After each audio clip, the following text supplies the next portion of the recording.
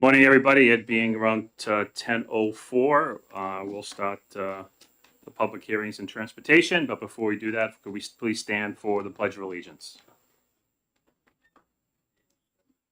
Pledge Allegiance to the flag of the United States of America and to the republic for which it stands, one nation, under God, indivisible, with liberty and justice for all.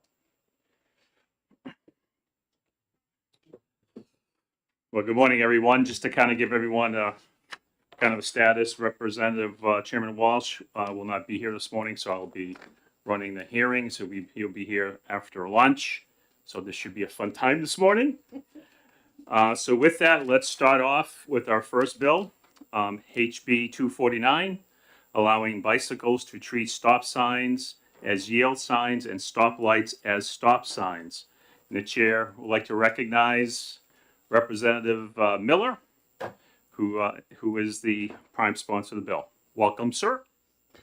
Thank you very much, Mr. Chairman, and good morning. And thank you all for the opportunity to introduce HB 249 here today. HB 249 is an excellent opportunity for. Is there a problem? Representative Miller, can you just introduce yourself? Oh, I'm sorry. Your Yes. name and who you represent. Thank you. Thank you. Yeah, sorry about that. Representative Seth Miller, Stratford 21, representing Dover. HB 249 gives us an excellent opportunity to address two major traffic challenges, safety and traffic flow on the streets of New Hampshire. And best of all, it lets us do it for free. We can improve both of those things at no cost to the Grand Estate. The idea of what's known as a safety stop first was legislated in 1982 in Idaho. It was known as a Idaho stop as a result of that, and it allows for bicyclists to treat a stop sign as a yield sign. In Idaho, they saw a 14.5% drop in injuries as a result of enacting this law 40 years ago, and the numbers have stayed low since. More recently, Delaware introduced what they call the Delaware Yield. I'm worried I didn't come up with a cool New Hampshire-related acronym or nickname for this, but we'll work on that maybe as an amendment. Delaware has the Delaware Yield in 2017. Research from the NHSTA or data from the NHSTA and other resources shows that they had a 23% drop in accidents at stop sign intersections over the 30 months following that compared to the 30 months prior. There is real data across multiple states that have done this that shows it is massively safer for cyclists. I will point out that most importantly, two things. One, it is still optional. Cyclists who want to stop or need to stop or should stop will stop, or at least should. And you still must yield. This is not that you just get a green light at any stop sign. It is a yield sign. You are still expected to pay attention to the laws of the road and yield to crossing traffic where appropriate. The main focus here is keeping cyclists moving even at very low speeds. And for some of you who may not have ridden a bike in a while, but I'd like to think we all did at some point, at least as a kid, that first few seconds getting off the ground when you pick your foot up and you start moving forward, you're wobbly. You're moving at 1 or 2 miles an hour. That wobble there, it's a slower portion of the ride. You are much less safe. You're much less in control. Once you get moving, you get a couple miles per hour under you, you're rolling. That's where you have the balance. That's where you have control of your bicycle. And so what this bill does is by making it a yield sign, you maintain that speed. You don't necessarily have to drop below the 3 to 5 miles an hour and get into that wobble state on your bike, unless, of course, cross traffic or other reasons that you need to actually stop while you're yielding. The other thing that it does is helps traffic flow. And it's important to note that because the cyclist is not coming to a full stop, they move through the intersection more quickly. Again, a car, anything motorized, 0 to 5 miles an hour is pretty easy. You tap the pedal, you move. A cyclist, it's especially if you're on a heavier bike with cargo in it or things like that, you're self-powered. You have to get that moving up to the 3 to 5 miles an hour to get things moving so that the car behind you can roll to the stop sign, perform its stop, and then move forward. Again, by moving the bicycle through that intersection more quickly, the cars behind it can also flow more quickly. So it's a smoother flow of traffic for vehicles as well. And then one other thing I will point out, I know we did have a hearing about lane filtering and motorcycles recently, and we have had some discussion about this type of thing in the past couple weeks. This has substantial differences from the lane filtering approach. Most notably, cyclists are not weaving between the cars to get up to the front of traffic. They're still within their step, sort of their cycle of how things flow. It's just a matter of when they get there, they can move through the intersection more quickly and safely for everybody. With that, I will note that I think everybody has received emails at least 2 or 3 times with the NHSTA research data on it. If you haven't, I will forward your copy. I chose not to print 30 copies of it because I didn't think we need them, but if anyone wants a hard copy, let me know. And with that, I would be happy to take any questions from you. Thank you very much. Any questions from the committee? Representative Crawford. Thank you, Mr. Chair.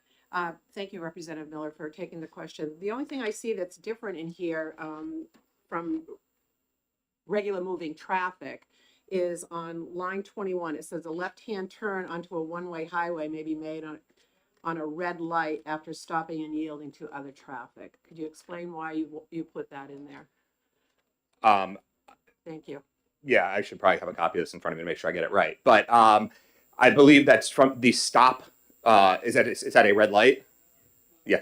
So I should note there's 2 halves of the Idaho stop is considered a stop light, a stop sign situation. There's also the treating a red light as a stop sign. That goes back to the idea that, again, when yielding appropriately, a bicycle often doesn't have the weight or magnetic signature to trigger a lane detection signal. So if you're at a left turn lane, oftentimes those have the little wires in the ground, or I know in New Hampshire we use the cameras now for a lot of those things. But if you don't trigger that, the idea is you can sit and wait and wait and wait, and you could theoretically be stuck there forever until a car comes up behind you to help turn that signal for you. So again, this allows for, when safe, to be able to make that left turn onto the road. I believe. You want to follow up? Follow up? Yeah. So I do recall a bill similar to that for motorcyclists, and I believe DOT testified that a red light, the longest you're ever going to sit at a red light is 120 seconds. Is that still correct? No, they did. Yes. Did you? I mean, I guess I'd ask DOT. Well, I know DOT is going to be speaking later. We can Okay. have them clarify I'll ask that. that question then. Thank you. You got a hint of what you're going to get. Congratulations. Representative Pataro? Thank you, Mr. Chair, and thank you for taking my question. Are you a cyclist? Yes. Okay, follow up. Follow up? I imagine within the cycling community there are different levels of skill. In one sense, you have hobbyists, and in another sense, you have the people with the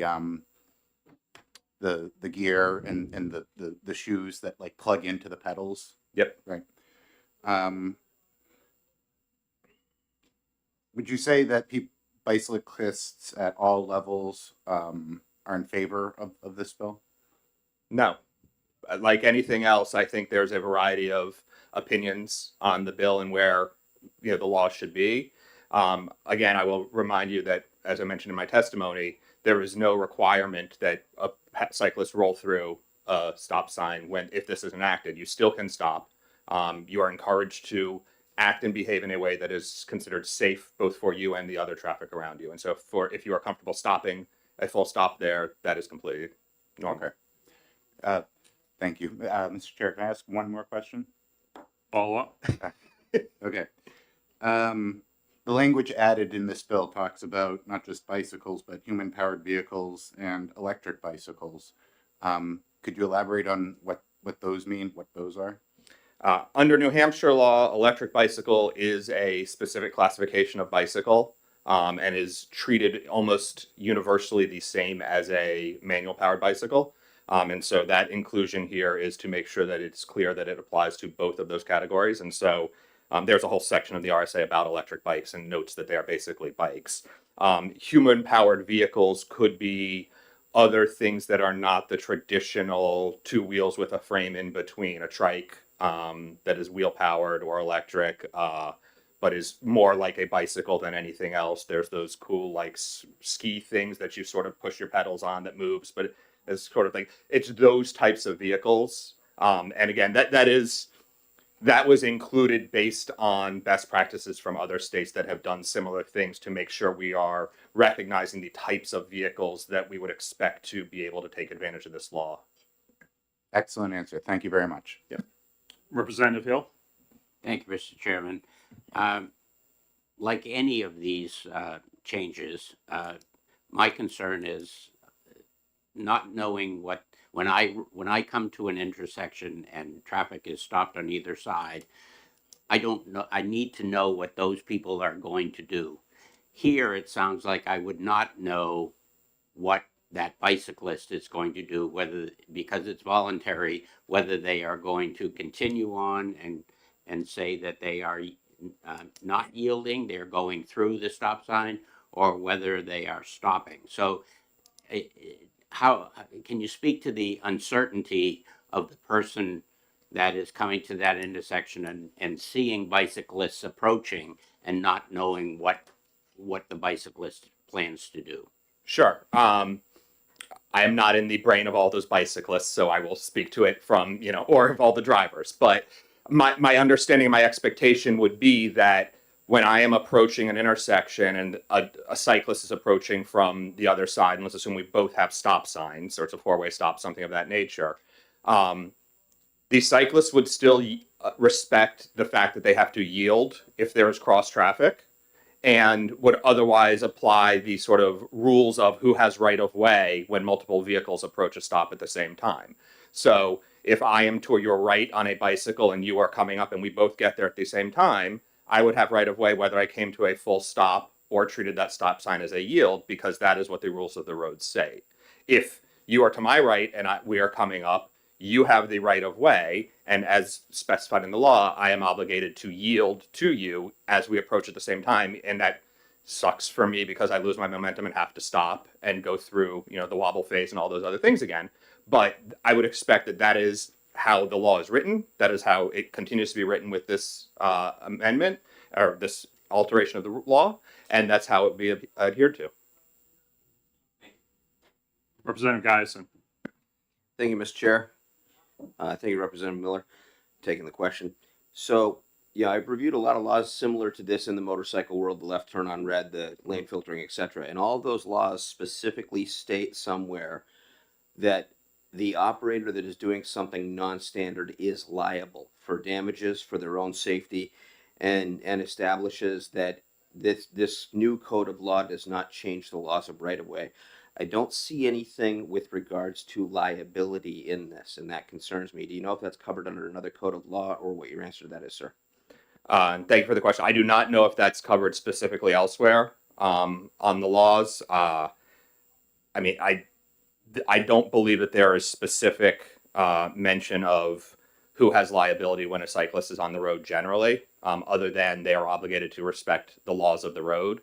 And so I'm going to say a terrible thing. I would assume, terrible mistake to make, that if this is the law and I would say this makes it so that it's non-standard in that bikes are treated differently than motor vehicles, but it is standard in that it is the law. And so a cyclist who does not yield when they should is still liable, just as if they ran a stop sign today and should have yielded. Is that fair? And I will offer, if we discover that it needs more, an amendment that adds that line to it would make you feel more comfortable, I'd be happy to entertain that. And we can talk about that in a bit. Representative Emble? Thank you, Mr. Chairman. Thank you, Representative Miller. So I'm glad you mentioned the lane filtering bill that we recently discussed. And if I remember correctly, it was overwhelmingly ITL in this committee because it was creating a special class of vehicle with their own laws. And we felt that people in general were not used to a special class of vehicles with special laws that they could do that nobody else could do. And so the committee voted ITL on it. So how is this bill not creating a special class of vehicles that get to operate by their own laws that everybody else has not been trained in as to how they're going to operate. Thank you for the question. I can't speak to. I agree that we all ITL'd. We voted overwhelmingly to ITL the lane filtering bill. I'm not sure the reasoning all of us chose. But taking into to your point of different types of rules for different types of vehicles, there are different rules for different types of vehicles. We all agree on many of them, and it behaves similarly. But how cyclists have to behave in a lane and where they're allowed to ride and things like that are different than motor vehicles. So there are already differences in how motor vehicles and cyclists are treated on the roads and how they're expected to behave in certain scenarios. So I understand the concern that, oh gosh, I didn't know that bike was going to roll through that stop sign. With the exception of the scenario where you are a vehicle behind that bicycle and you get to the stop sign faster, my expectation is you would never experience that, because otherwise you are cross traffic and the bicyclist is still going to yield to you. So yes, there's a situation where they are operating differently. That is on purpose because there is value in giving them the ability to operate differently, both for safety and for traffic flow. And the people who will notice it, the only notice they should have is the advantage they get of moving through traffic more quickly. Thank you. Any other questions from the committee? Not seeing any. Thank you, sir. Thank you very much.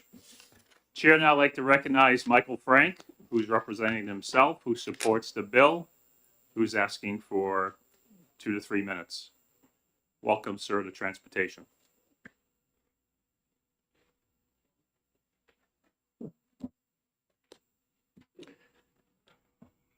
Good morning. My name is Michael Frank. I live in Spofford, New Hampshire. I'm an avid long-term cyclist. I teach cycling safety as a league cycling instructor, and I'm here to support House Bill 249. My home is 8 to 10 miles from the retail centers of Keene, New Hampshire, and Brattleboro, Vermont. I commute regularly by bicycle into these centers for shopping and errands, typically riding a cargo bike, which is designed to carry large, heavy loads. It's not uncommon for my neighbors to see me climbing Chesterfield Hill with 2 to 3 weeks of groceries on the back of that bicycle. I only tell you this to showcase how this bill can benefit me personally and my safety. When I bring my heavily loaded bicycle to a full stop at a stop sign, it takes a great deal of effort to get that bike rolling again and up to speed. That leaves me in the intersection longer, and it exposes me to cross traffic as well as the traffic who's coming up behind me. If, on the other hand, I'm allowed to slow as I approach the intersection, yield to any cross traffic, and then maintain my momentum, I'm through the intersection quicker and have less exposure. Because I'm fully integrated with the environment as I'm riding, I have an acute awareness of traffic around me. I have an unobstructed view of what's surrounding me. I can hear vehicles coming from all quadrants. And indeed, there are some times that I can smell a vehicle, a car or a truck coming towards me. So I'm exquisitely aware of the dangers that are approaching me from any of those angles at an intersection. So as I approach that intersection, if it's unsafe for me to proceed through, I'm going to slow and stop.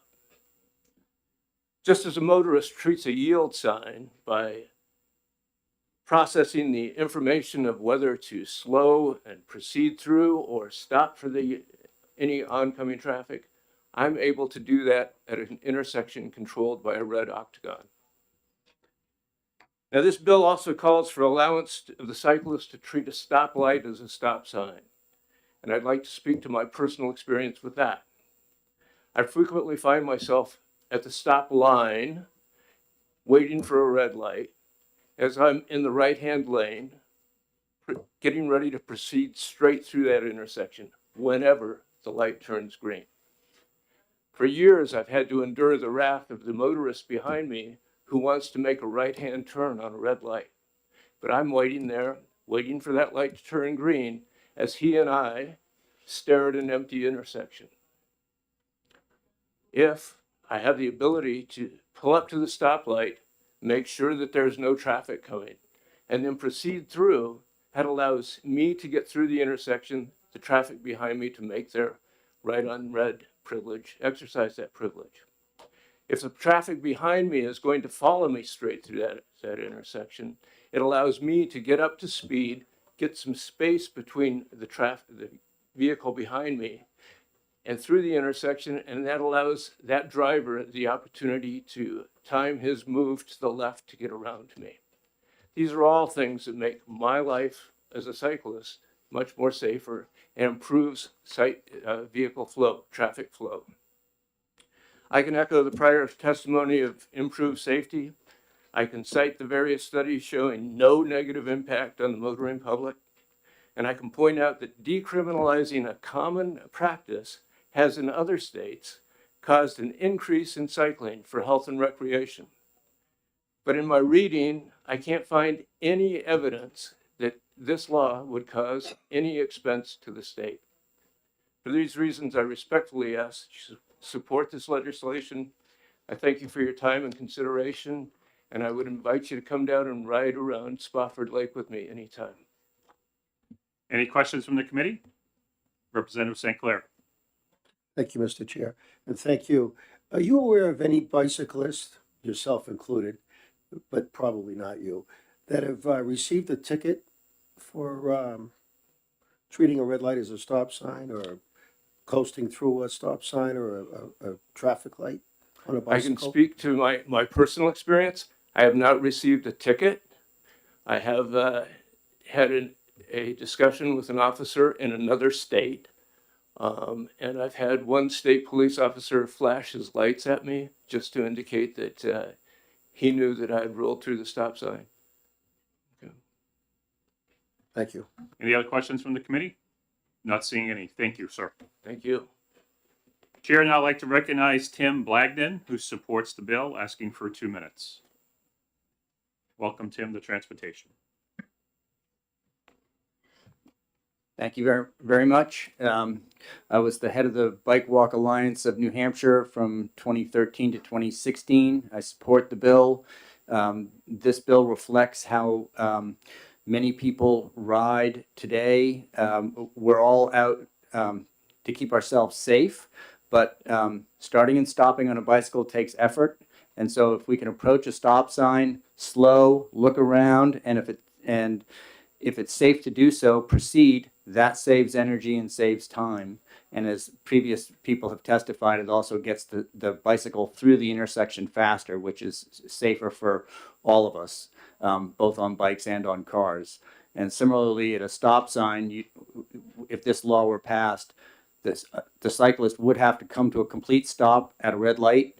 But if the intersection is empty of cross traffic, it would be safe it would be permissible for the cyclist to then go through that empty intersection where the red light is there. And we know that signal equipment is non-responsive in most cases to bicyclists. Motorcyclists have the same reaction from the equipment from time to time. They put big metal plugs on the bottom of their motorcycles so that they can trigger stoplights, and occasionally at certain intersections, cycling groups have stenciled where to position a bicycle so that the street light will react to them. But in the vast majority of intersections, street lights are non-functioning to bicycles. So this allows a cyclist, when it's safe to do so, to proceed through an intersection. It's good legislation. It's what I urge you all to support it. Happy to take any questions. Thank you. Any questions from the committee? Representative Fox. Thank you, Mr. Chairman, and thank you for taking my question. Can you imagine in any scenario a bicyclist blowing through a busy intersection just because they of this Can, law? can I, because of this law? No. Okay. Can I imagine, drivers of cars and drivers of bicycles all come from the same gene pool. There are some crazy folks out there, but, you know, it is all us. So if you wouldn't do it and I wouldn't do it, no one should do it. Representative St. Clair. Thank you, Mr. Chair. Thank you. I'll ask you the same question. Are you aware of anybody in the state of New Hampshire that's received a ticket on a bicycle for treating a stop sign as a yield sign or a traffic red light? I am not. I think that would be better put to the Office of Highway Safety or the state police. I can tell you that I know what the law is, and I don't look forward to breaking the law. So the law as written today, you do have to come to a full stop. And if you don't, you're breaking the law. So you're looking in both directions and making sure that it's really empty and there's no cop there. It's a disincentive to get on a bike. And this proposed law serves as an incentive. It makes it easier to do a journey on a bike through intersections that either have stop signs or lights. And whether or not you ride a bicycle, you want as many people as possible riding bikes because the number of parking spaces we have in our downtowns is limited. If we want more economic business to happen in those areas, and we all do, you can put 20 bikes in the same space as a single parking spot. So the more people we can get to bike to those destinations for that lunch or for that errand, the better we all are. They're not going to be taking the spot you and I want when we're driving a car because they're riding a bike. And we're going to get there first for the same reason. So we should love those folks for riding a bike because the spot's empty, the table's going to be empty if you and I are having lunch together, and they're still going to get there and support those businesses. So there's a lot of reasons I want to see more people riding bikes. Thank you. Any other questions from the committee? Representative Hill. Thank you, Mr. Chairman. I should have asked earlier to the prime sponsor, is there any age limit on this? Are I didn't see it. 5-year-olds able to make that same process of using it as a yield sign as a 35-year-old? So I have a 35-year-old son. I have 5-year-old grandchildren, and as a parent, I'm not dodging the question. The law does not have any age in it. Okay, but as a parent of a minor, you are responsible for their actions. I do everything I can to make cycling safer and more available to people of all ages. So I work for volunteer at 2 organizations that have given bicycles to 13 elementary schools, and they're teaching kindergartners and first graders how to ride bikes. So it's not a theoretical question that these kids who are 5, 6, and 7 are going to know how to ride a bike. But we do it because we're building rail trails and think that parents are going to take those kids out for more practice on rail trails and learn how to stop, start, and navigate on a bike in a safe place before they tackle any streets. So would I encourage somebody to turn a 5-year-old loose on the streets? No. Would I expect to see someone who is 12 or above riding a bicycle on a street? I would. And I would expect them to follow the laws. Any other questions from the committee? Representative Pataro. Thank you very, very much, and thank you for taking my question.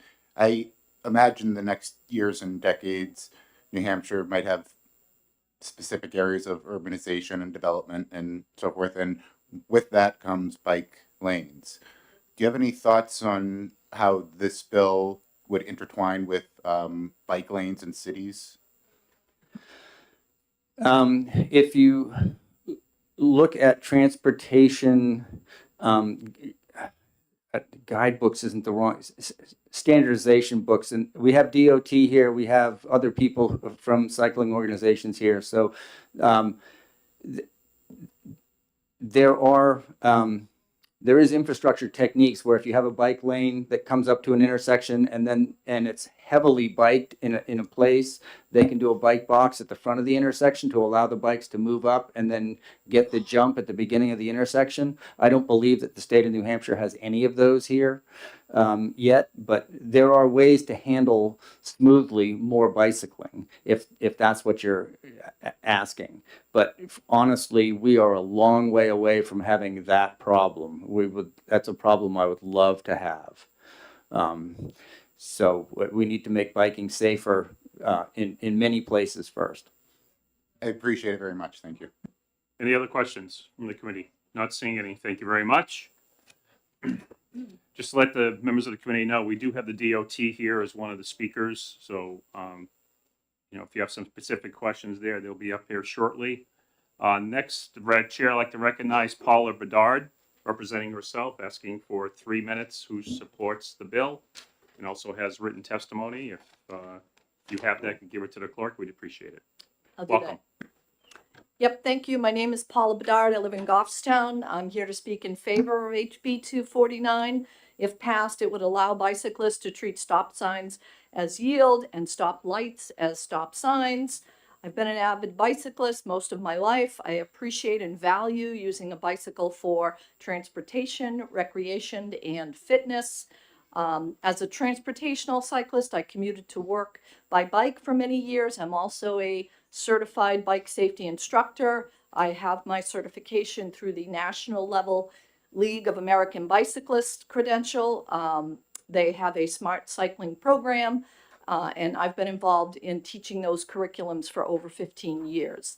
In my role as a bike safety instructor, I have been hired in the past by organizations such as Harvard University in Cambridge, Mass., Dartmouth College in Hanover, New Hampshire, Lowell University, and I've also hosted many presentations on safe cycling, bike commuting, e-bikes, bike-friendly driving, which is a class that educates motor vehicle drivers on safe behaviors and laws when sharing roadways with bicyclists. In the past, I've also served on the New Hampshire Traffic Safety Commission and on several other advocacy organizations, serving as the voice for bicyclists and pedestrian rights, responsibilities, and safety issues. I'm in favor of HB 249 because it increases bicycle safety and it allows them to move through intersections and away from congested traffic more quickly. For many decades now, our traffic studies have consistently shown that intersections are one of the most dangerous locations for bicyclists. They are considered high-risk areas, okay? The studies on locations that have implemented the stop on yield, this law, have indicated the increase in bicyclist safety. And I'd like to quote from the NHTSA, National Highway Transportation Safety Administration's 2023 fact sheet on this behavior. And this is from NHTSA. Based upon the current research and data available, these laws showed added safety benefits for bicyclists. Happy to take any questions if there are any, and thank you for the opportunity to speak in favor of this bill. Any questions from the committee? Representative St. Clair. Thank you, Mr. Chair. Yes, and thank you. And yes, my question is the same. Are you aware of anybody in the state of New Hampshire, excuse me, who has received a traffic ticket for? Yes, I have a couple of friends over the year, people I know, I should say. It's rare, but I have heard of instances, and I know people that have been cited by local law enforcement for infringements, and I'm sure the issue is that primarily a cyclist blowing through a traffic intersection, they're primarily endangering themselves, certainly not in all cases, but that is, they're mostly a danger to themselves. But I do know people that have been cited for those types of infractions. Thank you. Any other questions from the committee? Not seeing any. Thank you. Oh, I'm so sorry. Representative Patero. Thank you real quick. I'm sorry, I missed it. Could you spell your last name? Beedard. Follow-up? Follow up? You seem very professional on this subject. Do you currently work for a bicycling organization where we could reach out to, or? You can certainly reach out to me. I'd be happy to provide contact information. I'm here speaking on my own. I've sort of semi-retired recently from all the advocacy work that I have been doing, but I've been passionate about safety issues for bicyclists and pedestrians for decades. And I don't think I'll ever fully quit doing advocacy. We live in such a car-centric society that there needs to be pushback for people who want to bike and walk in our communities and do it safely. Thank you. Any other questions from the committee? Not seeing any. Thank you so much. And if we can have the written testimony, that'll be great, and give it to the clerk. Chair would like to recognize Representative Reed, who wants 2 minutes, who supports the bill. Welcome. Thank you, Mr. Chair and honorable members. I wasn't planning on testifying. For the record, my name is Ellen Reed. I represent Rockinghamton, Newmarket, and Newfields. And having to sit through the end waiting for my bill, I just thought I'd give an assist to my two-wheeled brethren and sistren who are supporting this bill. And the reason I want, because I have come to talk to you about a different bill, which I won't try to conflate, that has to do with the behavior of two-wheeled vehicles on the road. And I find the same logical fallacy consistent through these different hearings. And that fallacy is that this would somehow make the people who are already engaging in illegal behavior do that illegal behavior more illegally.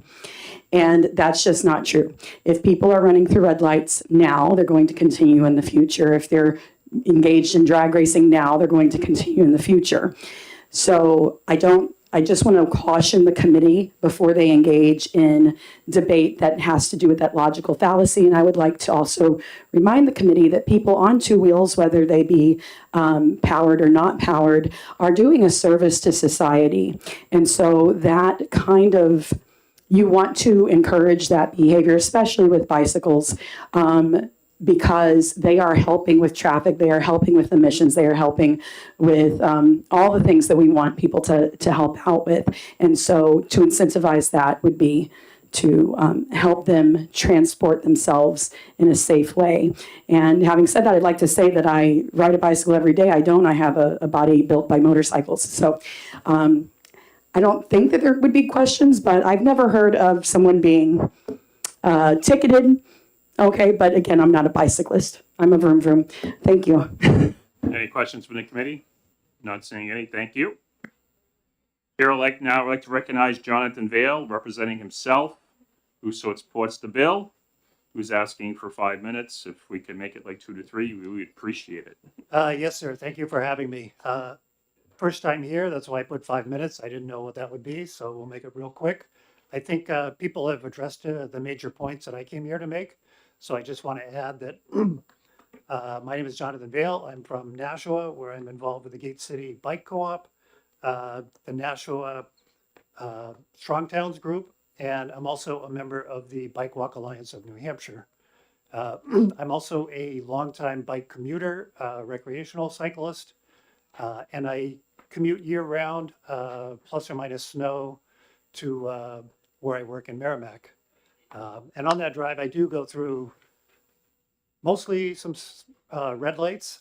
Some of them, as you say, where I'm blocking cars from getting through in terms of waiting for the red light. And when there's no other traffic, it would be beneficial to everybody to go through safely and then allow the cars to go through quicker when the light changes. I've also been a victim of the dead reds, where you come up to a red light and it doesn't change, and then you have to make the decision to go through anyway. To the question of have I been ticketed, I have not. I've witnessed some kid getting pulled over for doing something dumb. I don't know if he got ticketed either, but I don't know of anybody who actually got ticketed in the state of New Hampshire. I think that's pretty much the points that I came here to make. In addition to the ones that were there, I'm happy to answer any questions and appreciate your time. Thank you. Any questions from the committee? Not seeing any. Thank you, sir. Okay. Here, I'd like to recognize Bill Lambert and Jerry Bedard, who, from the New Hampshire DOT, who do not have any position in the bill. Asking for 5 to 10, sir. If you can make it a little bit shorter, we're a bit behind. Appreciate it. Thank you. Thank you, Mr. Chairman and members of the committee. For the record, my name is Bill Lambert. I'm the Highway Safety Active Transportation Administrator for the Department of Transportation. I have with me today my colleague Jerry Bedard, who's our Active Transportation Administrator. We pretty much represent the scope or the span of bicycle experience. I have a bike in the garage. I tend to take it on vacation and ride some early morning rides on very rural roads. Jerry commutes to work all year round on his bicycle. So we represent that gamut. So Representative Crawford had asked about cycle length. So traffic signal cycle length is usually going to be the maximum of 120 seconds. So if you're on the main road, the major road, you're likely to return to that green light at no more than 120 seconds. But if you're left turning off the main road or entering from a minor road and the detection's not picking you up, you could be there indefinitely just because you're not going to get picked up. So the cycle length maximum is 120 seconds, but that only means that the main road's going to rest red. If there's no traffic on the road, it's going to come back to that main rest green. It's going to come back to that green light. But the side roads and the left turns off the main road have to be detected. And if that detection's not functioning or if it doesn't pick up the vehicle, it could be a while. And I think Representative Miller mentioned the newer signals have cameras. We do have video detection on some of the newer ones. But 450 or so signals, it's a long time before we have full coverage of that around the state. I'm here mostly to answer questions. Those are the two that I caught from the earlier testimony, but I'd be happy to answer any other questions. Thank you, sir. Any questions from the committee? Representative Giason. Thank you, Mr. Chair. Thanks, sir. So one of my questions was that there's no liability written into this law, and based on your expertise, should I be worried about that, or is that liability written into other laws? And what I mean by that is, if a bicycle takes the initiative to go into a live intersection and they misjudge it, who's liable for that collision, and where is it codified into law? Thank you for the question. I work a lot with lawyers on the defense side, but I'm not a lawyer, so that's not a question that I'd be comfortable answering. I deal with the rules of the road and the infrastructure sides of things. Any other questions from the committee? Representative St. Clair. Thank you, Mr. Chair. And you know my question. Any knowledge of ticketing going on or strong enforcement for bicycles coasting through? I should have answered that when I started, but no, I am not aware. I've never been ticketed, and I'm not aware of any enforcement of that. I think it, like people have testified, I think it's pretty common practice for bicyclists and others that when they recognize that they're in an intersection and they're not getting a green light or there's no traffic, that they'll pass through. Thank you. Any other questions? Representative Emblem. Thank you, Mr. Chairman. Thank you for taking our questions. So we had a bill on motorcycle lane filtering. Currently, at intersections where there are no designated bike lane, bicycles allowed to do that same lane filtering technique, or do they have to stay in line with other vehicles? Thank you for the question. I'd have to look through the rules of the road. I'm not aware that they're allowed to do that. I see that fairly frequently. I've been on a bike coming up to a signalized intersection where it's uncomfortable to be in the queue, and I would tend to be to the side one way or the other. But I'm not sure what the rules of the roads would say on that. Thank you. Any other questions from the committee? Not seeing any. Thank you, sir. With that, I do not have any other pink cards, but before I close off this hearing, just want to let everyone know, online, we had 37 people who voted to support this bill and 7 who opposed it. So just to kind of give you a note on that. So with that, I'm going to close the hearing on HB 249. Next up will be HB 411. Just give us a couple minutes.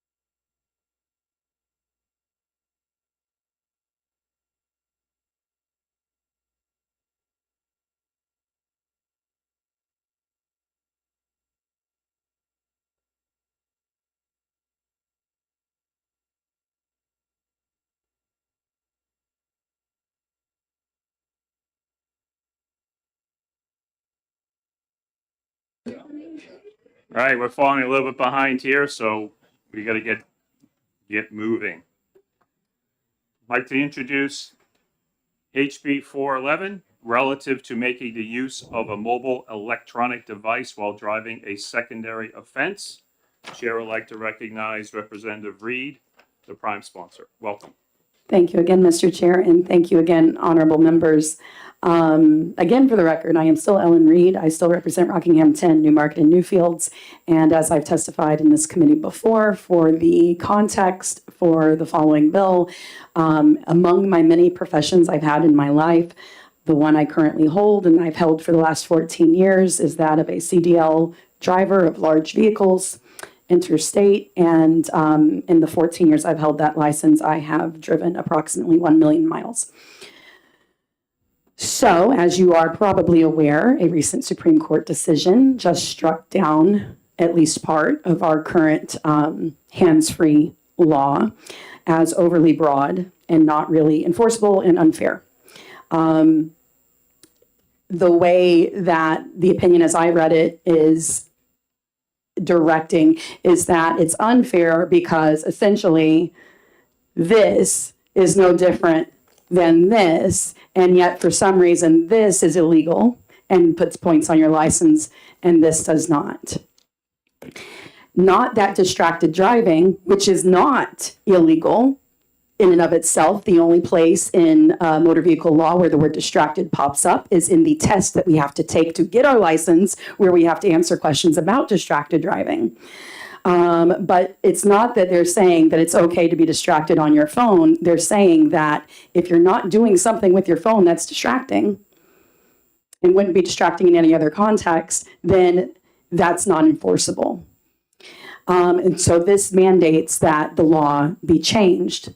Now, I understand why the current law was written the way it is, because as I recall, there were many iterations trying to get to what would be problematic behavior on your phone. And I remember things like, well, pressing one button on your phone more than once every 30 seconds. And obviously an officer cannot possibly witness that level of detail with operating a phone. I mean, I guess it's possible, but it's highly unlikely.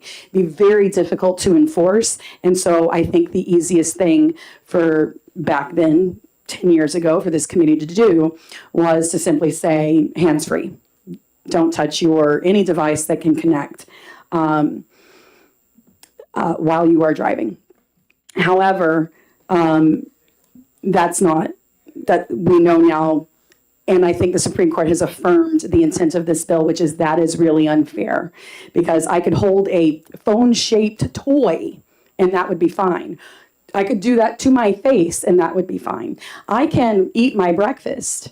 I can put on my makeup in the mirror, which would be way worse than doing this.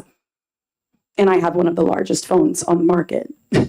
And yet, the way our law is that is not distracted driving, and that is. So this is what the Supreme Court has said. I did not have foresight to know how they would decide the case relative to our former colleague.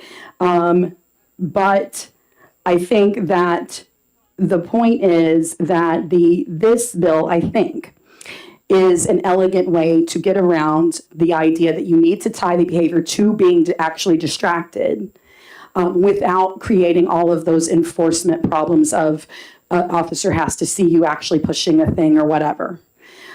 Because by making it a secondary offense only, it has to be tied to some other illegal behavior, whether that's swerving, following too closely, erratic driving, speeding, your lights aren't on, whatever it is. This, I think, gives officers a lot of leeway to say, okay, you're doing something that you shouldn't be doing, and also I saw you potentially distracted, and so now you can connect that behavior. Having said that, if this committee decides that you need to clean that up, you now have a really convenient, timely, applicable vehicle for amending the current law. So, yeah, I realize that there are representatives of our fine law enforcement officers here ready to tell you this would be exceedingly dangerous and people will die and all of those things. And I will just say what I said just a few minutes ago, which is the people are already doing the illegal behaviors. We aren't adequately describing behaviors that people are engaging in currently. And the Supreme Court has affirmed that. So people are already on their phone. Everybody is seeing people on their phone. People are already getting tickets for being on their phone, whether they're just holding a dead phone or, holding something up to their ear or actually texting, which would be the actual problematic behavior, right?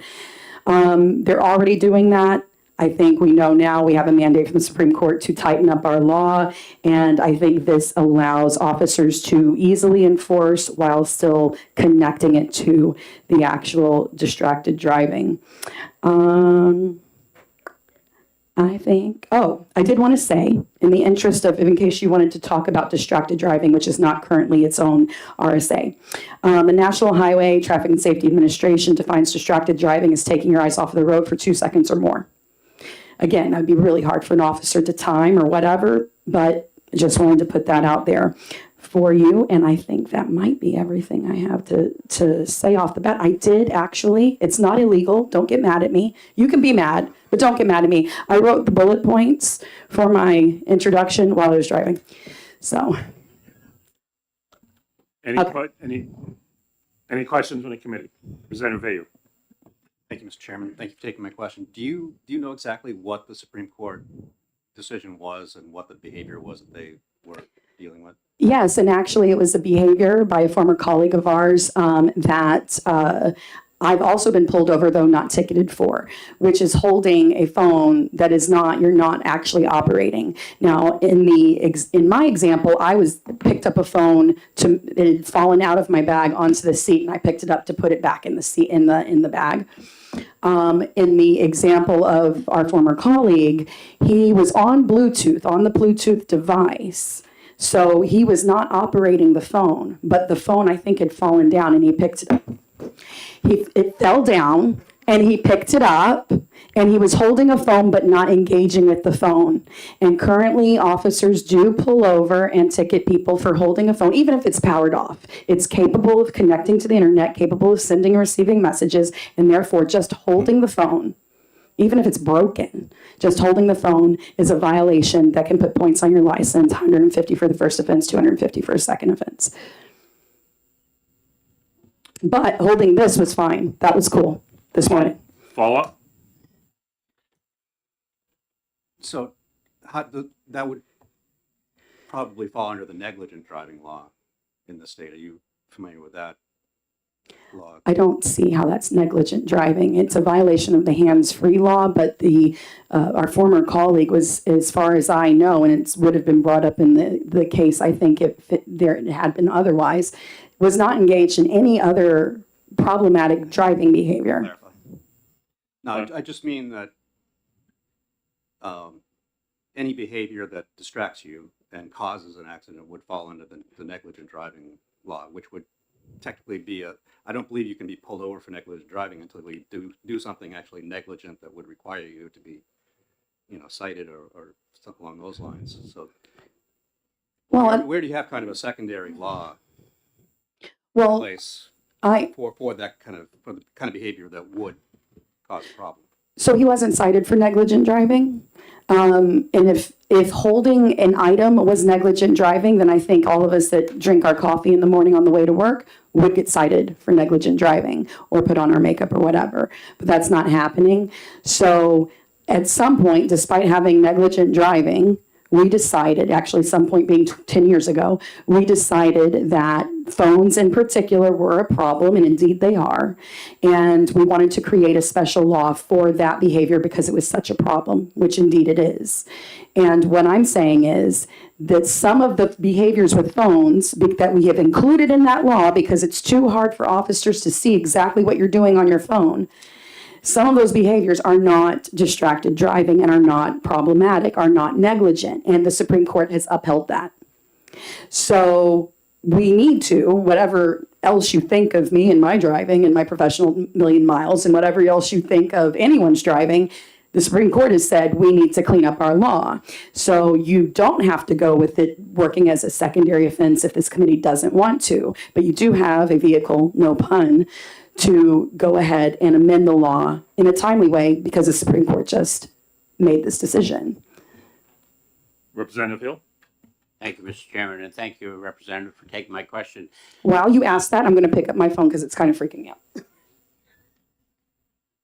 Do I understand that if this law, if your bill were to pass, and an officer did see you doing what you said is the idea that we're supposed to avoid, he would not be able to stop you and ticket you unless you were doing something else, like we're swerving or driving too close or something like that? Correct. And the committee's welcome to amend that and kind of try to delineate those two behaviors in particular. Again, that's why the language is how it is because it's very hard for officers to see exactly. But I will say that you have, many of us, well, I don't have a new car. I have a very old car with 400,000 miles on it, but Toyota. But many of us have a large screen that we operate on the vehicle, right? And that touching that is fine. And if we put this in a holder, being a much smaller, and again, I have one of the largest ones, being a much smaller screen, we are now leaning in to try to see what's on our screen rather than holding it here in the field of view of the road in a more convenient and safe way, all because we're not allowed to hold it in our hand. So this is a problem, but this is less of a problem than this. Okay? Thank you. Yep. Any other questions? Representative Johnson? Thank you, Mr. Chairman, and thank you for taking my question. The court case that you're referring to, what is the name of that? Well, I know that the name, I guess it'd be State v. Howell. I presume. I don't have it memorized off the top of my head, but certainly Howell is in the name of the case. Follow-up?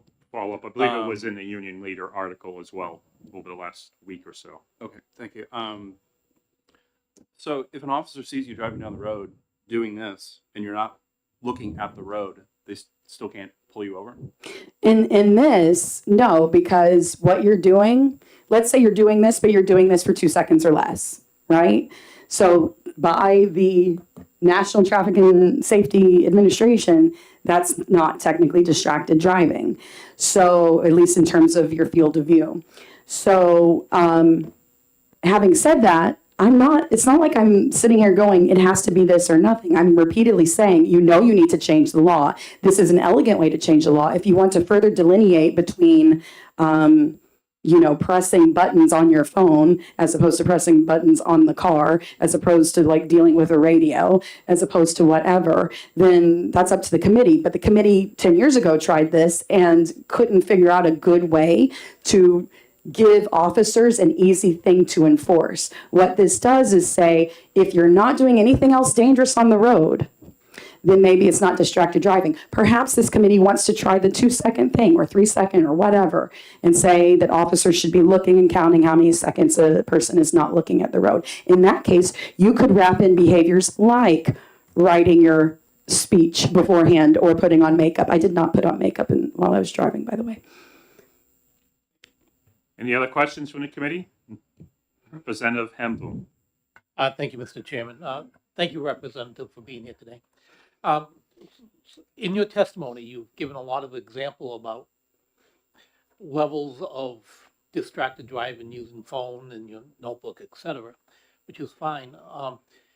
So what does your bill actually do other than make this a secondary offense? Does it correct any behaviors or prevent any problems? Well, it brings our law into line with the Supreme Court decision, and I think that's valuable in and of itself. But no, it makes it a secondary offense.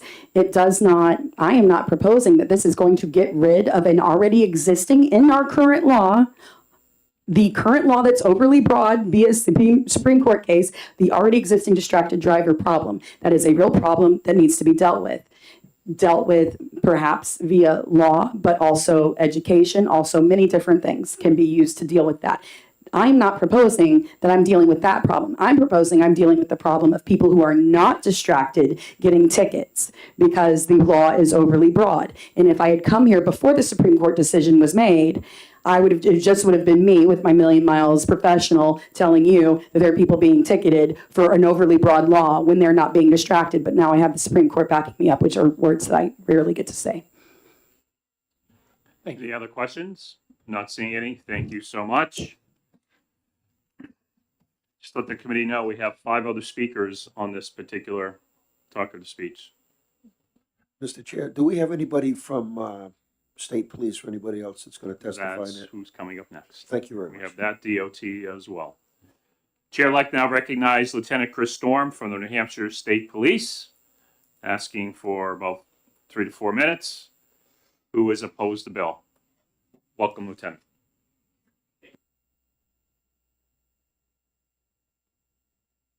How's that better? My name is Lieutenant Chris Storm. I represent the New Hampshire State Police and the Department of Safety. My current position with the State Police is I am in charge of special services and also the liaison to the Office of Highway Safety. The New Hampshire State Police and Department of Safety obviously oppose this law. We are struggling every single day to stop distracted driving, which is one of the leading causes of fatal crashes throughout our country. The NHTSA studies all show that this is a massive problem along our roadways. We feel that the law is already written properly. The law is very in tune to what's going on out there, and that Supreme Court case was a very narrow situation. That indeed that gentleman was just simply holding a phone and not actively using it. We understand that. That's why we have discretion. That's why we are able to talk to people once we're up to their vehicles. But overall, we need that law to help keep everybody on New Hampshire roadways safe. By if they're manipulating that phone, if they are distracted, Representative Vayu's point, absolutely, if you are actively doing something that is distracting you, it is absolutely under that negligent driving statute, 26579B, and that we can actually take action if you are doing something that's distracting, that's causing a collision or anything else that's predominantly bad on our roadways. And I'd be more than willing to answer any questions that anybody has. Thank you, sir. Any questions from the committee? Representative St. Clair. Thank you, Mr. Chair, and thank you, Trooper. If you observe somebody or somebody in the department observes somebody driving and they had their head looking down, potentially at their lap or something, would that be potentially probable cause to pull them over? Not necessarily. You'd actually have to see that device or actually see them actually doing something. If you're just simply looking down, unfortunately, there's no law that says just looking down is a crime. Thank you. Any other questions from the committee? No. Representative Vayu. Thank you, Mr. Chairman. Thank you for taking my question. Is it obvious when somebody is just holding something versus when they're actively engaging it and manipulating it? Yes, Representative, absolutely. We definitely will see somebody actually manipulating that particular device or something there that would draw our attention to stop that vehicle. Any other questions from the committee? Not seeing any. Thank you, Lieutenant. Thank you. Chair would now like to recognize Jim Moody from the New Hampshire MRO, who opposes the bill, asking for about 2 to 3 minutes. Welcome, sir. Thank you, Mr. Chairman,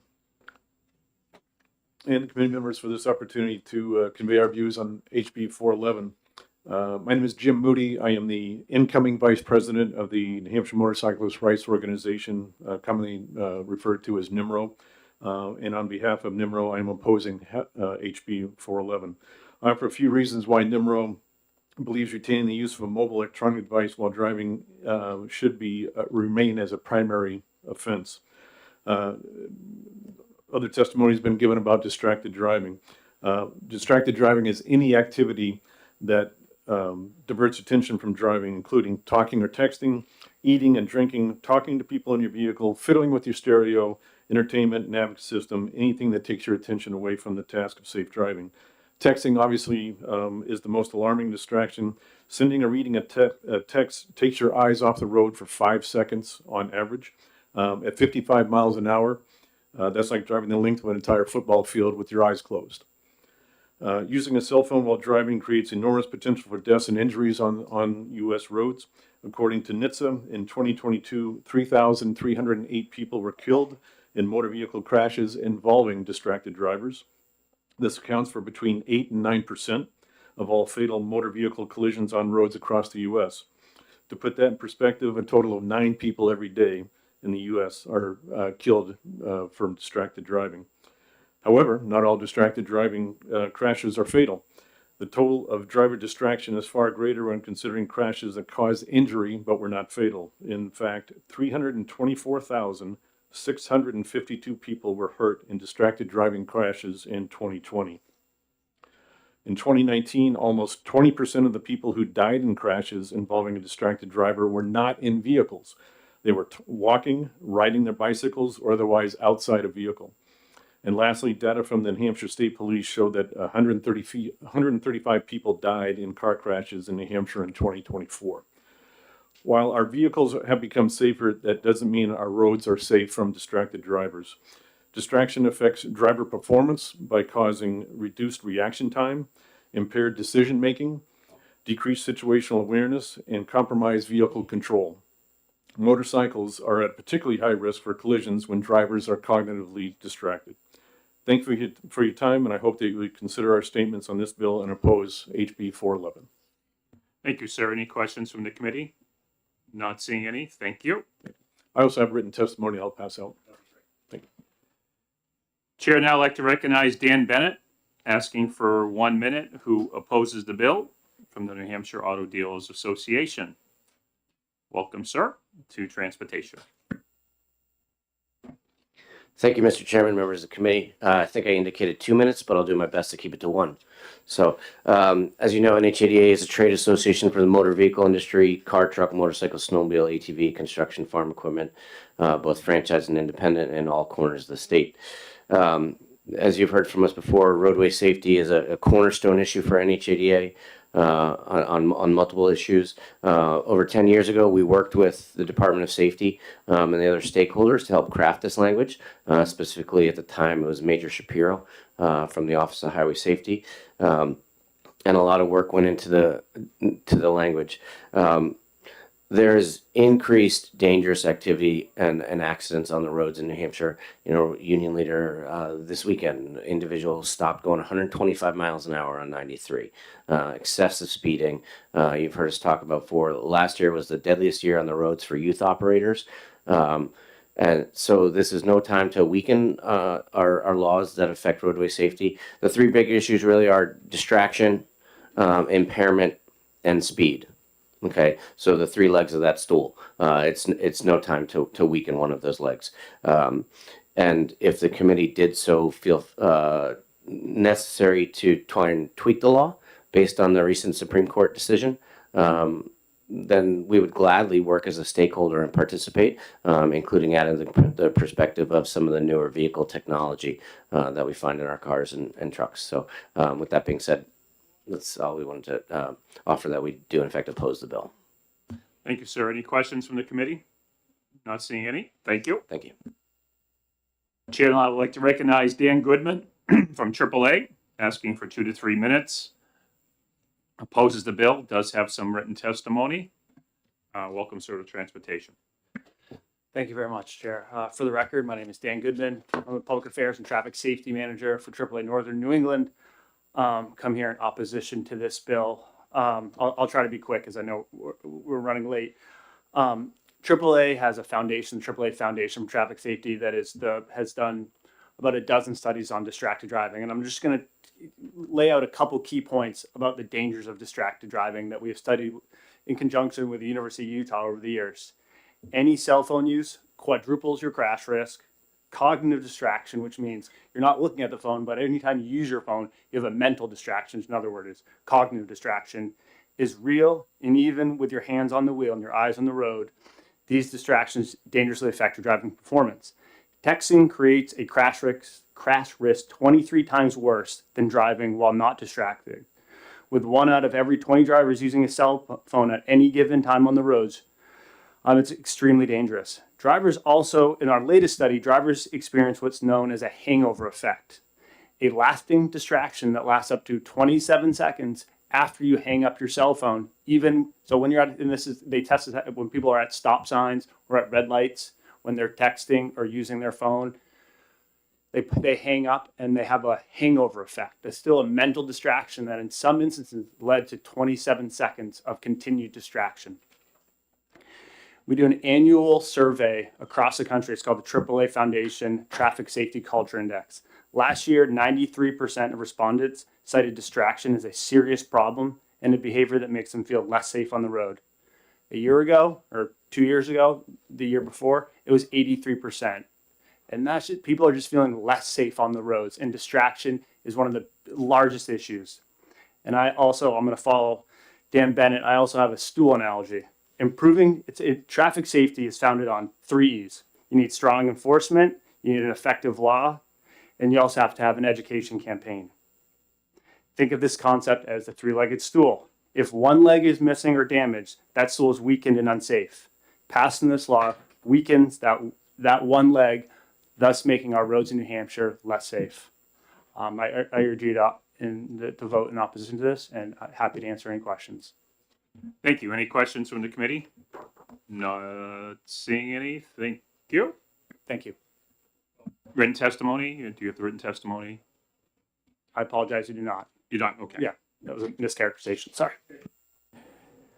Chair, now I'd like to recognize Bill Bennett from the New Hampshire DOT, asking 1 to 2 minutes, who doesn't take any position on the bill. Welcome back, sir. Thank you, Mr. Chairman. That's Bill Lambert, not Bennett.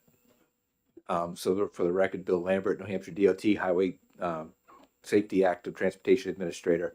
And DOT does not have a position on this bill. A couple quick anecdotes. Long before Lieutenant Storm was in state police, I remember Lieutenant Susan Forey telling an anecdote 2004 when the Red Sox won the World Series of pulling somebody over on I-93 that was watching the Red Sox on the laptop that their passenger was open and holding. And that person was very disappointed that they got a ticket for distracted driving because it was the Red Sox and they were in the World Series. So distracted driving has been a serious issue for a while. I know the Department of Transportation adopted our internal cell phone use policy, and we recognize that it's not, I think it's the cognitive distraction that Dan Goodman recently talked about. It's not just the use of the phone and the physical use of the phone, it's a cognitive distraction. And our policy, before there was a hands-free law in the state, was that any cell phone use during a vehicle, whether you're hands-free or not, was going to be prohibited. Ironically, the first person to get disciplined for violating that policy was our then commissioner that signed it. When he was spotted by employees for having a cell phone in his hand, and he wrote himself a letter of warning. So again, we don't have a position on this, but we recognize and we support our enforcement partners in highway safety, because distraction is a very serious problem on our highways. Our folks that are working on the road, that's their office space, see it every day. The people that are going by them are not paying attention to what they're doing, and it's not just for the general highway safety. We're concerned about our own employees' safety. And with that, I'd take any questions. Thank you, sir. Any questions from the committee? Representative St. Clair. Thank you, Mr. Chair, and thank you. I should have asked the last speaker about this, but I'm curious, in your field, have you ever heard about this hangover effect of using a cell phone, or for that matter, listening to the news on the radio or anything when you're driving? The cognitive distraction I'm very well aware of, but I can be distracted when I'm driving with talking to my wife in the passenger seat. Fortunately, in that case, my wife will remind me to pay attention to the road. But I have heard of the hangover effect. I've probably heard it from Mr. Goodman in other conversations, but it seems intuitive to me that when you're having a conversation and you hang up, you still are thinking about that conversation. And I don't have any data. I'm sure Mr. Goodman has more data than I, but I have heard of it. Follow up. Thank you. But do you not agree that that hangover effect could be listening to a news report that upsets you on the radio? Certainly. For the last 10 years, I have not listened to any kind of voice radio. I have 10,000 songs from my library on my phone, and that's all I listen to in the vehicle. And And that's part of the reason why. I mean, it was a while when I was listening to talk radio where I could feel myself being engaged and agitated. So I certainly understand that. All right, thank you. Any other questions from the committee? Not seeing any. Thank you. I don't have any other pink cards for anybody else to testify. And just to kind of wrap up, in terms of online, constituents supported this bill 9 and 6 opposed. So with that, I'm going to close the public hearing on HB 411. Next bill is HB 441. We'll stop that in about 2 minutes.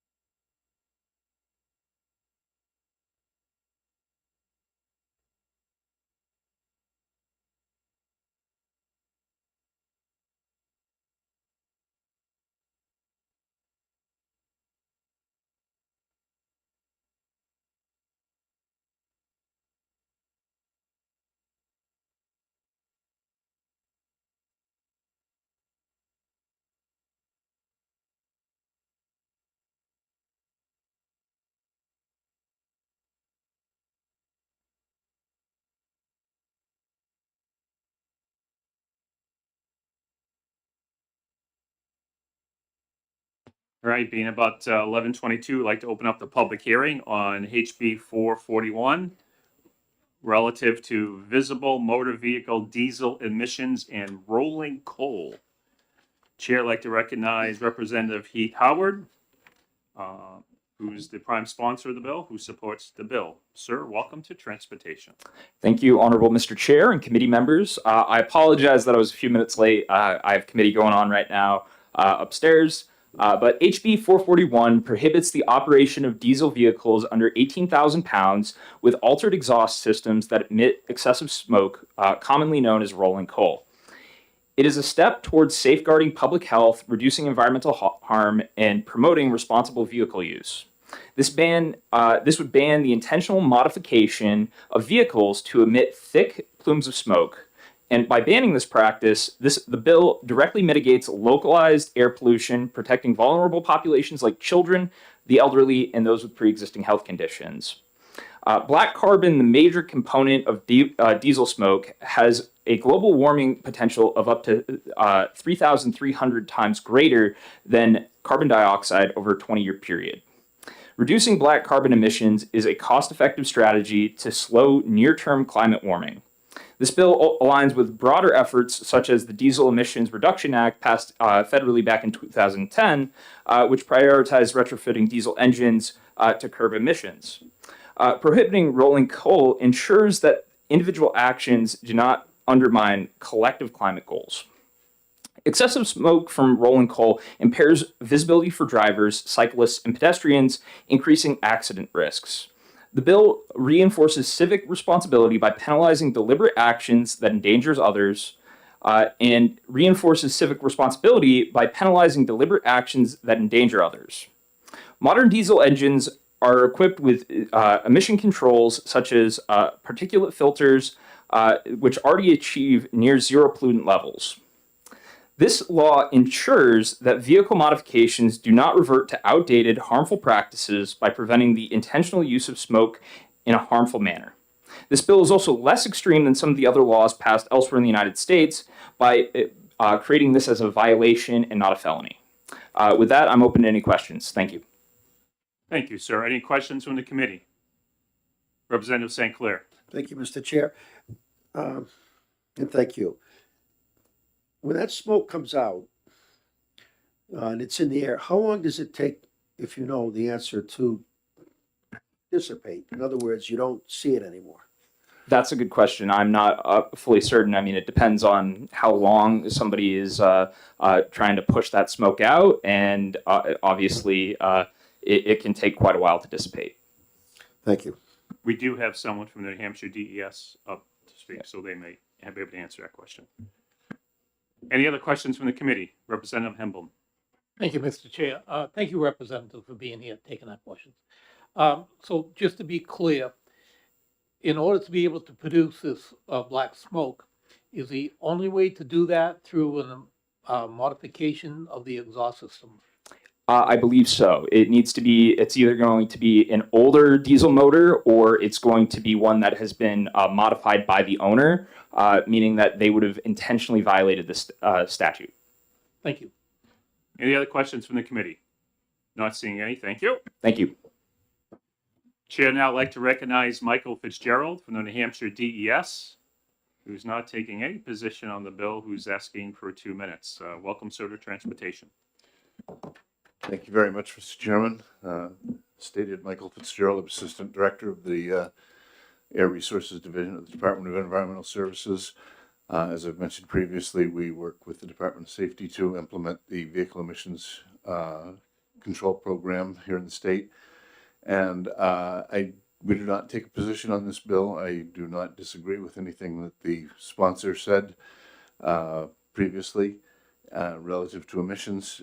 I just wanted to point out that there already are statutes that address this issue. There are both federal and state anti-tampering statutes and rules. Currently, safety rule 3222.04 prohibits tampering of emissions equipment on a vehicle. It's also prohibited under the emissions control program under RSA 26659, which also authorizes the Department of Safety to conduct opacity testing on trucks and vehicles. I believe this bill is intended to address smaller vehicles, but we do have that program, and people can complain to the state police, file complaints, and have those followed up. That in no way, I don't intend to say this bill isn't necessary. Again, we're not taking a position. I just wanted the committee to be aware that those statutes and those programs that do exist already, and I'd be happy to address any questions. Thank you, sir. Any questions from the committee? Representative Patero. Thank you, Mr. Chair, and thank you for taking my question. I want to make sure that what this bill is talking about is what I'm imagining it is. Okay, so it's addressing a specific situation where people have a diesel vehicle and they modify the exhaust system on the diesel vehicle to have black smoke simply for a visual effect. Is that what this bill is talking about? To the best of my knowledge, yes. I'm not an expert on rolling coal, but the term, as I understand it, is where people alter the emissions system so that they can, at certain times, emit large amounts of dark black smoke and have it impact vehicles behind them. Thank you. Quick follow-up, Mr. Chair. Follow-up. Thank you. When I was younger and riding in the backseat with my parents all over everywhere, you know, you had logging trucks and Mack trucks and bigger trucks. I realized they're probably over 18,000 pounds, right? Yeah. But those trucks' exhausts back in those days would be shooting black. Oh, absolutely. You know. Yeah. You said that this was below a certain weight capacity earlier in your testimony. Am I on the right train of thought here with imagining this whole bill? Yes, I believe the bill refers to vehicles under 18,000 pounds, and I certainly understand what you're talking about. You know, older diesel vehicles certainly do can emit significant amounts of black smoke. That's the intent of the opacity regulation that we have on the books now, and the opacity testing that can be conducted by the Department of Safety. And Also, I would just point out that diesel vehicles over the last 20 years have cleaned up tremendously. The sponsor of the bill mentioned there was there's been significant improvement in the emissions controls and so on. However, there are still a lot of those vehicles. Diesel vehicles can last 20, 30, 40 years, depending on the mileage. They can be rebuilt, et cetera. So there's still a large number of those vehicles out there. But I think this is intended to address that specific intentional act of rolling coal. Thank you so much. Any other questions from the committee? Not seeing any. Thank you. Thank you. I do not have anybody else, pink cards for this bill, but just to let everybody know, online, we had 17 constituents who supported this bill and 3 that opposed. So with that, I'm going to close the hearing on HB 441. Next one up would be HB 461, which will start in about 2 minutes.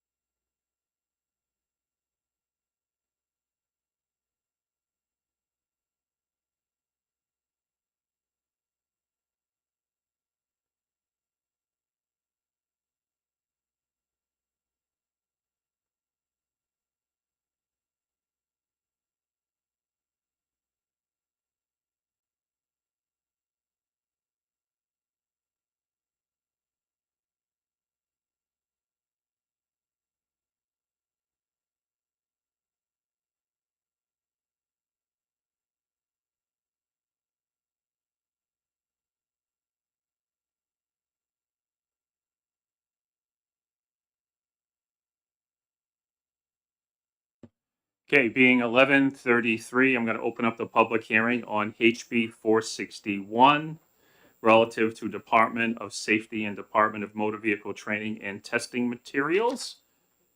The chair recognize Representative Foote, who will be introducing the bill. Good morning. Thank you, Mr. Chair and colleagues of the committee. I am here on behalf of Representative Walsh, who cannot make it this morning, to introduce his bill, which is House Bill 461, relative to Department of Safety and Department of Motor Vehicle Training and Testing Materials. Give you a quick synopsis if it pulls up on me. So essentially, the quick analysis on this is this bill requires all printed and digitally available driver's license examination-related materials, including the examination itself, be available and administered in the English language only. Thank you. Thank you, sir. Any questions from the committee? Very nice to you today. That's good. Chair now like to recognize William Gillette, hopefully not, from the International Institute of New England. Requesting 3 minutes, who opposes the bill, has written testimony. Welcome, sir, to Transportation. Thank you, Mr. Chairman, and thank you to the committee for giving me this opportunity. My name is William Gillett. I'm the Director of Public Policy and Advocacy for the International Institute of New England, with an office in Manchester. First, let me reference a letter the committee has received from the New Hampshire Immigrant Rights Network detailing legal and practical concerns with the proposed legislation. I'm a co-signer on that and fully agree with the points set out in the letter. My remarks today will address a very practical concern with this bill that our clients have experienced. Driver's license in New Hampshire is not a privilege, it's a necessity. We do not have the population to support extensive bus or rail service. To live in New Hampshire, to thrive in New Hampshire, to work in New Hampshire requires you to drive in New Hampshire. Specifically, according to the U.S. Census Bureau, only 0.3% of New Hampshire residents use public transportation to get to work. We all want safe roads traveled by only licensed drivers who have demonstrated their ability to operate their vehicle in accordance with the laws of our state. We also want New Hampshire residents to be able to fully participate in our economy and our workforce, to contribute to the public good, and to be able to provide for themselves and their families without relying on the state for support. This bill would prevent many New Hampshire residents from being able to do exactly that.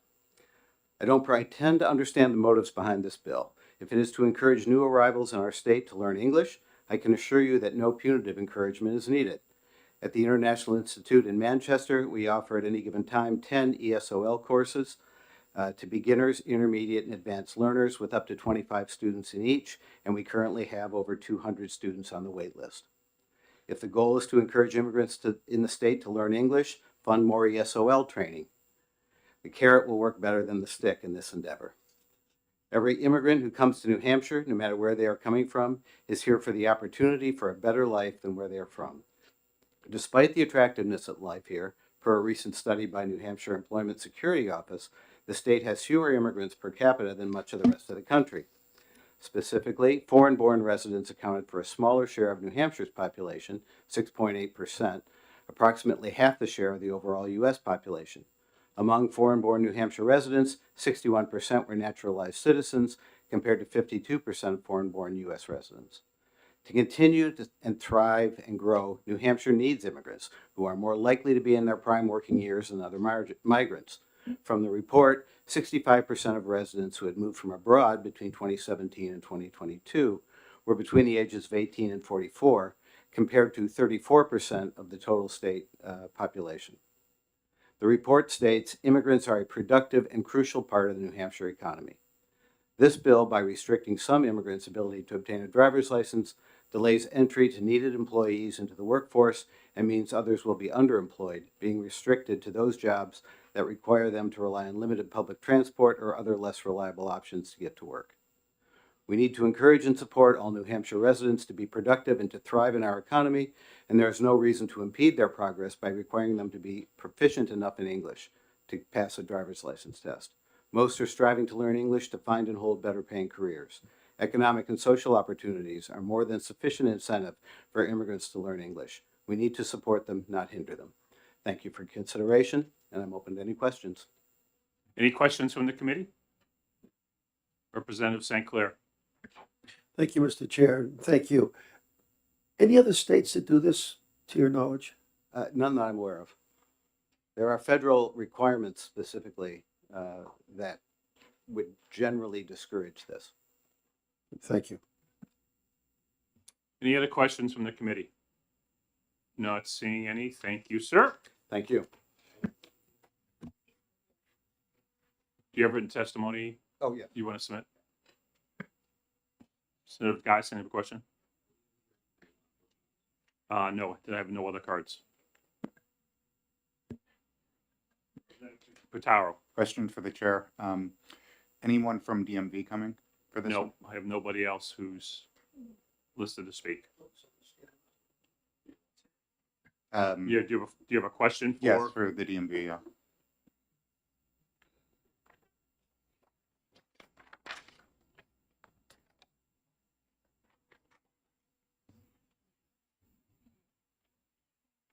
So would Chair like to recognize Director Marasco from the DMV. Just going to ask who's going to hear for informational testimony, ask him in a few minutes. Morning, Mr. Chair, member of the committee. Thank you for this opportunity to speak to you, and Representative Pataro, happy to put in a card so I can answer any questions that you have, sir. Oh, absolutely wonderful. If I may, Mr. Chair. Continue. Okay. At the federal level, I'm aware of stuff like this, and there was also talk of like there's already federal regulations in regards to this. The area of law that I'm familiar with has to do with voting, actually. So, to my knowledge, the United States of America does not have an official language. Is there a question here, yes, Representative? Yeah.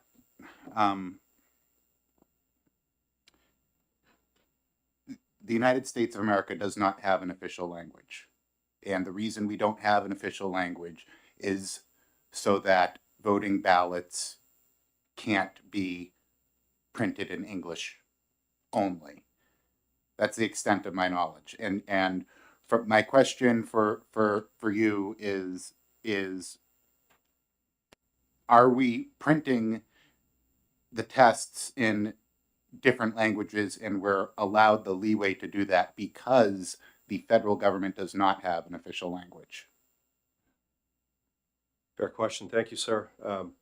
So at the DMV, and contracts were pulled yesterday in anticipation of being asked to testify here today of what we currently offer. So over 10 years ago, the DMV made a decision to pay for and to offer knowledge test, the computer-based test, in different languages.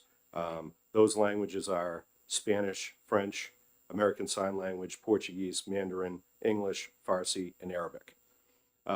So we have customers who come in that utilize those services to take their knowledge test over the computer and either pass or fail based on their knowledge of the driving laws that you need to get the 80% to pass the test. The other thing that we've done more recently to try to complement that is we worked with the New Hampshire Office of Highway Safety and Dan Goodman at AAA to provide for manuals, the driver manual, which the New Hampshire driver's manual is where the questions come from. So if you've studied the driver's manual, you're going to do very well on the knowledge test when you come in. So in order to serve the community, and we have monthly community outreach meetings at the DMV where we hear from community members and concerns, challenges that community members face.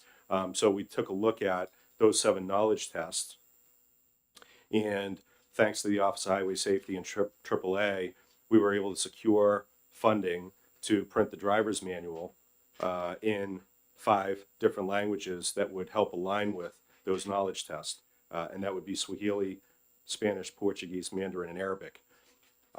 The proactive rationale for doing that was that we see what's happening on the roadways today and the number of crashes, the deaths, and giving individuals that are going to come in and take the knowledge test that information and being better prepared, being able to digest the information to make them presumably a better driver on the roadway was something that we looked at to try to serve the community. And if I could just go back to Representative St. Clair's question, I have spoken with DMV directors throughout North America with regards to either not so much bills that would do what this bill intends to do, but other DMVs, and I've testified to this before, other DMVs around the country do have tests that are offered in a multitude of different languages.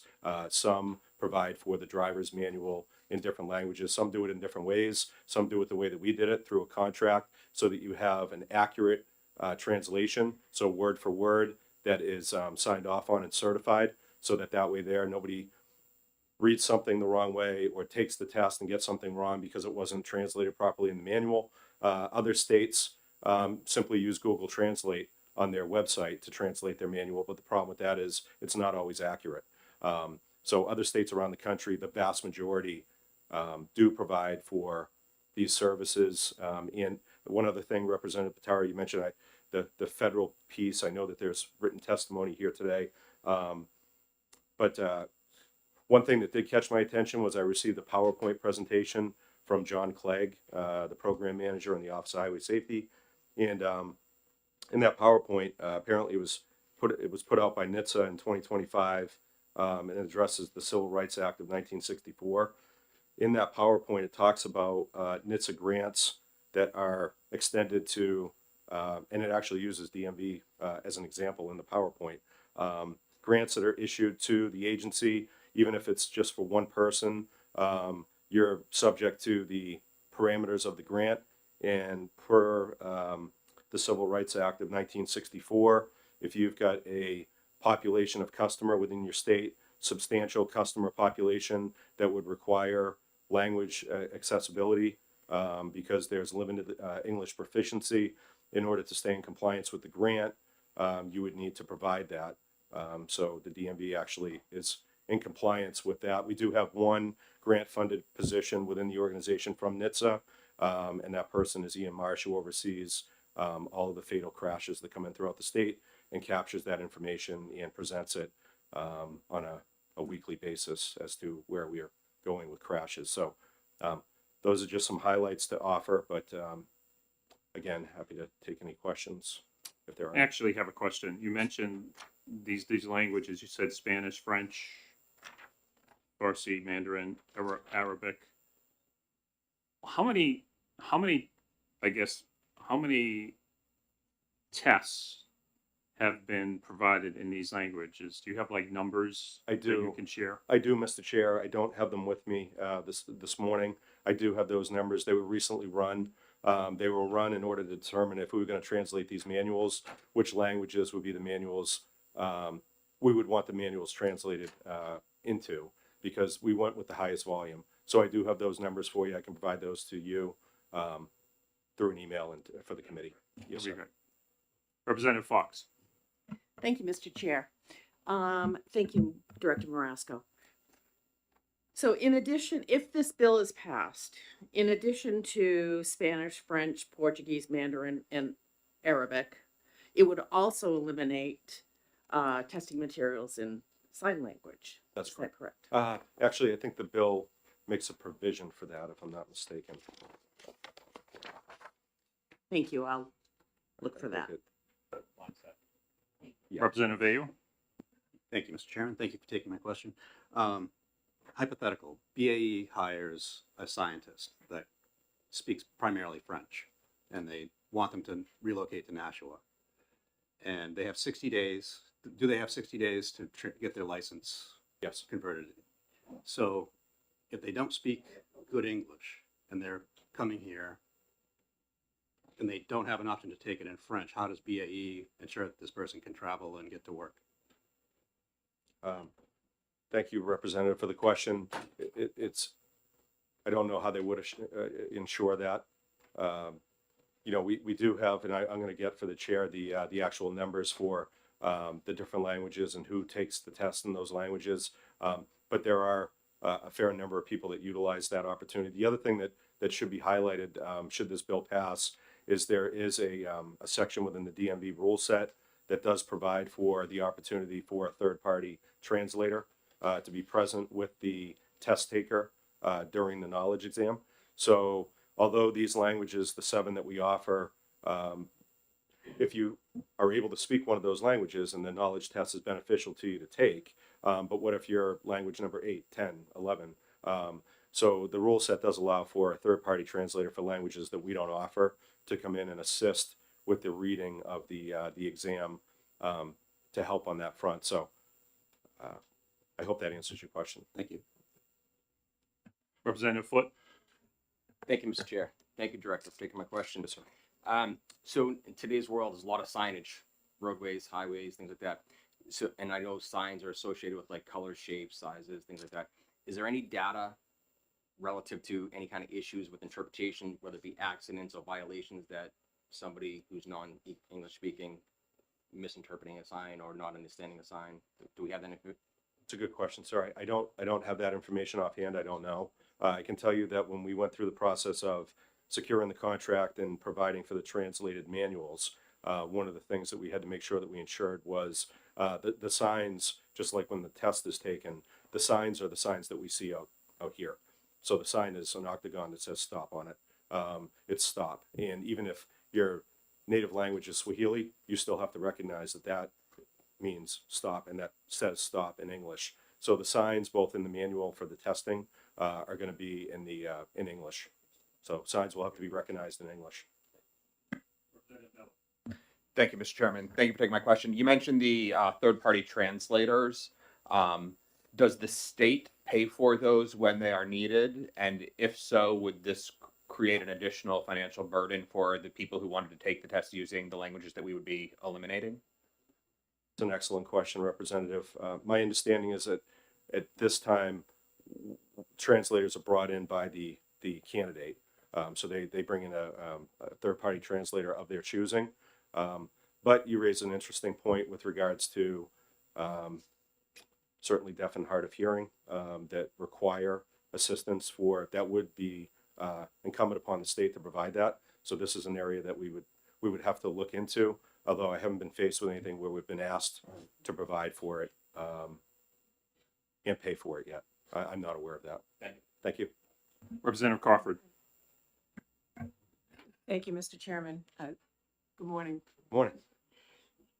If a person, I'm following up on Representative Ayu, if a person comes from a foreign country and has a license in that country, do we have any type of reciprocity, or do they all have to take an exam?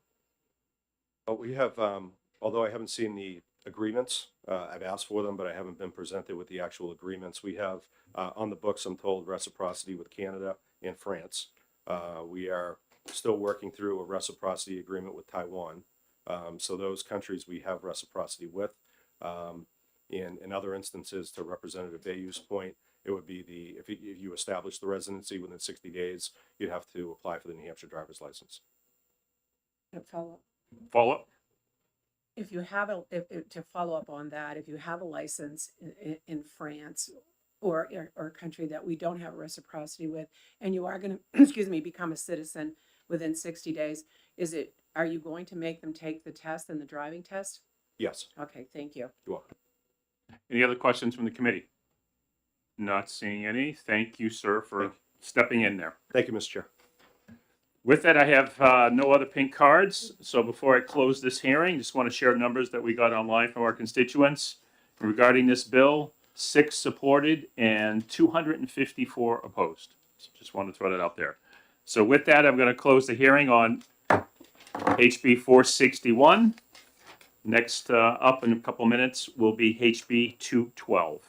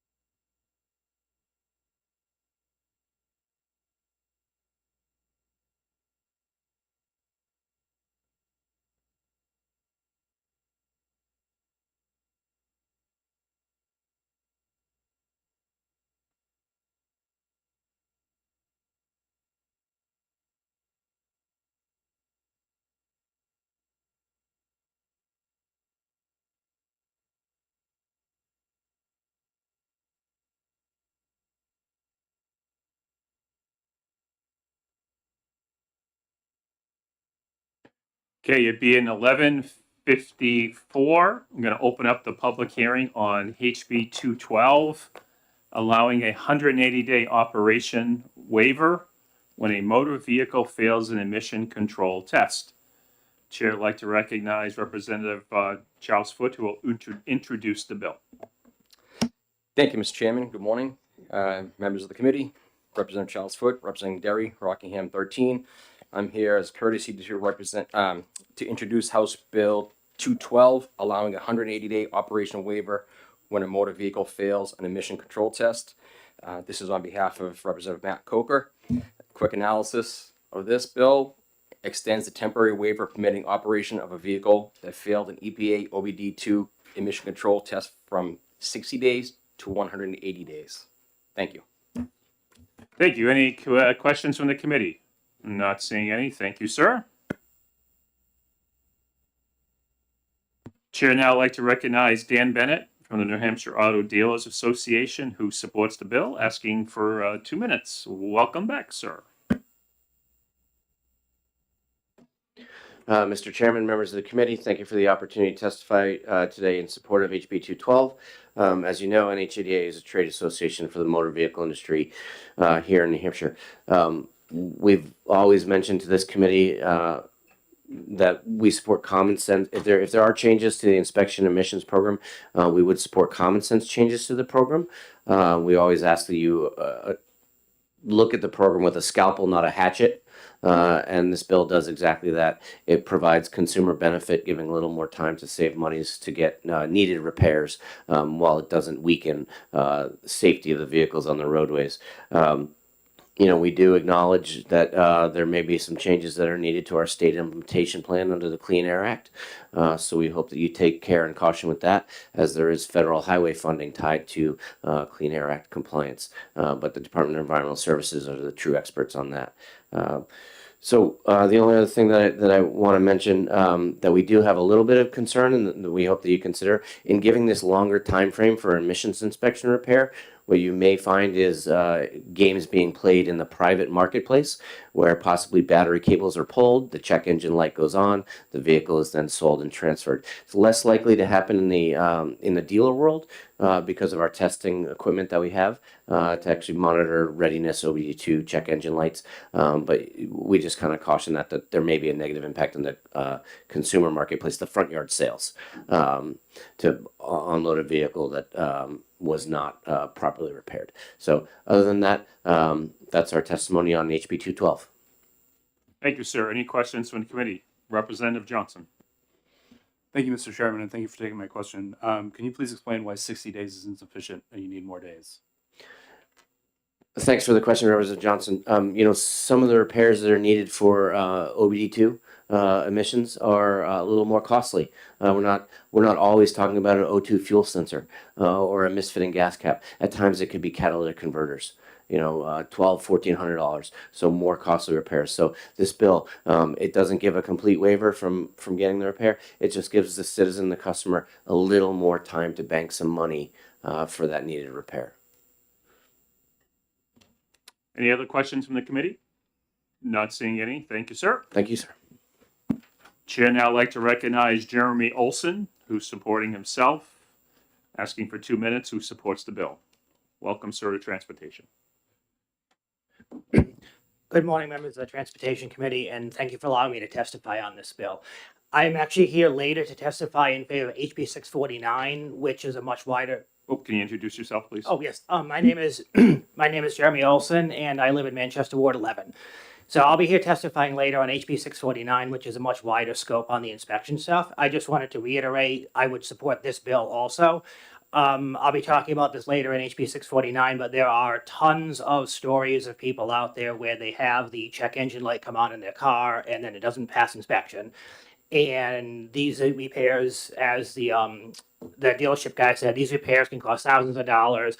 Sometimes nowadays, like with supply chain issues, sometimes it takes the parts weeks or months to get here if it's a foreign car, things like that. I've had that problem happen myself with tires even. It took them 2 months to send tires to my car at one point. So when you're dealing with complicated electronics, it can be very expensive and it can be very tedious to get it repaired. The 60 days is quite frankly not enough for a lot of people nowadays. Again, to reiterate, like you said, it costs a lot of money. So expanding it to 6 months would be very reasonable for people to be able to deal with. So again, I support this bill and I'd be happy to take any questions. Thank you, sir. Any questions from the committee? Not seeing any. Thank you so much. Thank you. Chair now like to recognize Steve Zamanek, who's representing himself, who is supporting the bill. Welcome, sir, to Transportation. Hi, thanks for having me. My name is Steve Zamanek. I live in West Manchester in Ward 11, and I support this bill. And one of the main reasons I support this bill is, very, very frequently, the problem's obvious. Put the part in, you're good to go. But sometimes the problem can be not so clear cut.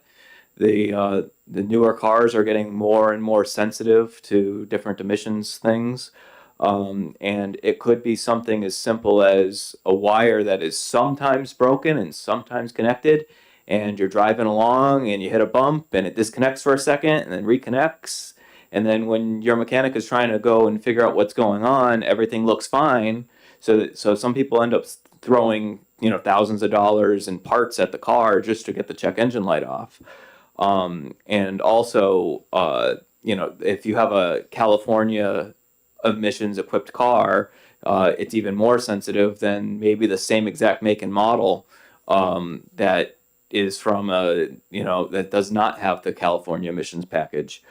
The other thing is if you make a repair, sometimes you have to go through a certain number of drive cycles before it will actually pass emissions.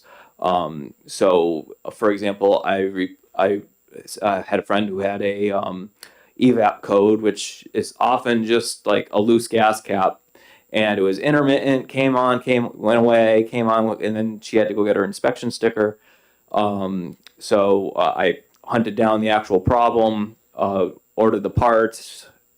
Took a while to get the parts, replaced them, and everything seemed fine, except it still wasn't going into what's called the OBD ready mode. And I drove it around like all day, and it still wouldn't go into OBD ready mode. I went through the I went into the service manual, and I discovered that for the evap code to go into OBD ready, it would only do it if you drove a certain distance with the temperature was over 40 degrees. So in the middle of winter, you're not going to get it to go into OBD ready mode unless you find a extra warm day to drive around on. So sometimes it takes time just to hunt down a problem or to get it ready for emissions testing. The other problem is there have been people that they tried everything to get the check engine light off, or for whatever reason their car's not going to OBD ready mode. That doesn't necessarily mean their car is polluting. So I do think one thing that could improve the program is if there's some kind of appeal process where you can say, hey, I don't think my car is polluting. Can you actually test it like the old school, put a sniffer in the tailpipe and see if it's actually polluting or not, and actually like scientifically measure things, because it might just be fine, and people are throwing thousands of dollars at parts and their car's not even polluting. So, and the other thing is, and as cars are getting more advanced with the emissions controls, on some new cars, even the air conditioner system is tied into OBD. So if you have a problem with your air conditioning system and all the refrigerant leaks out, and you're like, well, I don't need air conditioning, it's cold here most of the time anyway, you might need to go and replace that air conditioning system just because of that check engine light or the OBD readiness situation. So, and the other thing is there have been cases, for example, there was an article in the Boston Globe where a guy bought a car in Nashua, brand new car, and its check engine light came on, and it took GM months to figure out what was wrong on a brand new model. So there's a lot of different situations that can put people into a situation, so giving them more time would be very helpful. Thank you. Any questions from the committee? Not seeing any. Thank you, sir. Chair would like to recognize Michael Fitzgerald from the New Hampshire DES, who has written testimony and looking for about 2 to 3 minutes. Welcome back, sir. Thank you very much, Mr. Chair. Michael Fitzgerald, Assistant Director, Air Resources Division, Department of Environmental Services.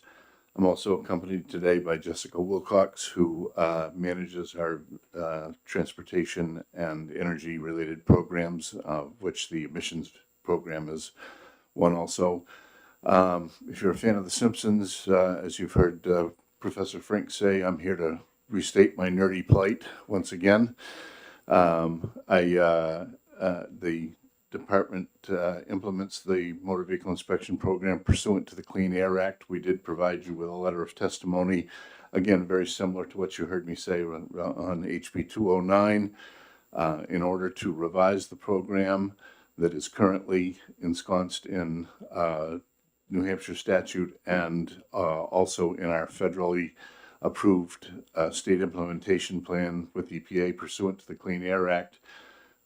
We would need to apply to the EPA. We would need to evaluate the emissions reductions that would occur as a result of this change. I also want to point out that there is currently, we implement this program, as I've mentioned before, in conjunction with the Department of Safety. The Department of Safety does allow, under their rules, for an economic hardship waiver already. And last full year that we have data, 2023, There were 62 economic hardship time extensions that were provided, and 47 of these were actually used. So we're not aware that this is a huge problem. The current program does allow 60 days, but again, we're not taking a position, but if we did have to do this, we would need to revise the SIP, and that would take us probably 18 months or so with EPA. And again, my letter references language that's in the current SB 157 that I also referenced in HB 209. So I'd be happy to take any questions. Thank you. Any questions from the committee? Representative Hill. Thank you, Mr. Chairman. Thank you for taking my questions. Sure. Been doing some reading, and I'm wondering if you can tell me what year we did the National Ambient Air Quality Standards for ozone. When did that test take place in order to list New Hampshire and other Northeast states as in the excessive range? Yeah, I don't have the exact date. The ozone standard is revised by EPA every 5 years. They don't always get to it, so it generally is between 5 and 10 years.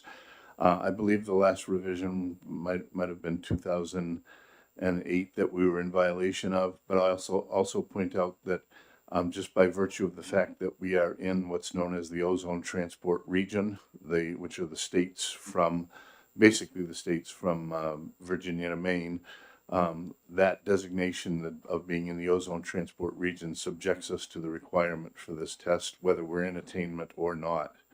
So, Follow up.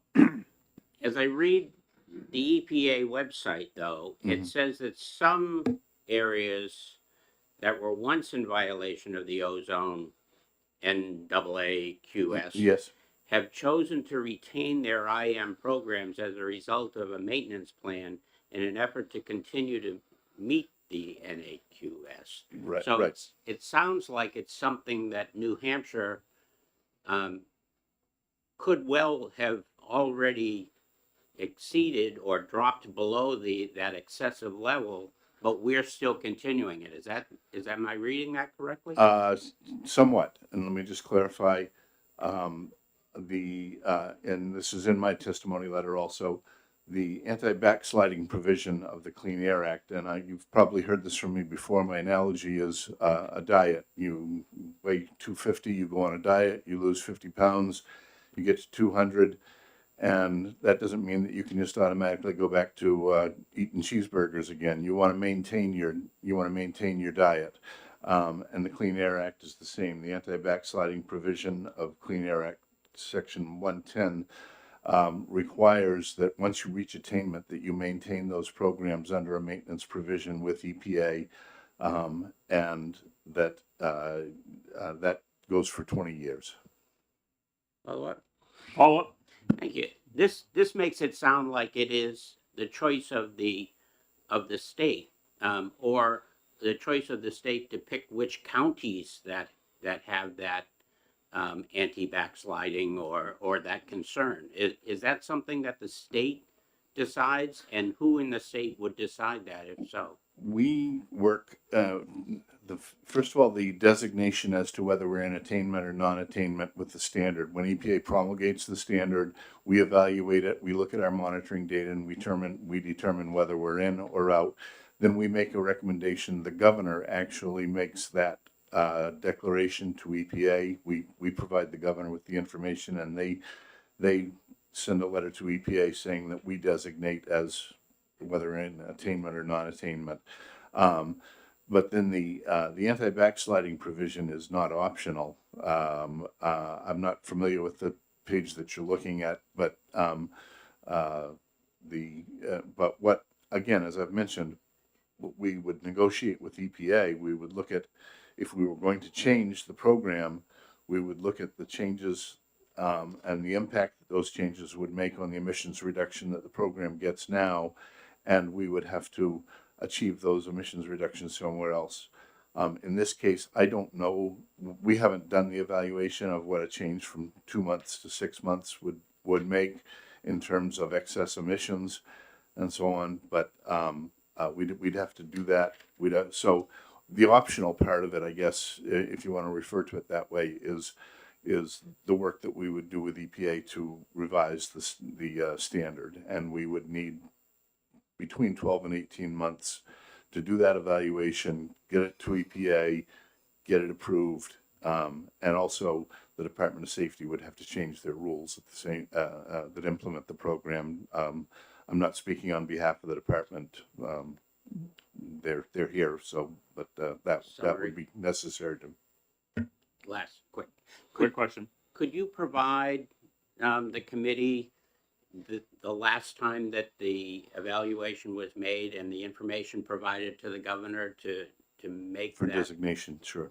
designation? Yes. I'd like to know just how far we are off of, or whether we have exceeded that, and whether we don't have that issue. We are currently attaining it, the federal standard, and have been for a number of years. I don't have the dates right off the top of my head, but I can. That's something that we can certainly provide to the committee and follow up. Thank you very much. Any other questions for committee? Representative Enbom. Thank you, Mr. Chairman. Thank you for being here today. So a minute ago, you mentioned that if somebody currently fails this test, they can apply for a hardship waiver. Correct. Extension. Yes. But not everybody that has applied for it has been granted that waiver. No. What I said was there were 62 waivers were granted. Only 47 of them were actually used. In other words, 67 people applied, got a waiver, but 67 minus 62. I'm sorry. So of that 62 that were provided, only 47 actually needed additional time. Or they might have sold their vehicle or scrapped the vehicle or something else, but they didn't actually use the waiver. Thank you. Follow up? Follow up. Thank you. So can you address what somebody would qualify and not qualify if they apply for a waiver? I don't, just you know the qualifications for a waiver. I believe there's an economic requirement. Again, we don't administer that. It's administered by the Department of Safety. But I believe that, there's a percentage of poverty level income information that's required. But I don't, we can get you that information, or as I say, the Department of Safety does administer that part. If you could please. Yeah, thank you. It'd be great if you can get us that information. Yes. Representative Giason. Thank you, Mr. Chair. Do you know how the public is informed about this waiver process? Because I can tell you that I just last week had an inspection, found out I have a faulty catalytic converter, $2,800 on my car. Mm-hmm. And there was nowhere in my briefing when they gave me my 60-day that there was any waiver process, that this program was available. And to hear that only 60 people in the entire state have applied tells me that the public isn't aware. So do you know how that message is getting to the public? I believe that information is on the inspection report, but I'm not positive about that. I can, and Director Marasco or his staff might be able to respond to that as well. But we can certainly work with them to get that information. And I believe there's information on the website as well, whether mechanics tell people about it or what. I'm not positive, but I do believe there's information that you can apply for it on the inspection report. Any other questions from the committee? Not seeing any. Thank you, sir. Thank you very much. So with that, I have no one else who's open to testify on this. And just before I close out, just to let you know, online, we have 2 constituents who supported and 9 who opposed it. So with that, I'm going to close the hearing on HB 212. It's 12:15, a little bit behind. So let's just say that our next hearing on HB 649 will start at 1:15. Okay? So have a great lunch. We'll see you back here at 1:15.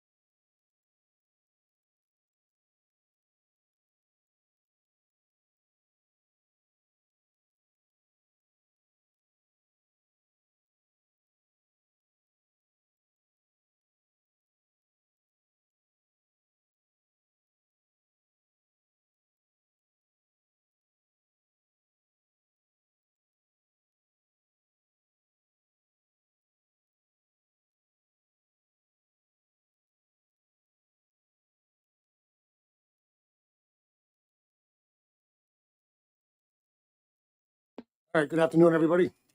I'm going to open up the public hearing on House Bill 649. Excuse me, removing the requirement for physical safety inspections and onboard diagnostic tests for passenger vehicles and eliminating funding for the Motor Vehicle Air Pollution Abatement Fund. Before we get started, I see a lot of pink cards here. If you are here to sign in for or against the bill, please use the blue sheets.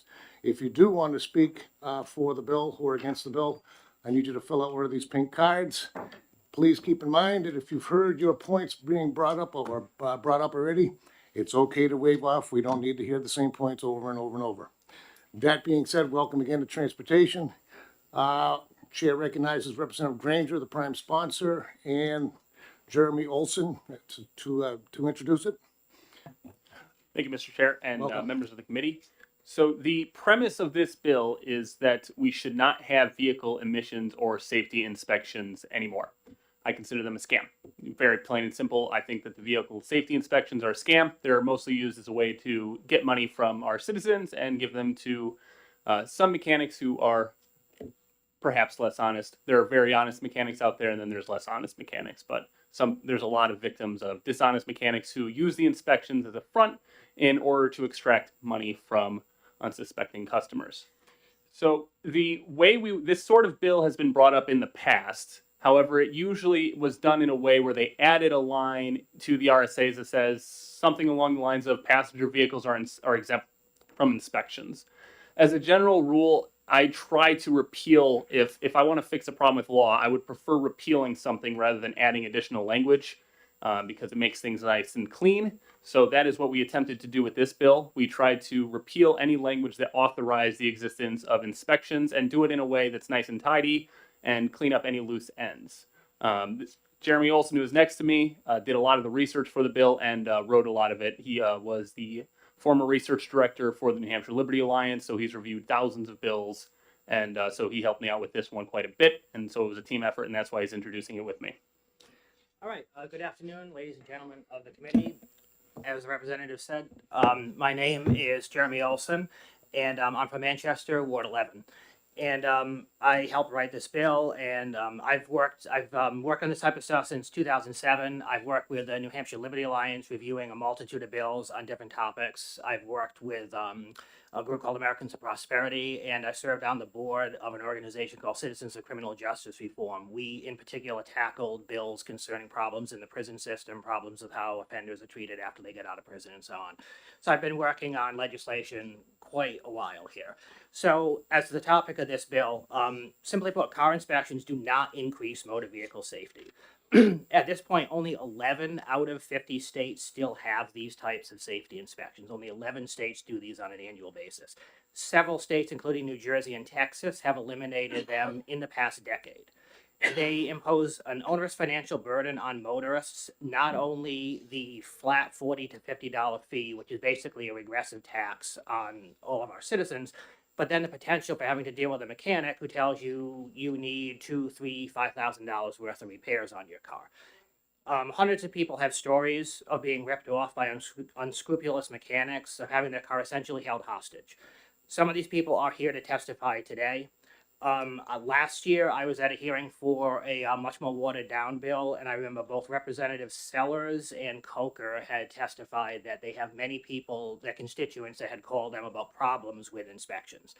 There are a multitude of people out there that have problems dealing with the inspection system, and so that's why I think it needs to go.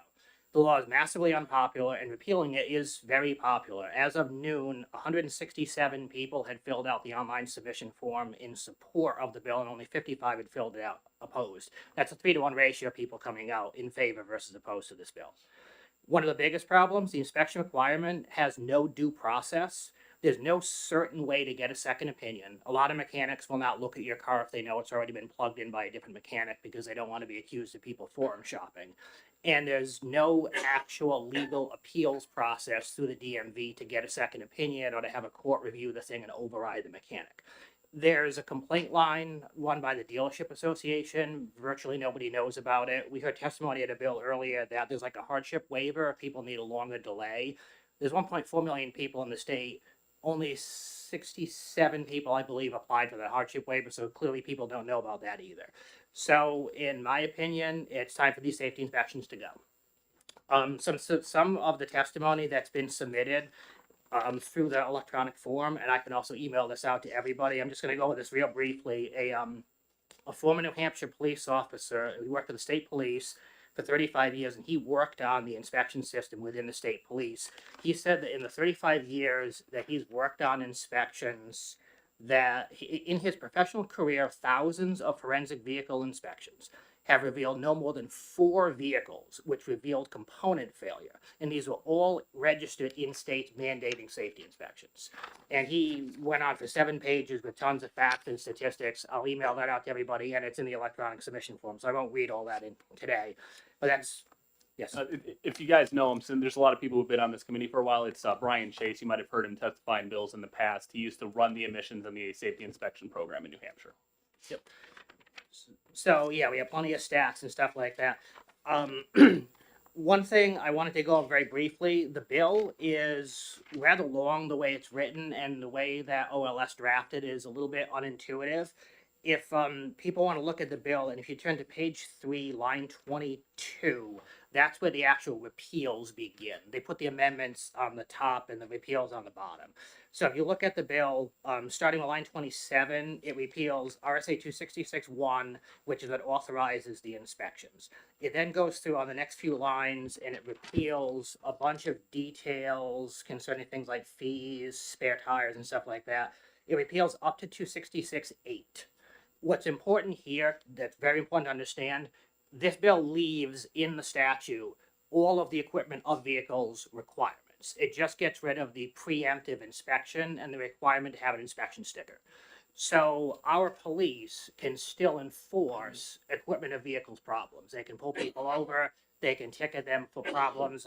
There's like under one of the other RSAs, there's a negligent driving statute. If somebody's driving down the street with no headlights in the middle of the night, they can be pulled over for that. So this will not, getting rid of the inspections will not make our roads any more unsafe, because we still have all the requirements that people have safe vehicles. What it does do is it prevents mechanics of being able to fail your vehicle because there's a spot of surface rust that doesn't mean anything, or any other problems like that. So then that goes on through the end of the bill.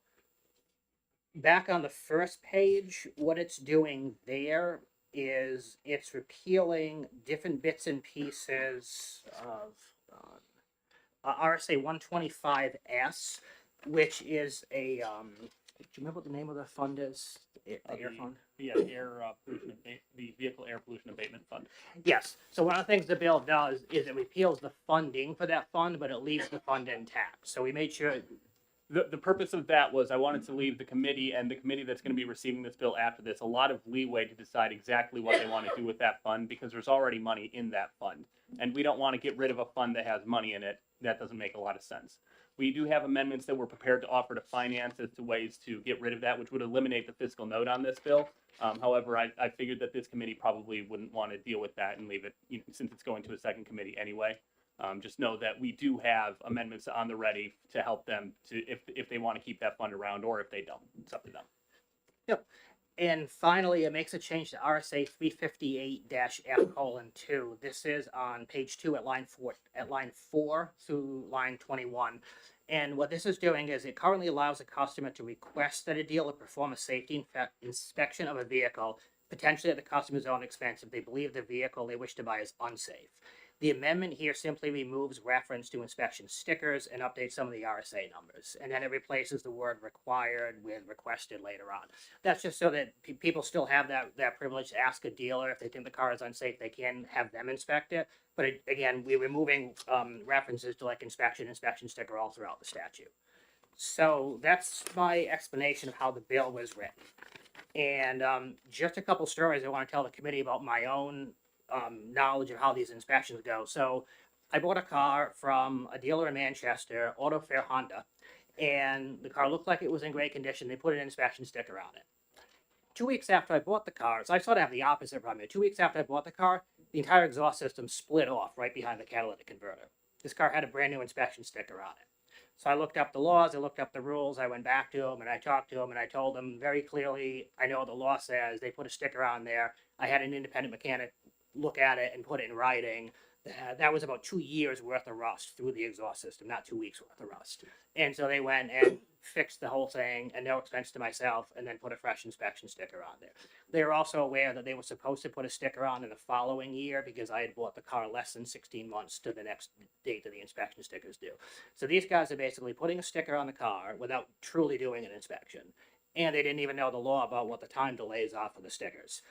I know somebody else that had a problem with a check engine light. He can't be here today, so I was just going to bring this one up briefly. He had a Volkswagen TDI. Check engine light comes on for an environmental problem, environmental sensor problem on the car.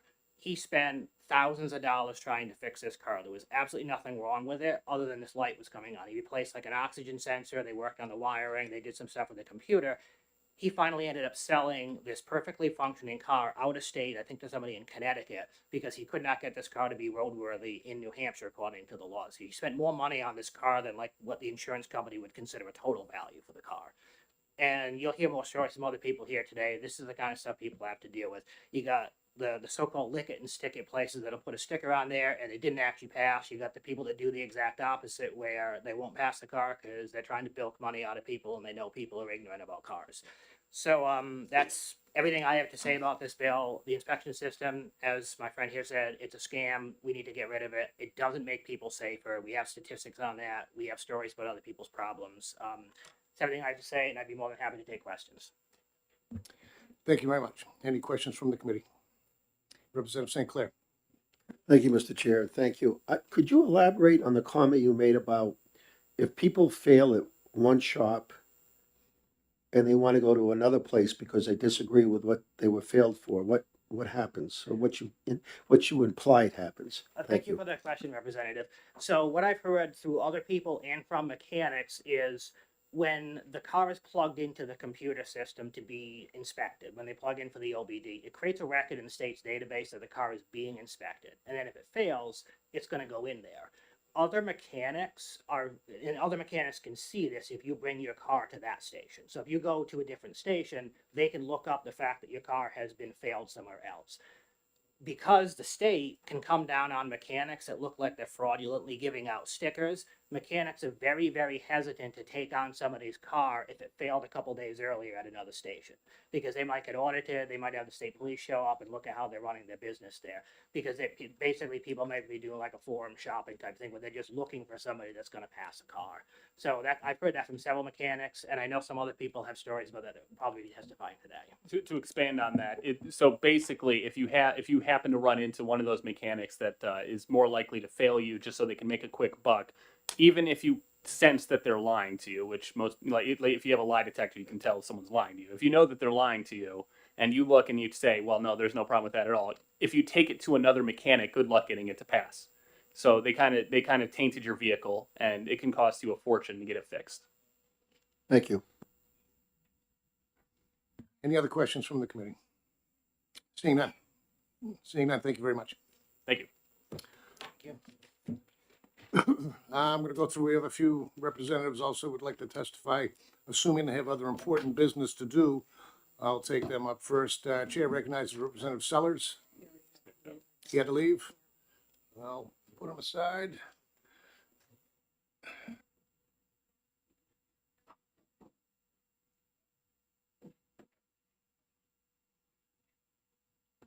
I'm not sure. Representative Sam begins with an F. Who would that be? As in support of the bill. Good afternoon, sir. Thank you, Mr. Chairman. What is your last name? My name is Sam Farrington. I represent Rochester Ward 4. I'm here in support of the bill.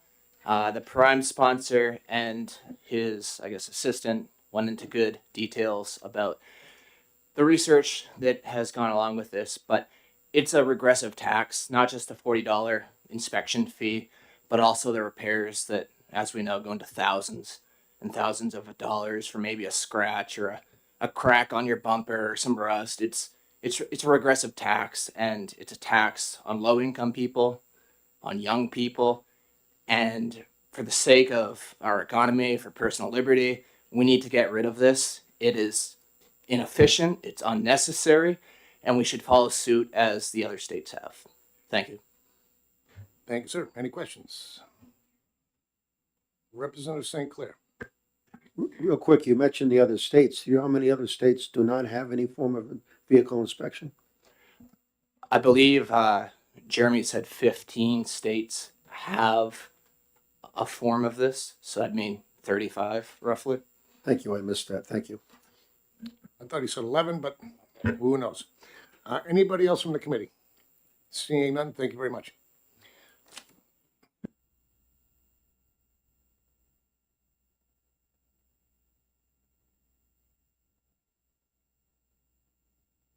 Once again, courteous for people's time constraints, Michael Fitzgerald, New Hampshire Department of Environmental Services, not taking a position on the bill, and with testimony emailed in. Good afternoon again.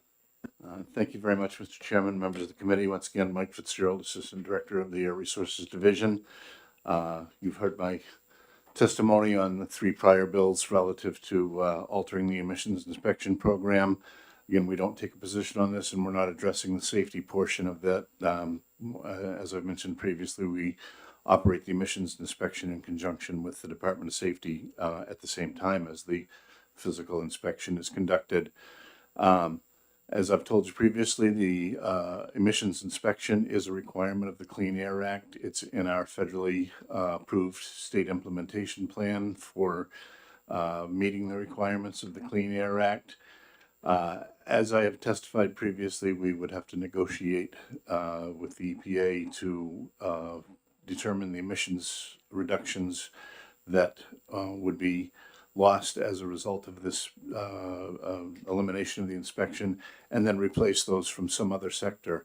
However, I would state that, and again, I've stated this previously, I'm repeating myself on all these bills, the Clean Air Act, as a result of the fact that New Hampshire is located in the ozone transport region, requires that the state of New Hampshire and all the states in the OTR have a vehicle emissions inspection program. There are some differences between programs and so on, and we negotiated the best deal that we could get with the EPA when we entered into this requirement as a result of our non-attainment status that we previously talked about in the last hearing. And I'm highly doubtful that we would be able to get approval for EPA for complete elimination of the emissions inspection program.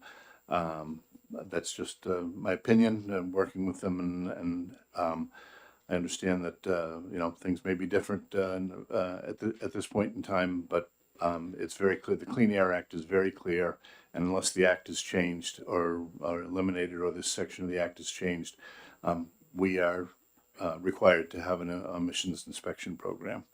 And relative to the Motor Vehicle Abatement Fund, the fiscal note, I did prepare part of the fiscal note. 25 cents of each inspection goes to DES for administration of this program and for administration of other motor vehicle related programs to reduce emissions. And we probably have 3 staff currently working on this program and other motor vehicle related programs that would be eliminated with the loss of those funds. With that, I will, and I also, I think it's important to note, no matter what EPA does, I'm sure New Hampshire would be sued. The Clean Air Act does allow for citizen suits, and those suits would most likely be brought to require the EPA to enforce the requirement for this, whether they wanted to or not. So I think that's probably a bigger concern, and we'd be forced to defend ourselves against those suits as well. So with that, I appreciate the indulgence to, as I have another hearing at 1:30 upstairs, and I'd be happy to take any questions. And I also have Jessica Wilcox here with me, who manages this program for us, and she'll be staying if there are any further questions for us. So I'd be happy to address any questions if you have them now, though. Thank you, sir. I've got one. Yes. I've been doing this a long time. That's the first time I heard the thought of being sued. Can you go over what the Clean Air Act says and who can sue? The Clean This is Air the Act. first time I've heard this. Yeah, the Clean Air Act, and it's happened quite often. The Clean Air Act allows for citizen suits. It allows for basically anyone who's impacted or affected. So if it would be a citizen of New Hampshire or an organization, one of the advocacy organizations perhaps, it does allow them to file suit, and they, you know, if there were a judgment under the suit, then EPA would enter into an agreement, a settlement agreement whereby they would, you know, acknowledge that there's a requirement to implement this, and that they would enforce it, and there would be I assume there'd be some timetable, and there already is a timetable established for the Clean Air Act provides for sanctions. So if we don't have a federally approved program, they can sanction the state. There's an 18-month clock that would be triggered, and after that they could withhold federal highway funding for New Hampshire. So, but the citizen suits would probably be the quickest remedy that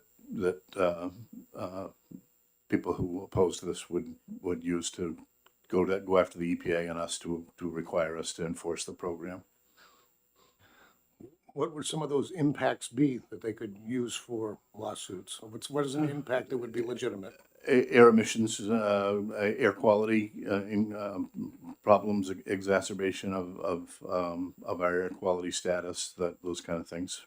I would think that there would be, you know, the Clean Air Act is intended to require these emissions reductions in order for us to achieve federal standards, and so it would be the lawsuits would most likely have a health basis. I would anticipate. Okay, so claims of my asthma's worse now. Oh, okay. yeah. These would not necessarily be lawsuits particularly saying I'm, you know, I have asthma or whatever, but the lawsuits would say that the Clean Air Act is intended to reduce emissions in order to protect citizens and to achieve federal air quality standards, and you're not doing that, and the Clean Air Act requires it. So the lawsuit would be to require us to meet the requirements of the Clean Air Act.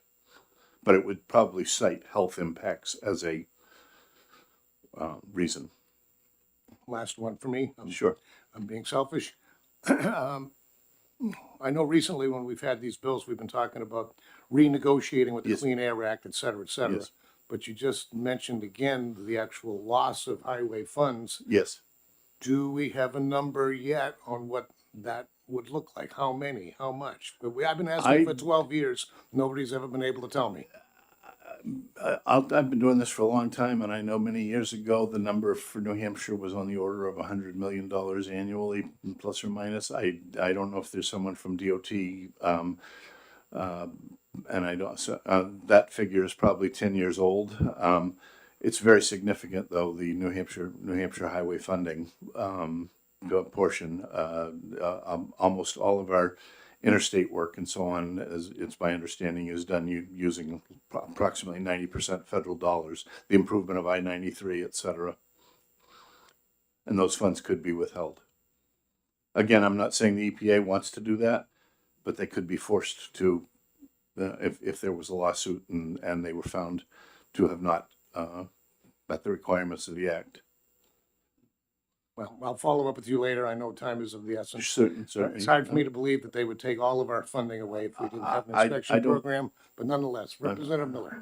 Thank you, Mr. Chairman, and thank you for your time. If I told you recently the 5-year moving average was approximately $225 million per year, would you be surprised? I would not be surprised. As I said, the figure that I cited was probably 10 years old or so. That's not a surprising figure.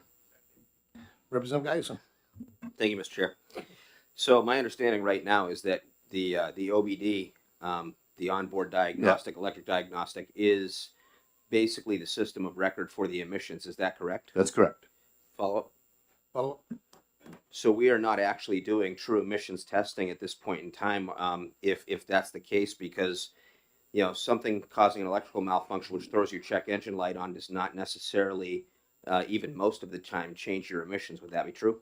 No, the check engine light, the onboard diagnostics light on your vehicle only illuminates when some component of the vehicle has malfunctioned that would cause your emissions to increase by 1.5 times the federal standard. The check engine light is only related to emissions. No, that's... Any other questions from the committee? Representative Hill.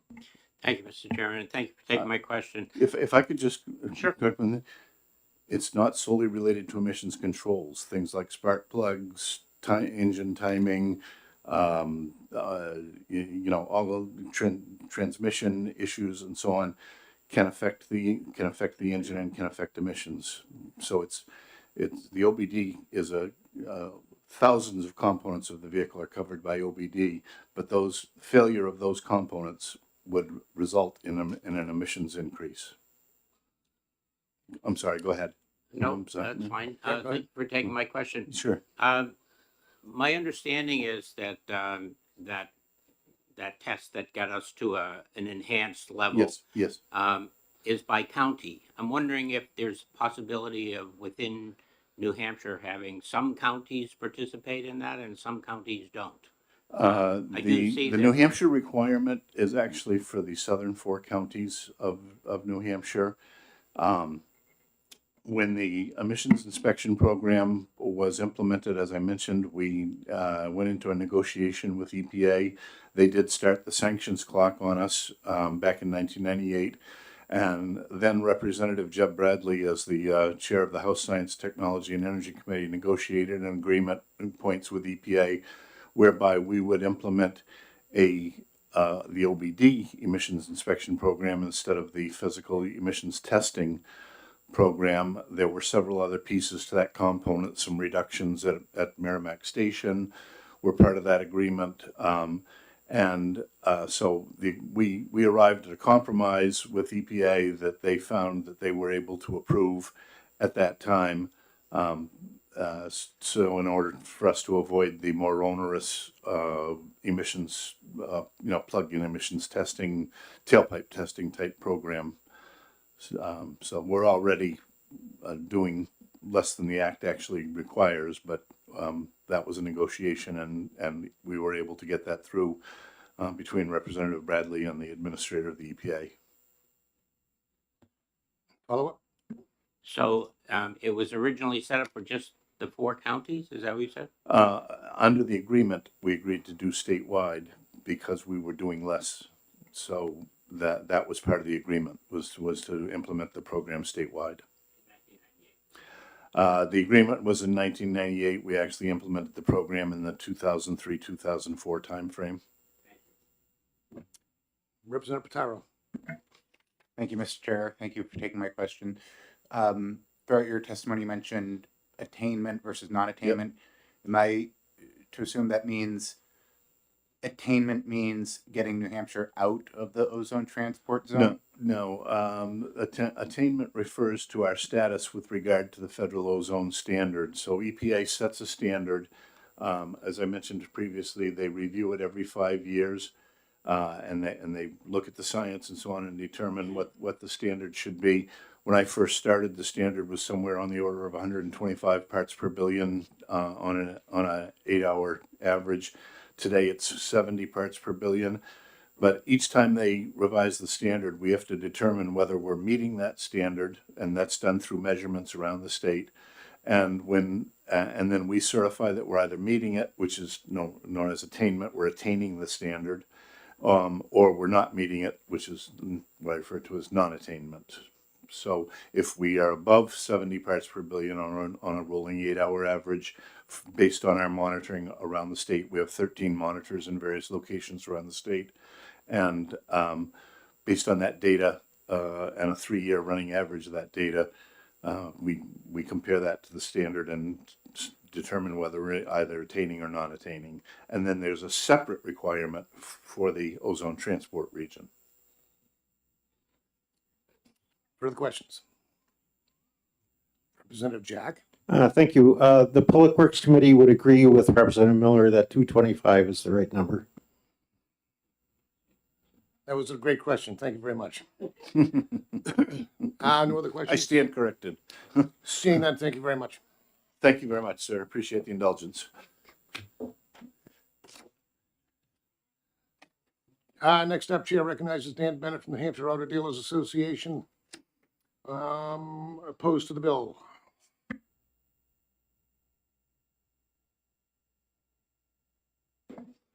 Good afternoon, Mr. Chairman, members of the committee. Dan Bennett, New Hampshire Auto Dealers Association. As you know, we're a trade association representing the motor vehicle industry here in New Hampshire, and we're here, as expected, opposed to HB 649, as we have in the past anytime the repeal of the annual vehicle safety inspection program has been proposed.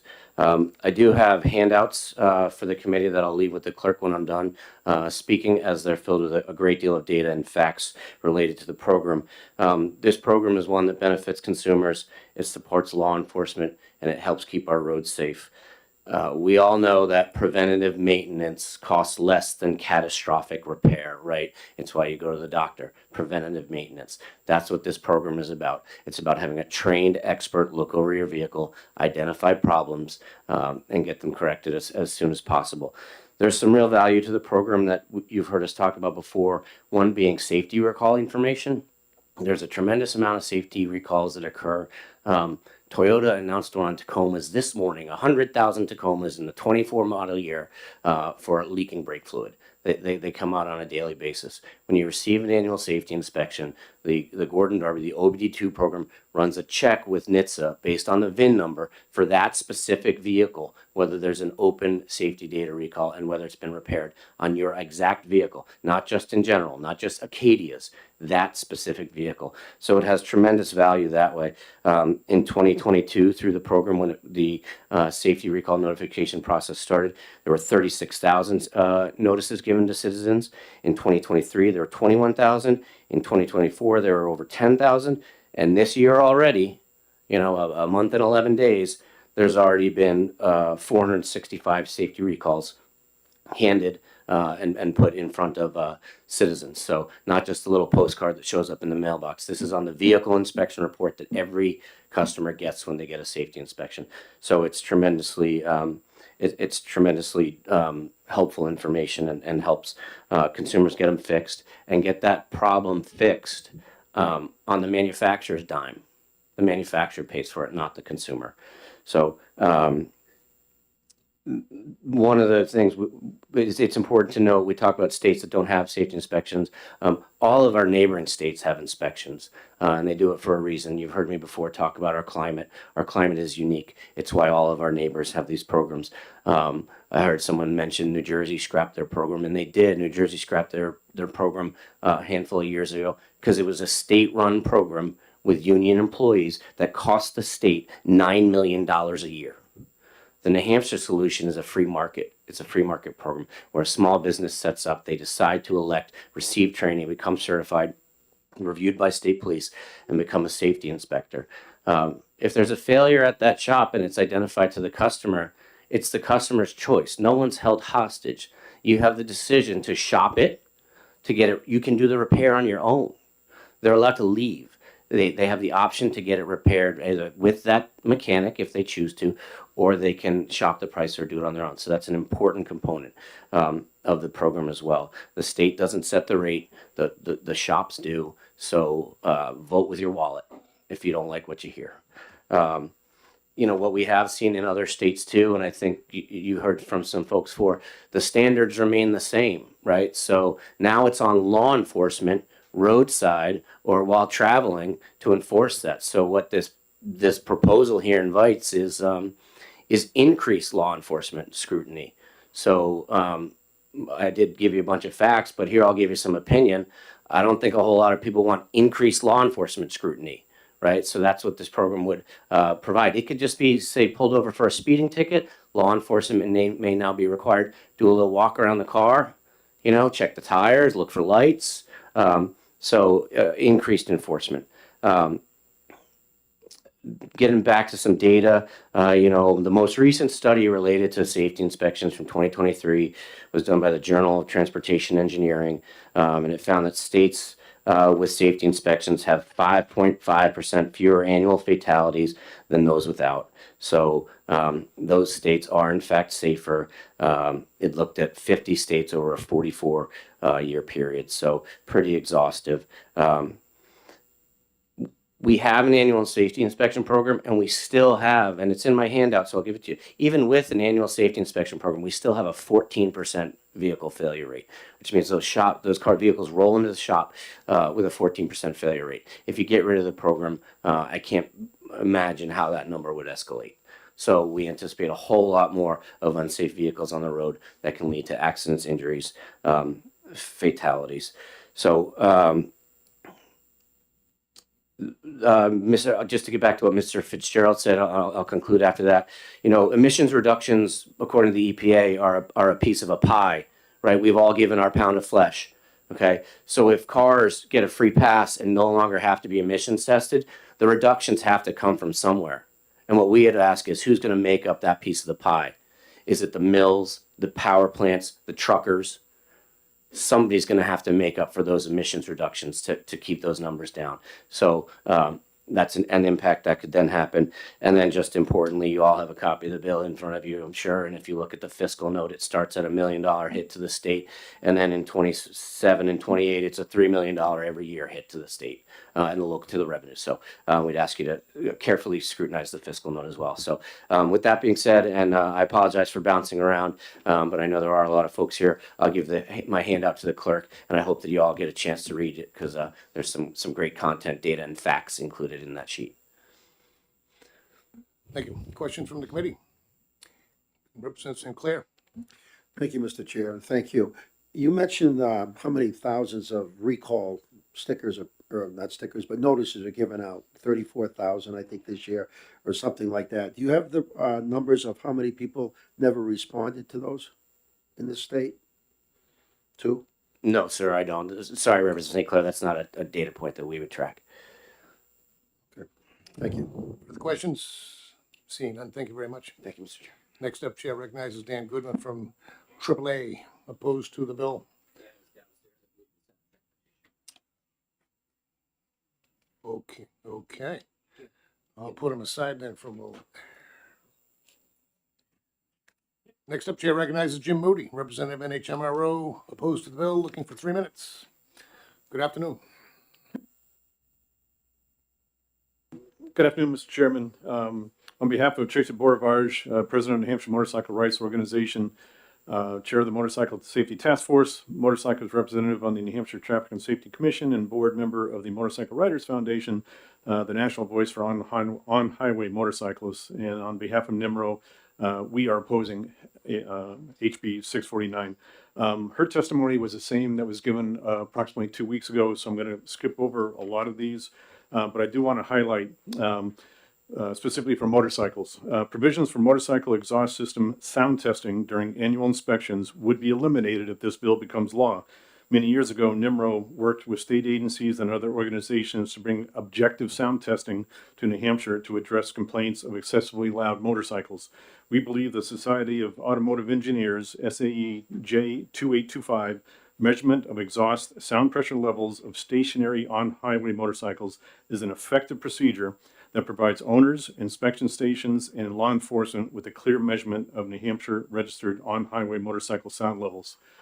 So again, a lot of what Dan Bennett just said, eliminating the state inspection increases law enforcement observations and pulling over motorcycles and testing them on the side of the road.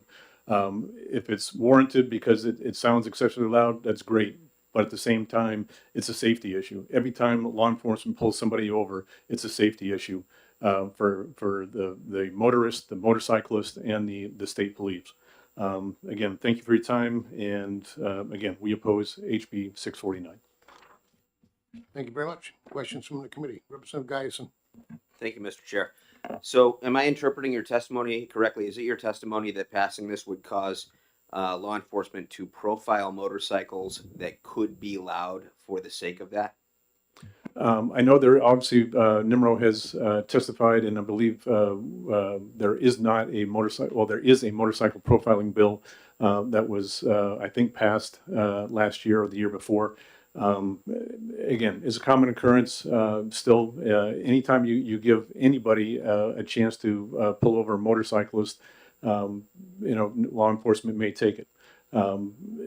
If inspection requirement is not part of, or if we do away with the inspection requirement, I think that leaves the door open for more law enforcement involvement with sound checks on motorcycles. Further questions? Seeing none, thank you very much. And I do have testimony, sir. Okay, great. If you can pass that forward.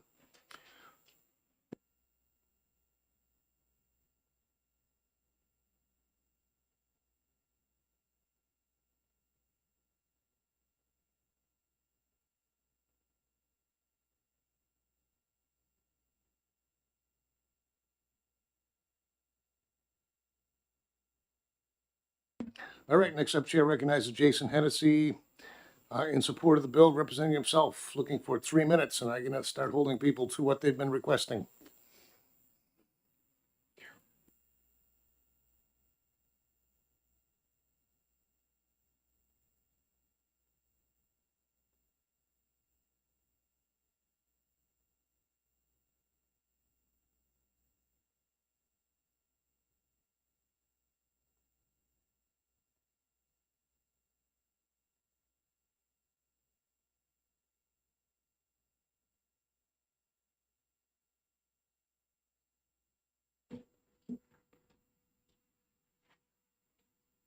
All yours. All right. Thank you, Good Mr. afternoon. Chair.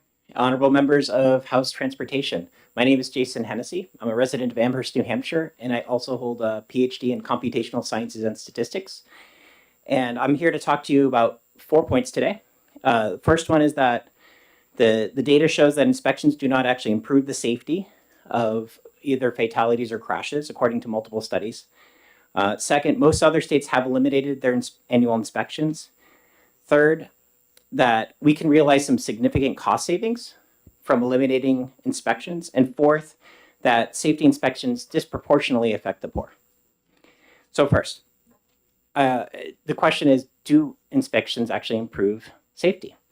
And from all of the studies that I've been able to look at, the best ones and the most comprehensive ones, the answer is universally no, they do not. I'll draw your attention to two major studies.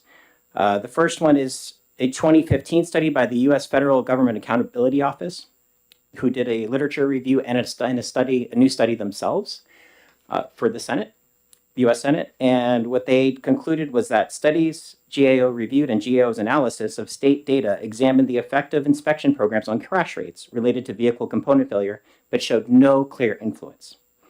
A 2018 study that does a differences in differences study on New Jersey, which is actually kind of one of the gold standards you can get for policy changes, showed that New Jersey had no increase in fatalities or crashes.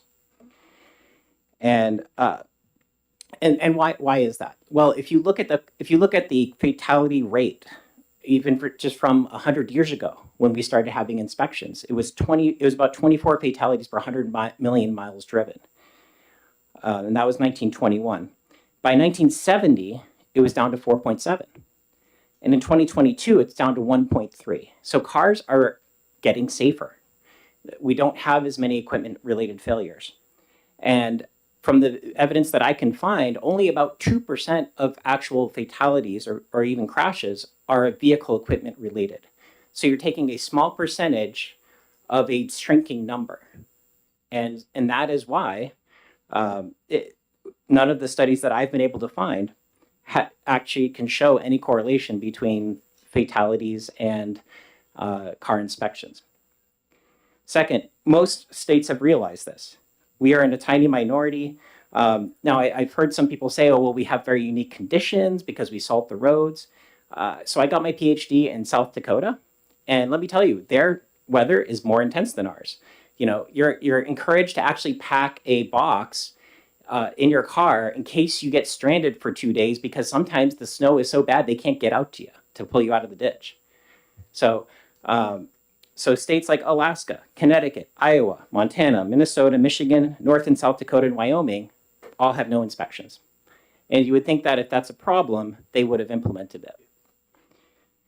As of the 70s, in the peak in the 70s, 31 states required annual inspections. Now only 11 do. So I encourage you to think about, well, if it's only gone in one direction, why haven't they gone back if they had all these issues? And remember, again, we are not the only cold state that has inspections or doesn't have inspections.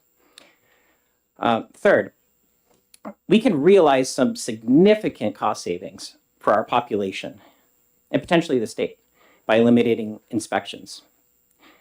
So I did a calculation here that estimates New Hampshire residents could save about $80 million a year. Now, this is counting both their time. So, you know, if you assume the average person goes for an hour and the average wage is about $33 an hour, and there's the fiscal note said about 1 million inspections a year, that works out to about 35 million bucks. And then the average cost of an inspection, from what I could find, was about $44, meaning that $46 million is spent by New Hampshire residents every year. So this is an easy elimination of costs to our citizens, our constituencies. Finally, the state, I'm sure, now I don't have an estimate for this, but the state has to spend money to handle the 1 million inspections per year. There's probably tech support. There's probably people that get called. There's databases and things like that. If we get rid of these, those are things that we don't have to do anymore.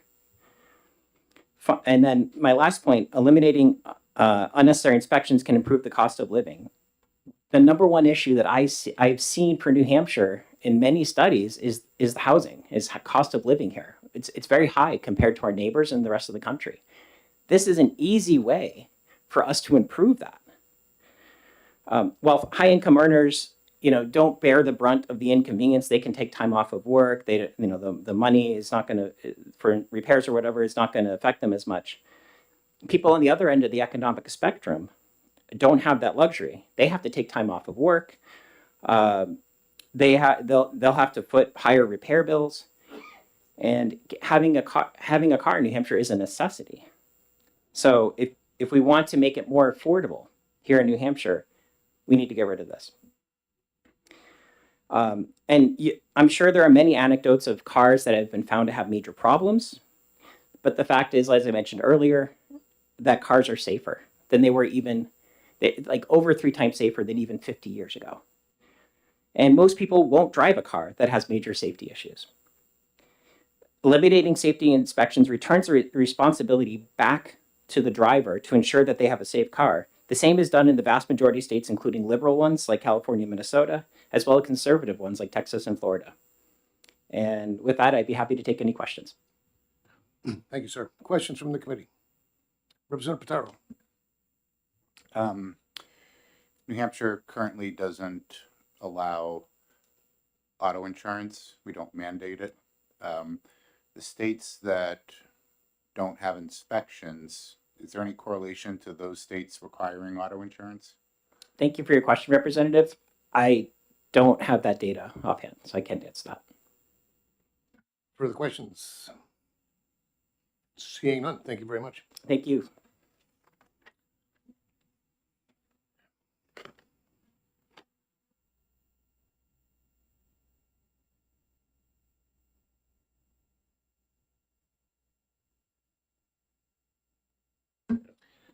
I did my best and I even got a second opinion. Next, Chair recognizes, I'm going to say Sheriff, because I can't read the name, from Brentwood, New Hampshire, who's opposed to the bill. Ah! If you can say that one more time for the clerk, please, when you're ready. Ms. Aya, thank you.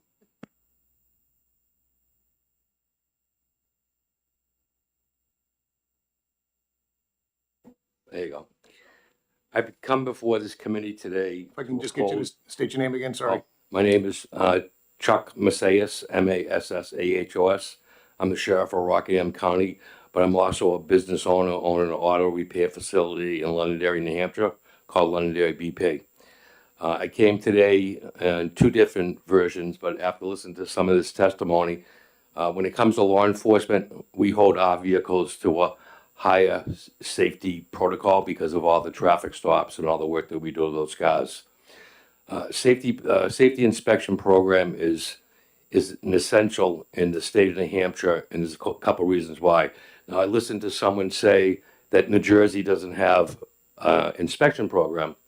Well, a couple months ago, my son and my daughter-in-law live in New Jersey.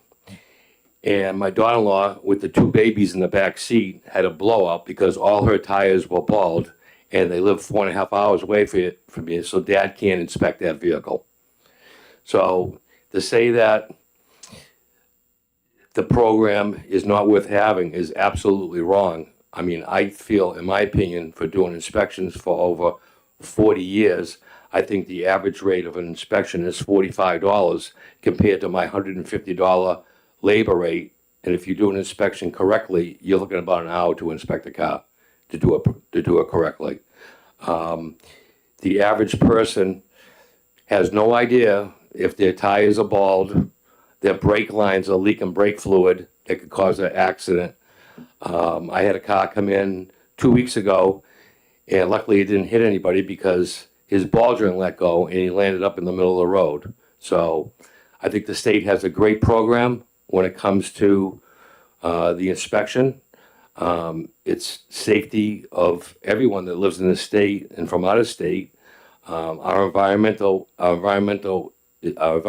is different because of all the salt that's on the road, the cold, the hot weather. There's a real effect on vehicles.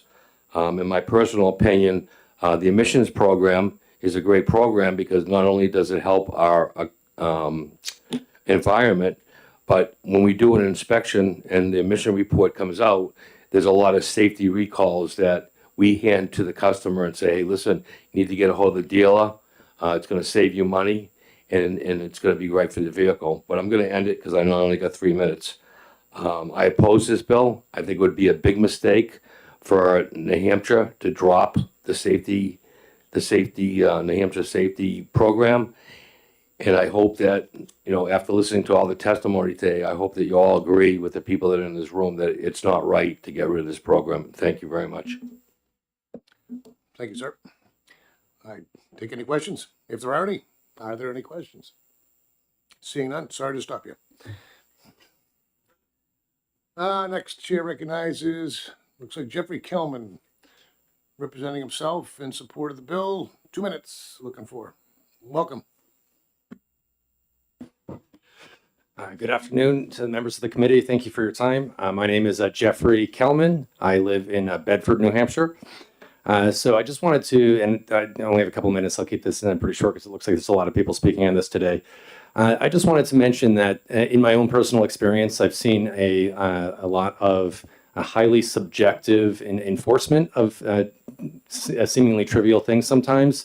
So I happen to be fairly OCD, taking care of my car in every possible sense. I changed out windshield wipers at one time, a mere days before going to have an inspection, knowing that was one of many of the items on the list to inspect. If it could be streaking or if there's any of these other aspects, that is something that could fail you. So anticipating this, changed it out and took it to an inspection spot. And they decided to say that your windshield wipers are streaking. Well, these were brand new, Bosch, top of the line, just installed. There's no way that could be streaking. But this goes back to one, the subjective nature, and then also the due process component. I say they're not streaking. If the individual says they are, I can say, all right, well, let's look at them. All right, so he starts moving them. I say, I've got 20/20 vision. I'm looking at this right here. There's no streaking, but nevertheless, they say there is, and there you can get a fail off of measures as simple as this.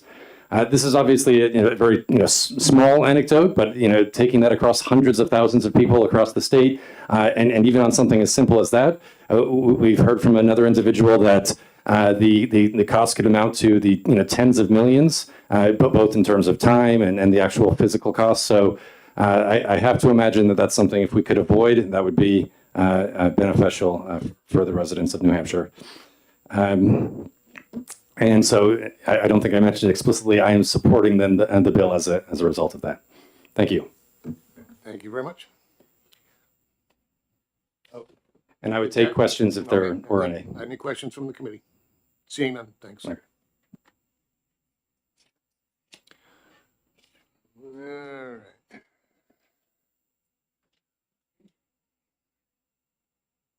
Next up, Chair recognizes Representative Sellers. Did he leave again? Nope, there he is. Hiding in the back row.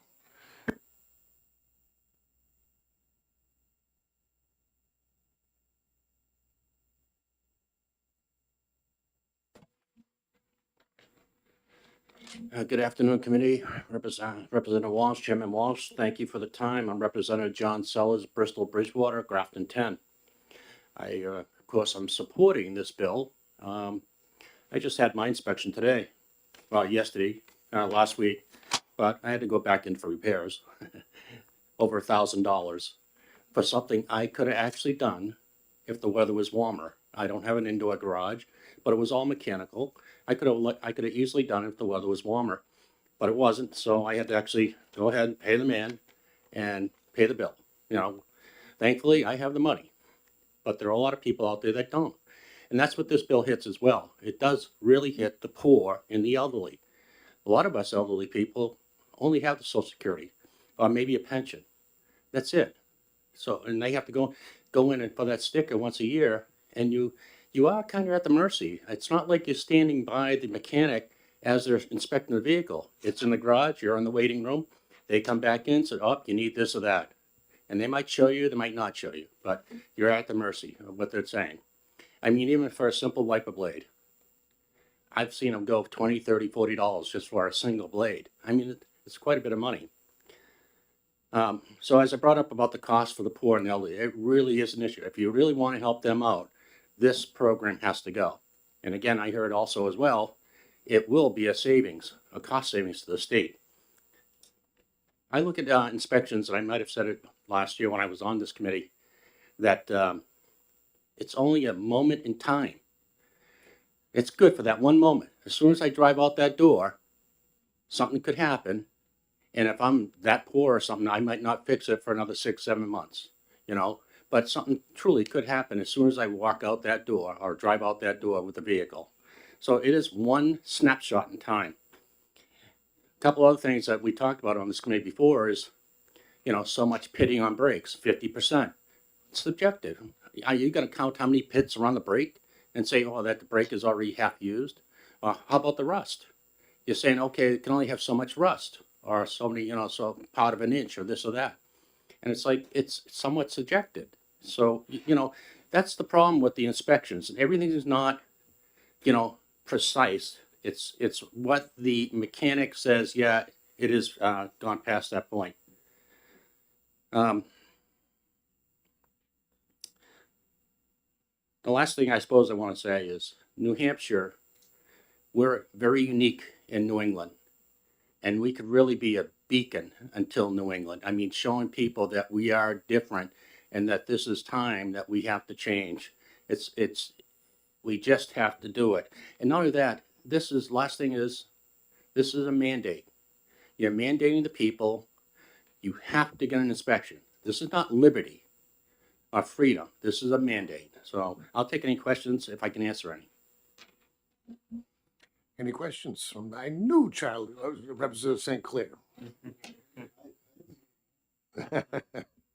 Thank you, Mr. Chair, and thank you, Representative Sellers. Thank you. You mentioned that you just had your vehicle inspected, cost $1,000. You could have done this in the warm weather yourself. This begs the question, would your vehicle have been safe to continue into the warm weather had you not had to do this now? Yeah, thanks for the question. And I say yes, because they actually did show me part of my frame had to be welded. It had probably 3 or 4 quarter-size holes in them. So it needed to be welded. So they put on a piece of steel. All right, I can do that. Ball joints, I only drove my vehicle about 10,000 miles, and probably about 3,000 were coming here to the State House. But my point is, I only drove 10,000 miles, so from last year when I had it inspected. So to wait a few more months for ball joints, I probably could have easily done that. Thank you. Further questions? Seeing none. Thank you very much. Thanh you for good to see you, by the way. Yeah, same. We do miss you. Next up, Chair recognizes. Oh, you're gonna hate me. In support of the bill, Derek Verbage. How'd I do? Well, come on up and tell me how we did. It's I I'd prefer to pronounce it Verbrugge. So, my name is Derek Verbrugge. I came to speak in support of this bill. I'm a commercial delivery driver, and I spend a lot of time dealing with vehicles and making sure that they're safe to drive. It's part of my job. One of the excuses I've had issues with in my work is employers will claim that since a vehicle has safely passed inspection, it would be an issue for me to ground it according to Department of Transportation policy for not having working parking brakes. But I can't imagine, I haven't really been able to find private inspectors that could possibly do the same thing. So I just wonder how, I've had a lot of experience with very subjective inspection policies, and I don't understand why people who don't have a lot of money, private individuals, have to get their vehicles inspected to a higher standard than corporations. All right, thank you for that. Any questions from the committee? Whoop. Seeing none, you're all set. Thank you. Next up, Chair recognizes Mary Smith, representing herself in support of the bill, looking for a couple of minutes. You'll tell me if I'm wrong in a minute. No, you're just right, Mr. Chair. Thank you.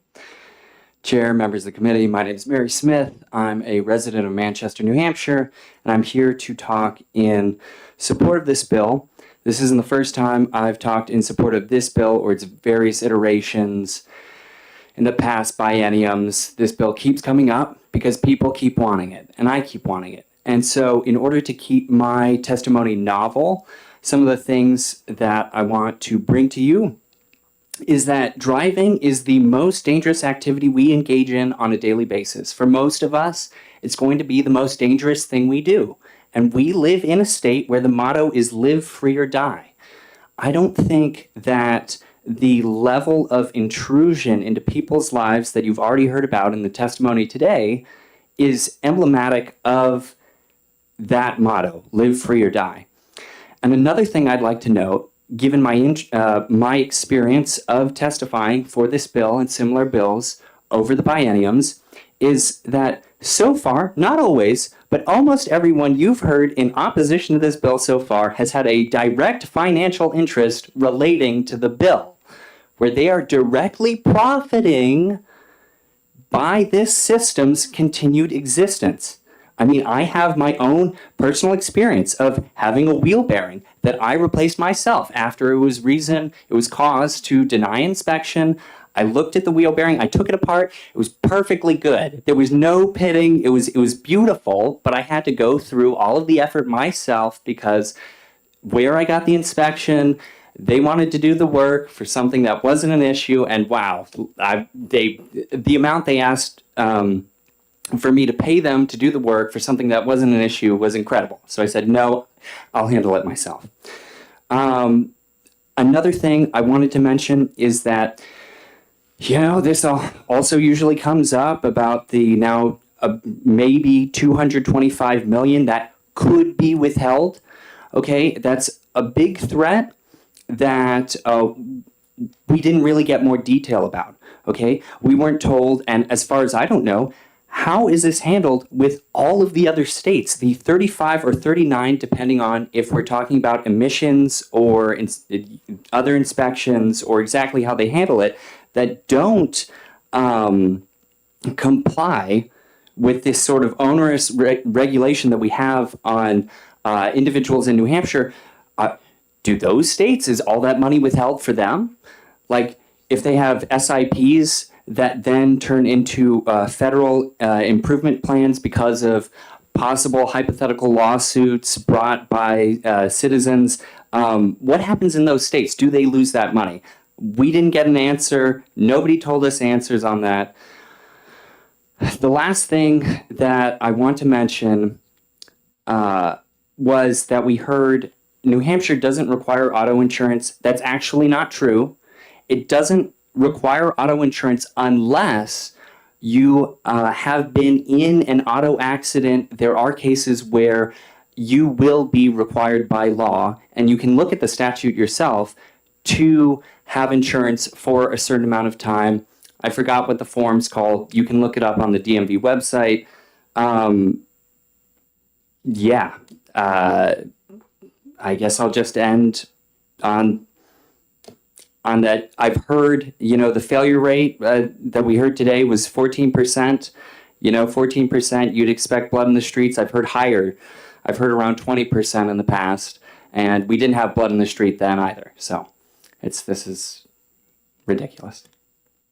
Thank you very much. Any questions from anybody on the committee? Representative. Thank you, Mr. Chair. Thank you. You mentioned your bearing, so your inspection was not given because you didn't get the sticker because of the bad bearing. You fixed the bearing. Did you bring it back to the same station to get your sticker? No, I didn't. What I did was an option that is unavailable to most of the low-income residents of New Hampshire, which is I got my vehicle transferred ownership to a trust in Montana where they don't require inspections. So this is not going to be an option for the low-income residents of New Hampshire. Thank you. Any other questions? Seeing none, thank you very much. Thank you.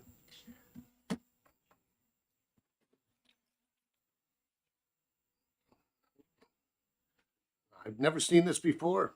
Let's see if it's true. Next up, Chair recognizes James Parker in support of the bill, who is looking for 45 seconds. Okay, I will be brief. I own multiple vehicles that I would register if I weren't afraid of them failing inspection, and these are occasional use vehicles. 2 of them are work trucks that are of limited use on a private property, and 1 of them is a family heirloom. So that's all. Thank you very much, sir.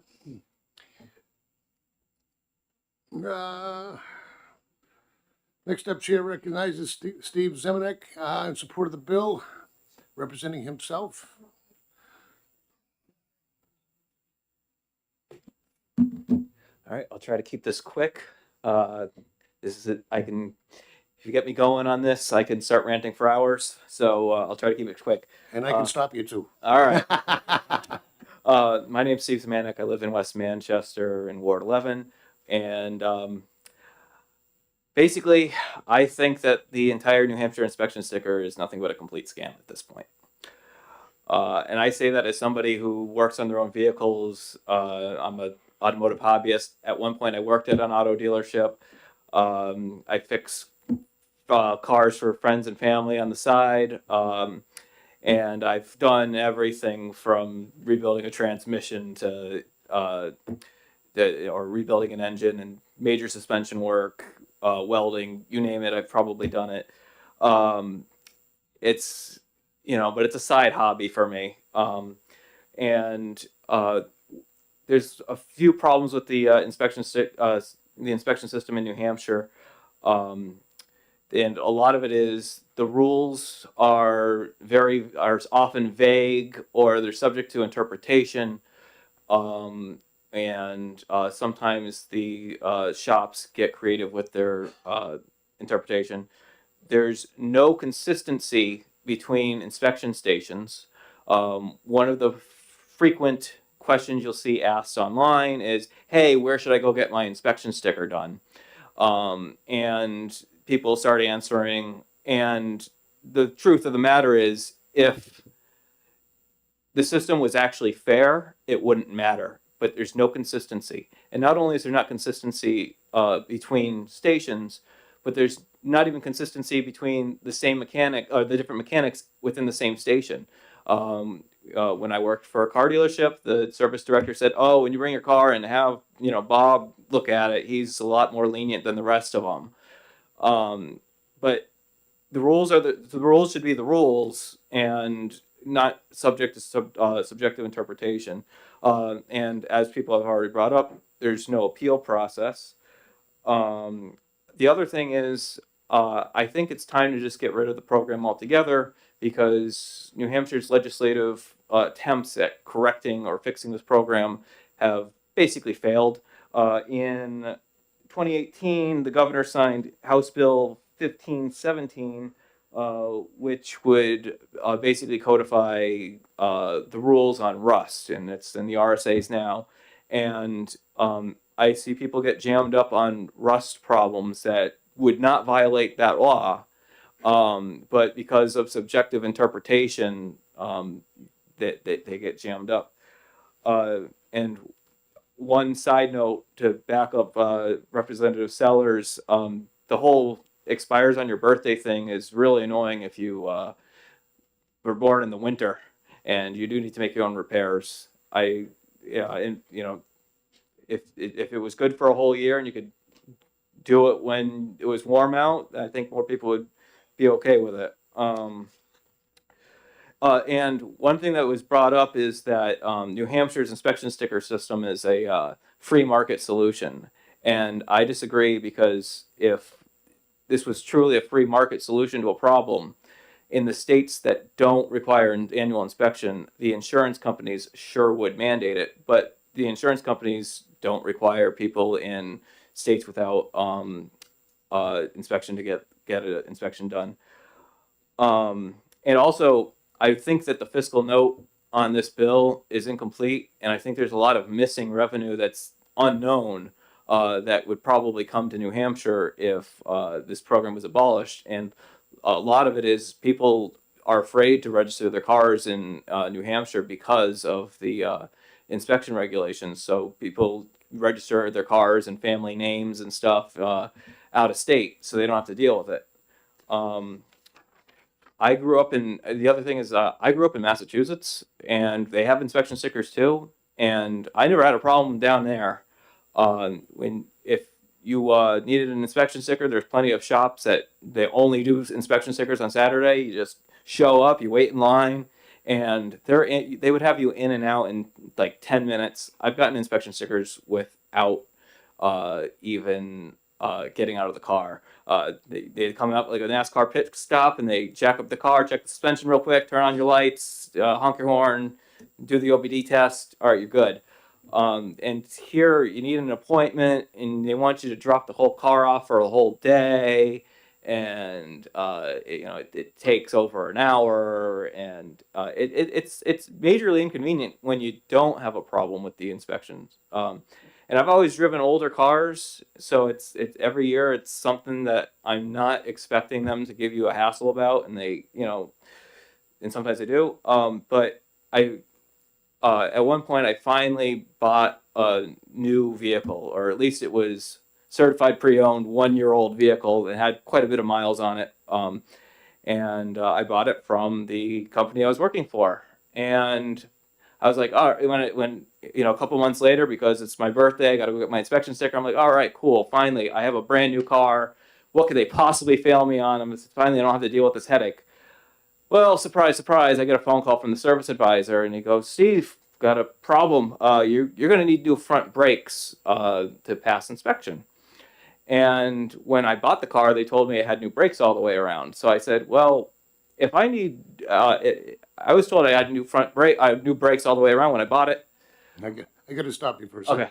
Only because I remember the story. Okay. So if I remember the story from a bill a couple of years ago, I think if you can just shorten it up and talk about Sure, the bill but in I mean, long particular. story short, I didn't need new brakes, and when I pushed back, they gave me the sticker, and I just wonder if they tried to pull that stunt on me, and they know I work on my own stuff. What are they pulling your average grandma when she comes in for an inspection sticker? And that's about it. Thank you, sir. Thank you. Any questions from the committee? Seeing none. Thanks very much. Your point taken. Next up.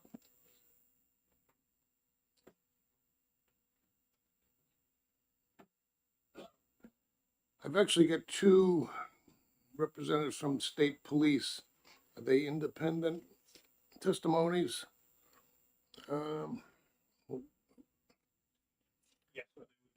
Okay, so they're completely separate. All right. Next up, Chair recognizes Carl Hudderston, New Hampshire State Police, opposed to the bill. looking for 10 minutes. Good afternoon. I will keep it as briefly as I can. Thank I'm Carl Huddleston. I'm with the New Hampshire State Police, Troop G, in opposition to this bill. A couple of things that have been brought up already, which I will reinforce. The average citizen, average car owner here in New Hampshire doesn't have the requisite knowledge to determine whether or not the vehicle is safe. In most instances, maybe not so much as looking at the tires, but brakes, suspension, exhaust, and things like that.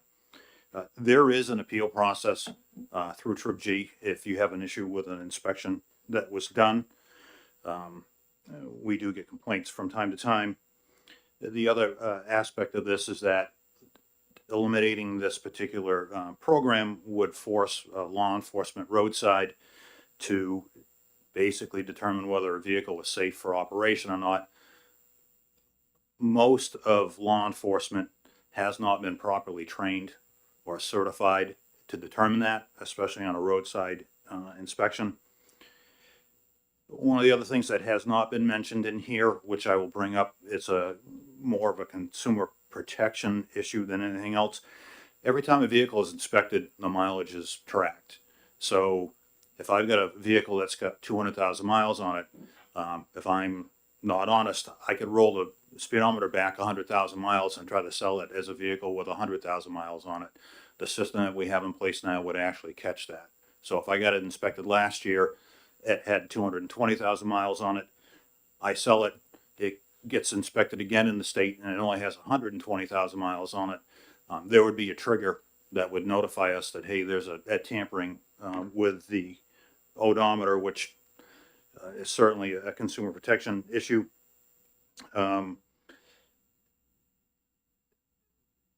What mechanism would there be in place if we found a vehicle that was unsafe roadside?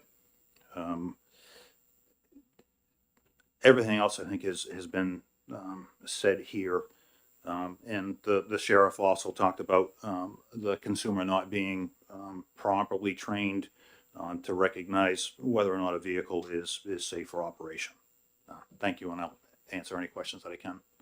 Thank you, sir. Question, Representative Geisen. Thank you, Mr. Chair. Thank you, Sergeant.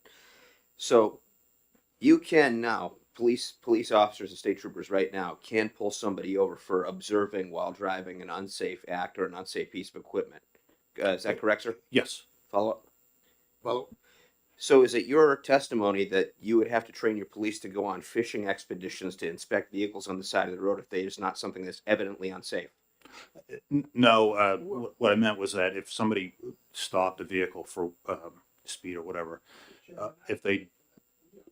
Hold on one second. Where did the fishing expedition thing come from? Pardon me, Chair, Mr. Chair, I'll rephrase it. Would it then be your testimony that police would have to inspect a vehicle more further than what they observed for a routine traffic stop on the site of a stop? No, part of that would be if they, for example, stopped a vehicle for speeding, if they noticed something that was unsafe, they then would have to take further action. And they would have to be trained on recognizing whether or not something was unsafe or not. Does that make sense to you, sir? Yes, sir. I guess it doesn't make sense because they do that now, but thank you. Any other questions? Representative Pataro. Thank you, Mr. Chair, and thank you for taking my question. So your, excuse me, your major point today is the officers aren't trained on doing field inspections during stops. Are you indicating that there is out there some sort of training program for the officers in existence, or? There certainly could be, and I believe the captain is going to speak to that point. Sir, is that correct? Training. I believe he's going to be speaking shortly, if you want to hold that question. Very well, thank you. Thank you. Thank you, Mr. Chairman. Thank you. I have another one. Go ahead. Thank you, Mr. Chairman, and thank you for taking my question. I live and work in New Hampshire only. If I were to register my car out of state, would that be lawful? And if not, what would the penalty be? Thank you for the question. Yes, that is not legal. There is a requirement that if you're a resident of New Hampshire, you need to register your vehicle here.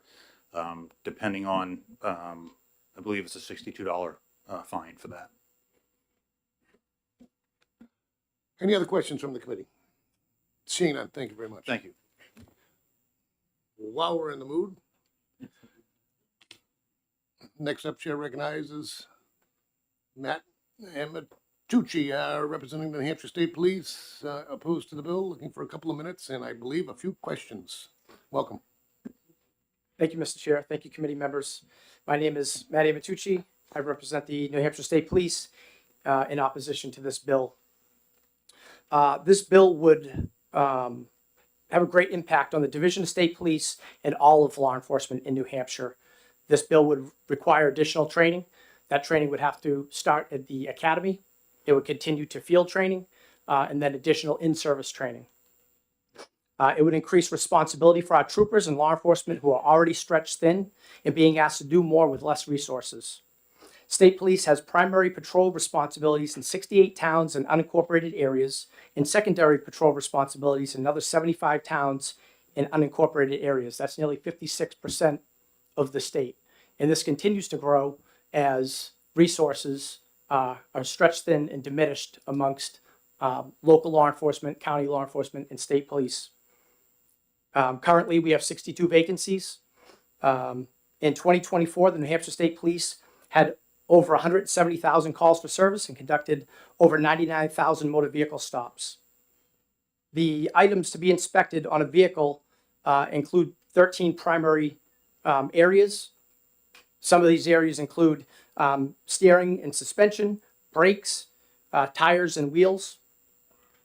During the recent storm that we had on last Thursday, February 6th, which was a very short duration storm, small storm in comparison to some of the other storms that we have. We had 50 motor vehicle crashes, 4 with personal injury, 47 vehicles that were off the road, and 20 disabled vehicles. Inspections would need to be conducted each time, delaying responses to other motor vehicle motorists that are off the road. It would increase liability on the state police and the state of New Hampshire as a whole. Law enforcement relies on inspection stations to ensure that every vehicle is safe on our roadways. Laws are designed to protect our general safety, and removing the requirement for safety inspection, physical safety inspection, would do the opposite of that. So with that, I'd open up to any questions. Thank you, sir. Questions? Representative Tower, did you have a question? In In terms of the training? Thank you, Mr. Chair. I actually do have a different Okay, that's question, fine. if that's okay. Thank you, Captain. Your testimony did cover my earlier question. My new question is, you just cited statistics from accidents in the latest storm. How did those statistics correlate to inspections? So every time we would encounter a motorist that goes off the road or involved in an accident, we wouldn't know what the cause of that crash is. It could be bald tires. It could be brakes. That would then fall on law enforcement to determine what are the contributing factors of that. And if we were to just pull a vehicle out that's off the road and let that vehicle on its way, and that vehicle were to get in a motor vehicle crash, and a contributing factor to that was faulty brakes, that liability comes back on law enforcement and the state. Quick follow-up. Yeah, go ahead. Just so I understand the answer. That you bring it up because of a liability aspect, and the only reason I'm asking is because of, like, during an investigation of a particular accident, like, wouldn't a faulty brake be revealed as the cause, whether or not the car passed inspection? It could.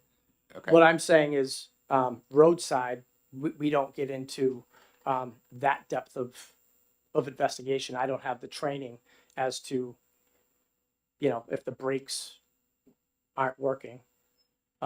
If a vehicle goes off the road, I'm not checking the tread on tires. Mm-hmm. I'm seeing if the vehicle is inspected, and I'm going by that oftentimes. But if a vehicle goes off the road during a snowstorm, it may be because the roads are slick. It may be because the tires are bald. It may be a combination of both. I fear that if we pull that vehicle out and let that vehicle go on its way, and that vehicle gets in a crash down the road that results in a fatality, and that a post-crash inspection is completed and a contributing factor is bald tires, that liability will come back on the state. Gotcha. Okay. Thank you. Any other questions? Representative St. Clair. Thank you, Mr. Chair. Thank you, Captain. Do you often reach out to other state police in states that don't have inspections to see, just to hear their commentary on that? You know, do they complain about it? Do they wish they did? Or is it just something that's not discussed very much between the agencies? It's not something that I've had discussion with. Okay, thank you. Further questions? Representative Bayou. Thank you, Mr. Chairman. Thank you for taking my question. There was testimony earlier that everybody up to that point who testified in support of the bill had some kind of an personal interest in supporting the bill. I'm trying to figure out what the personal interest of the state police would be for supporting this. What is your incentive? You know, I have not to be sarcastic or, you know. We have no interest. The reality is we rely on other entities to do their jobs. And this would be an added responsibility on your law enforcement throughout the state that is already being asked to do a lot with limited resources. I bring up the fact that we're covering a lot of other towns, our increased calls and service. I don't want to say we don't have time to do roadside inspections, but we don't have time to do roadside inspections. It's going to increase and delay the time that we're on these motor vehicle stops. Yeah, go ahead. Thank you. When we've asked about statistics in the past, it was really difficult to determine whether an accident was caused by some kind of a mechanical failure that would have otherwise been caught in an inspection. Do we have any information on that we could? I don't have any statistics on that. Typically, those are done with serious bodily injury crashes and fatality crashes where post inspections are done. But roadside investigation, it doesn't typically get into the safety of the vehicle unless the vehicle is uninspected or there's something that's obviously wrong with the vehicle that's blatantly obvious to the investigating officer. Thank you. Representative Sykes. Thank you, Mr. Chairman. Actually, that was my question. I wanted to be clear, if I understand your testimony then, that at the present time, here in New Hampshire, we do not have an effective system to track the connection between vehicle inspection problems and crashes. Not all crashes, not just fatal ones. Not that I'm aware of. I don't know the contributing factors. I know, but I don't know everything as far as mechanically what's wrong with vehicles that are involved in crashes. Thank you. Representative Hamblin. Thank you, Mr. Chair. Thank you for taking our questions. So your testimony is that without inspections, this more work is going to fall back on your department, the state police. Do you have any estimation as to how much more personnel you would need to be able to complete your duties? Or how much work this is going to require for you? I don't know how much more personnel, but it's hard getting personnel in the door to begin with, and it's hard to retain the personnel that we currently have.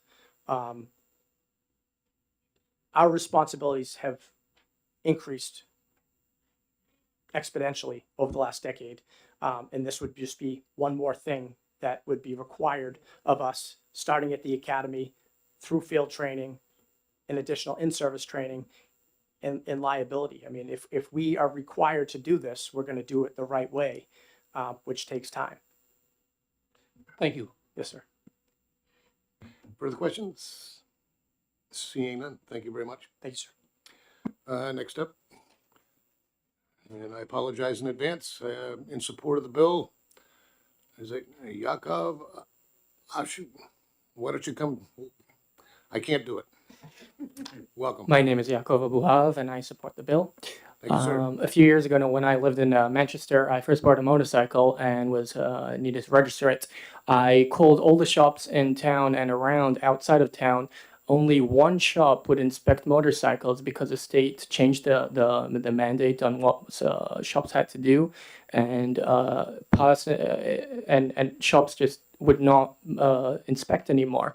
One shop owner told me that on principle he would no longer inspect his motorcycle, and neither do his friends do.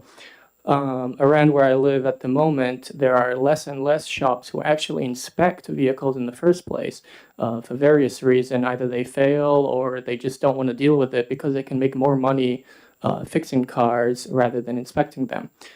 There are no new shops inspecting them. It's become increasingly harder just to go through the process.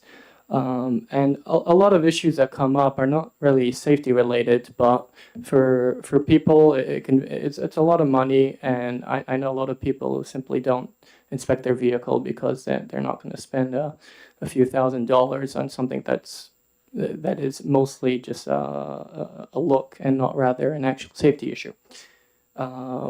Regarding a lot of shops, actually, to what it was said, that shops use the fact that people don't know what the vehicles actually need, and they do it anyway, say that they need it. My father took his vehicle that was a few months old, not a few months old, after a few months that it got inspected to put snow tires on it, and the shop told him that he needed an alignment.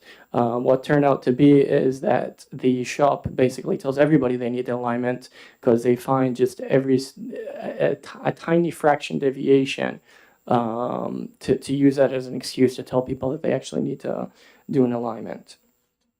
And that is it. Thank you, sir. Last card.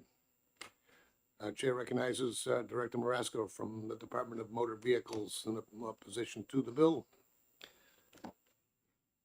Good afternoon. Good afternoon, Mr. Chair, members of the committee. John Marasco, Director of the DMV. Thank you for the opportunity to speak about this bill. This position, we oppose the bill. That opposition is in conjunction with the New Hampshire Department of Safety Commissioner's Office, who also reviewed the bill and offered their thoughts on it as well. I'm here today with Elizabeth Michaud, who's the supervisor of our Registration Bureau, which works with all the inspection stations throughout the state. So I want to start off by saying, listening to the remarks from Dan Bennett, Sheriff Macias, Captain Amatucci, and Sergeant Huddleston, I think they raised many, many great points. The inspection program, based on my view at the DMV, works. It's a program that provides for an important layer of safety and security for the motoring public. We receive very few complaints on the program. And when we do, if we do receive a complaint, we act on it. We talk to the state police, and they send out, like Ken Chaput behind me to the left, his automotive equipment inspectors will go out and do an inspection and an audit, or a trooper will go out and do that.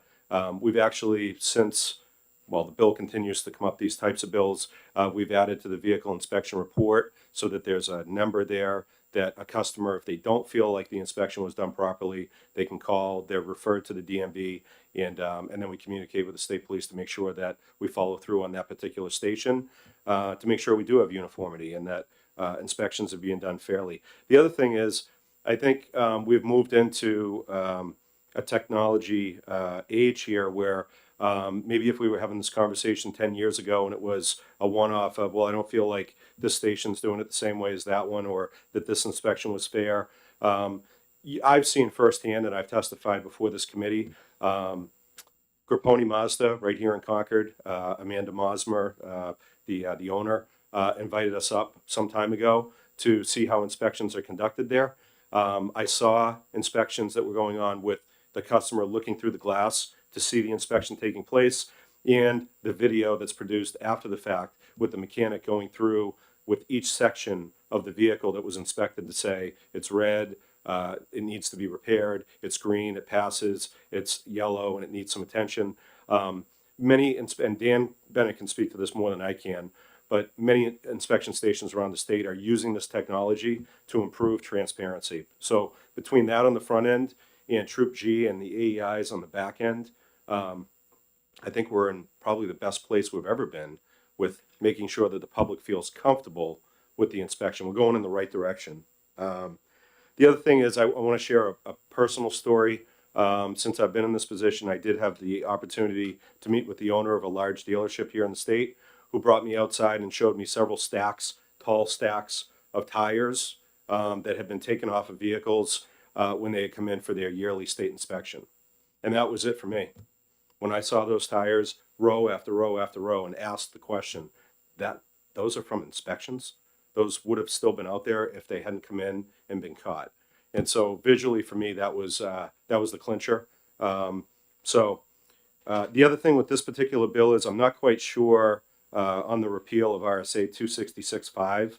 RSA 266.5 affords the director of the DMV the opportunity when law enforcement writes in on a vehicle that law enforcement believes is unsafe for the roadway to take action for that. I'm not sure how that would play out if this bill were to pass, if that would impede the administrative action that the DMV can take in instances where, to Captain Amatucci's point, there is something at roadside that he sees, doesn't think the vehicle is fit for the road, and wants to send an administrative request in to the DMV.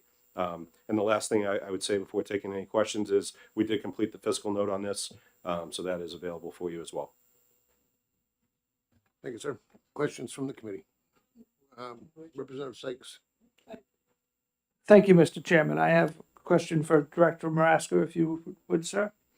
And actually, I have a couple, if you indulge me. I've been pretty quiet all afternoon so far. There you have. I'm just going to make up for it now.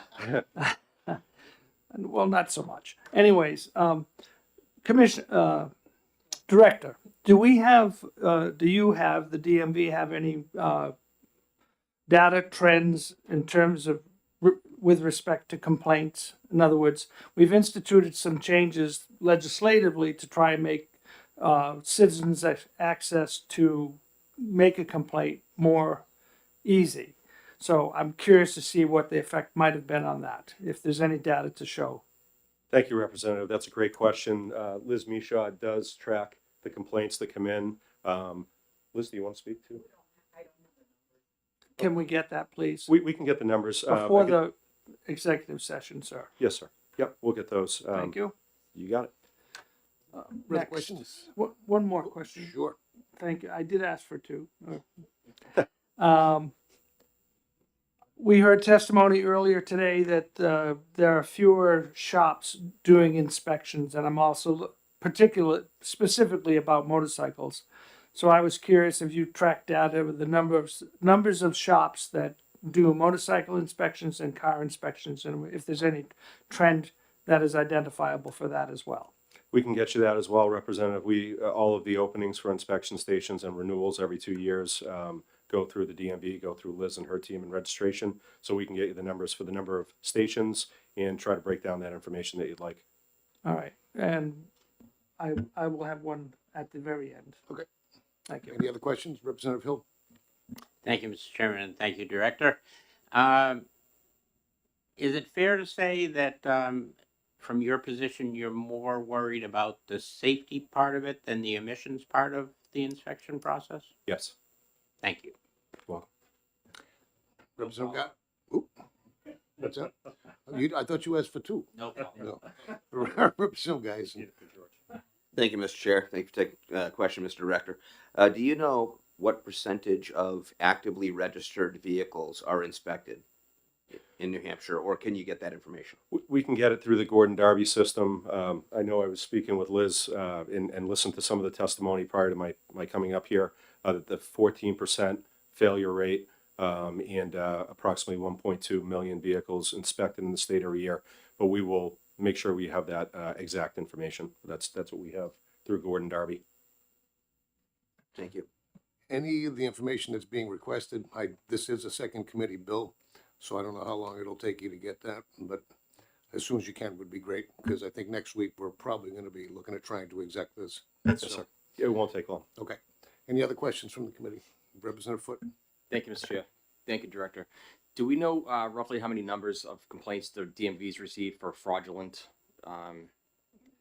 inspections or anything like that, or is that more for the state police side of things? We can get that, sir.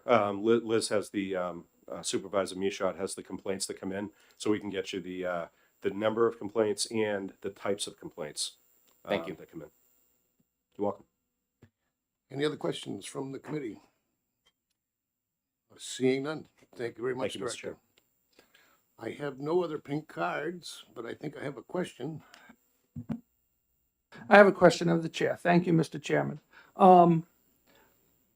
I was curious to know if we had anyone from the insurance department testifying. Apparently, we do not. I wonder if there's a methodology for us to, for the committee researcher who's not here today, but to have him find out if they have any data correlating nationwide between insurance rates and inspection programs. I've seen, we hear a lot about there's no correlation, but a quick internet search from on my part found two independent, not a public agency and not a interest group, but rather well, one of them was, for instance, Car and Driver magazine, who said there is a correlation and that it is favorable, that or not favorable in that those states that don't have inspections have a higher rate of insurance. So I want to confirm that before I take it at face value. The answer to your question is yes. We will have the researcher or myself will reach out to the commissioner of insurance or insurance commissioner and try to get some info on that topic. Well, I have any other questions? Seeing none, I'm going to close the Mr. public. Chair, I'm sorry, quick question. Do we have a count of online support and opposition? Did we get that? I have no idea. I don't know where Ted was getting, or Representative Gorski was getting them earlier. I don't track those. If you need it, I'll find it, but that's available if you need it, but yep. I have, Representative Fox? well, I have a note. I thought Representative Gorski announced 167 in support and 55 opposed. Is that what you had? That's not what you have? No. What I got this morning was support 15, oppose 51. And that's why I don't usually rely on them for the public testimony portion of it. It's our hearing. I mean, this information is good when we're looking at the exec session, and that way the window's been closed, so the information's a little more accurate rather than fluid. So everybody else good? Okay, I'm gonna close the public hearing on House Bill 649. Okay, so here's where we're at. We still have one more public hearing. Looks like I finally got caught up. I was a little ambitious with scheduling today. So we are gonna take a 5-minute break because I almost let out a blood-curdling scream because of the cramp that I've got. I'm also gonna be checking with the ranking member about possibly putting our executive session off till next week. I just have to make sure that I won't get in trouble with any early bills, et cetera, et cetera. So let's take 5-10 minutes.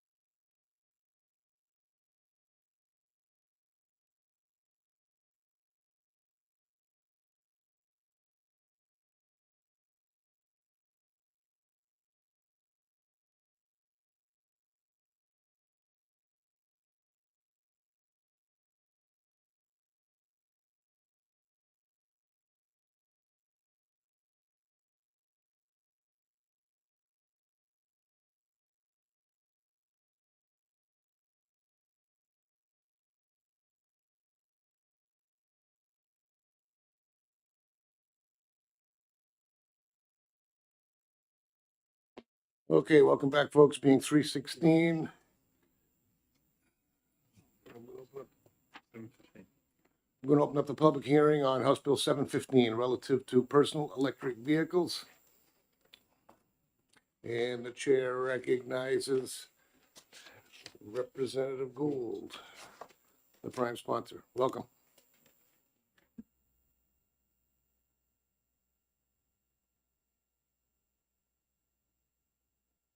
Good afternoon, all yours.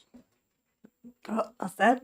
Okay. Okay, thank you very much, members of the Transportation Committee, for taking my offering of the bill. I am Representative Linda Gould, Hillsborough to Bedford, New Hampshire. Last session, you suggested that I should come back with a new bill on personal electric vehicles. This bill, with the amendment, is intended to classify the newer PEVs and improve education safety by creating a safety certificate program as now in place for OHRV and snowmobile operators. A study committee or council is proposed to work on the details. Okay.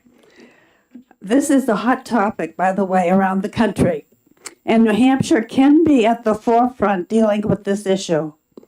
There is the need to protect people on roads, rail trails, and multi-use paths as these vehicles become more numerous. These protections are both for the people using the PEVs as well as those they encounter, children, people with wheelchairs, etc. Dealers are selling electric motorcycles as if they were e-bikes. This law would have the dealers inform customers about uses of PEVs and require safety training resulting in a safety certificate. You may not have seen some of the newer PEVs unless you live in a larger city or there happens to be one on your town roads. I wish I could show you some videos that I've seen. It's amazing some of the problems that you would see in these videos. If you have not seen them, or the PEVs themselves, it probably won't be long before you do see them. In the meantime, the safety issues are definitely cropping up and need to be addressed. New Hampshire can be ahead of the issue.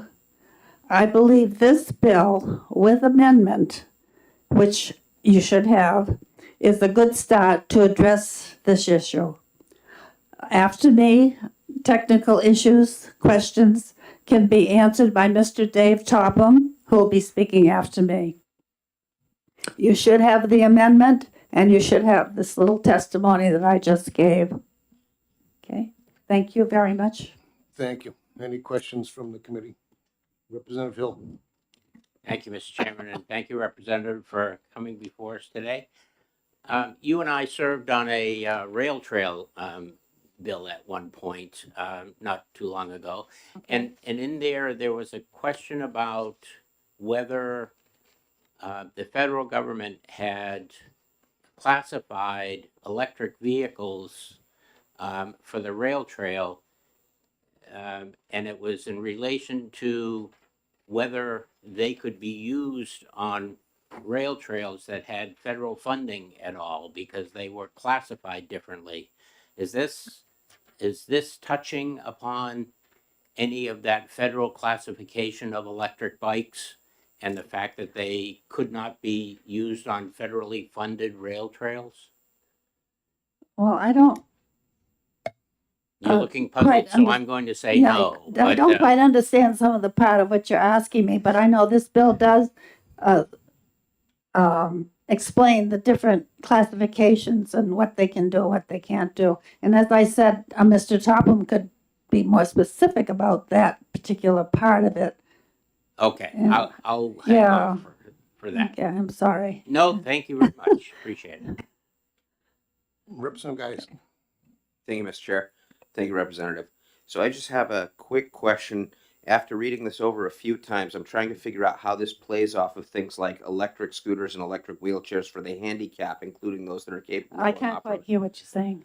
electric scooters and electric wheelchairs for the handicap, which are capable of going off-road or may have more power than this because of what they're designed for. How does this play with that? I still don't understand. Say it again into this microphone. I have trouble hearing. I just couldn't hear what you were saying. Let's try this. I'm going to shut yours off for a minute because sometimes it helps. Okay. Thank you, Mr. Chair. Thank you, Honorable Representative. Can you hear me? Okay. So my question is, and I read through it a couple times, I don't see any provisions for wheelchairs, handicap scooters, including those that are made for off-road recreation for the handicap. Is it the intent of this bill that those would be included in this? Well, we do include the scooters and the other things. Is that what you mean? There's a separate law that exists that covers that. Okay, thank you. Any other questions? Representative Hamblin. Thank you, Mr. Chair. Thank you, Representative. My question concerns, it says that in the amendment, it says that operators 12 years and older have to complete a course. What about operators under 12? I don't know how to answer you.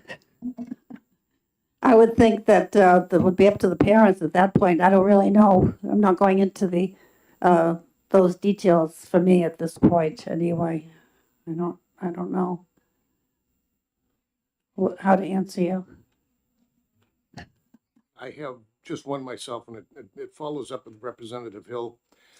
I chaired a commission a few years ago dealing with non-typical motor vehicles. We stayed away from it at the time because we were told that the federal government was in the process of defining all these themselves. And we thought that if we spent any time coming up with laws that contradicted it, it would be a waste of time. Have you heard of any movement at the federal level on coming up with definitions and classifications for these vehicles? I have heard of nothing from the federal government, and there are organizations all around the country that we have been getting together with to discuss this bill, and everybody is concerned about it and wants to have something done within the states, obviously, since the federal government is not doing anything. Thank you very much. Any other questions from the committee? Representative Gorski. Thank you, Mr. Chair, and thank you, Representative, for taking my question. On the second page of the bill, it states on line 23 and 24, operation of a PEV over a speed limit is a violation and shall be punishable by a fine commensurate with any motor vehicle traveling above the speed limit. And I guess my question is who will enforce that issue? Well, I would guess it's the same thing as with anything these days, you know. I don't know, maybe Mr. Topham might know more specifically the answer to that question, but, you know, they have to be caught first of all. Thank you. Yeah. Representative Pataro. Thank you, Mr. Chair. Thank you, Representative Gould. What is the amendment change about the bill? Yes, definitely there's a couple points that the amendment is covering. People were concerned about the bill, and then when they saw the amendment, they realized that the amendment is alleviating some of the issues that people had before. Yeah. All right, seeing no other questions, thank you very much.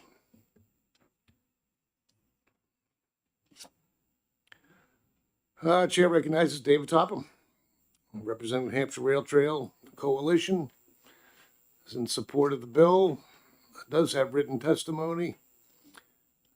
And welcome, sir.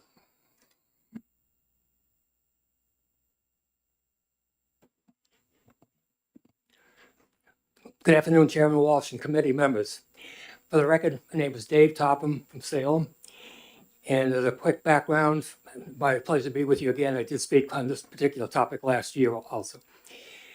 For those of you who don't know me, basically I have a background in bicycling as a certified cycling instructor, and also basically as a part-time volunteer working for DOT for 45 years.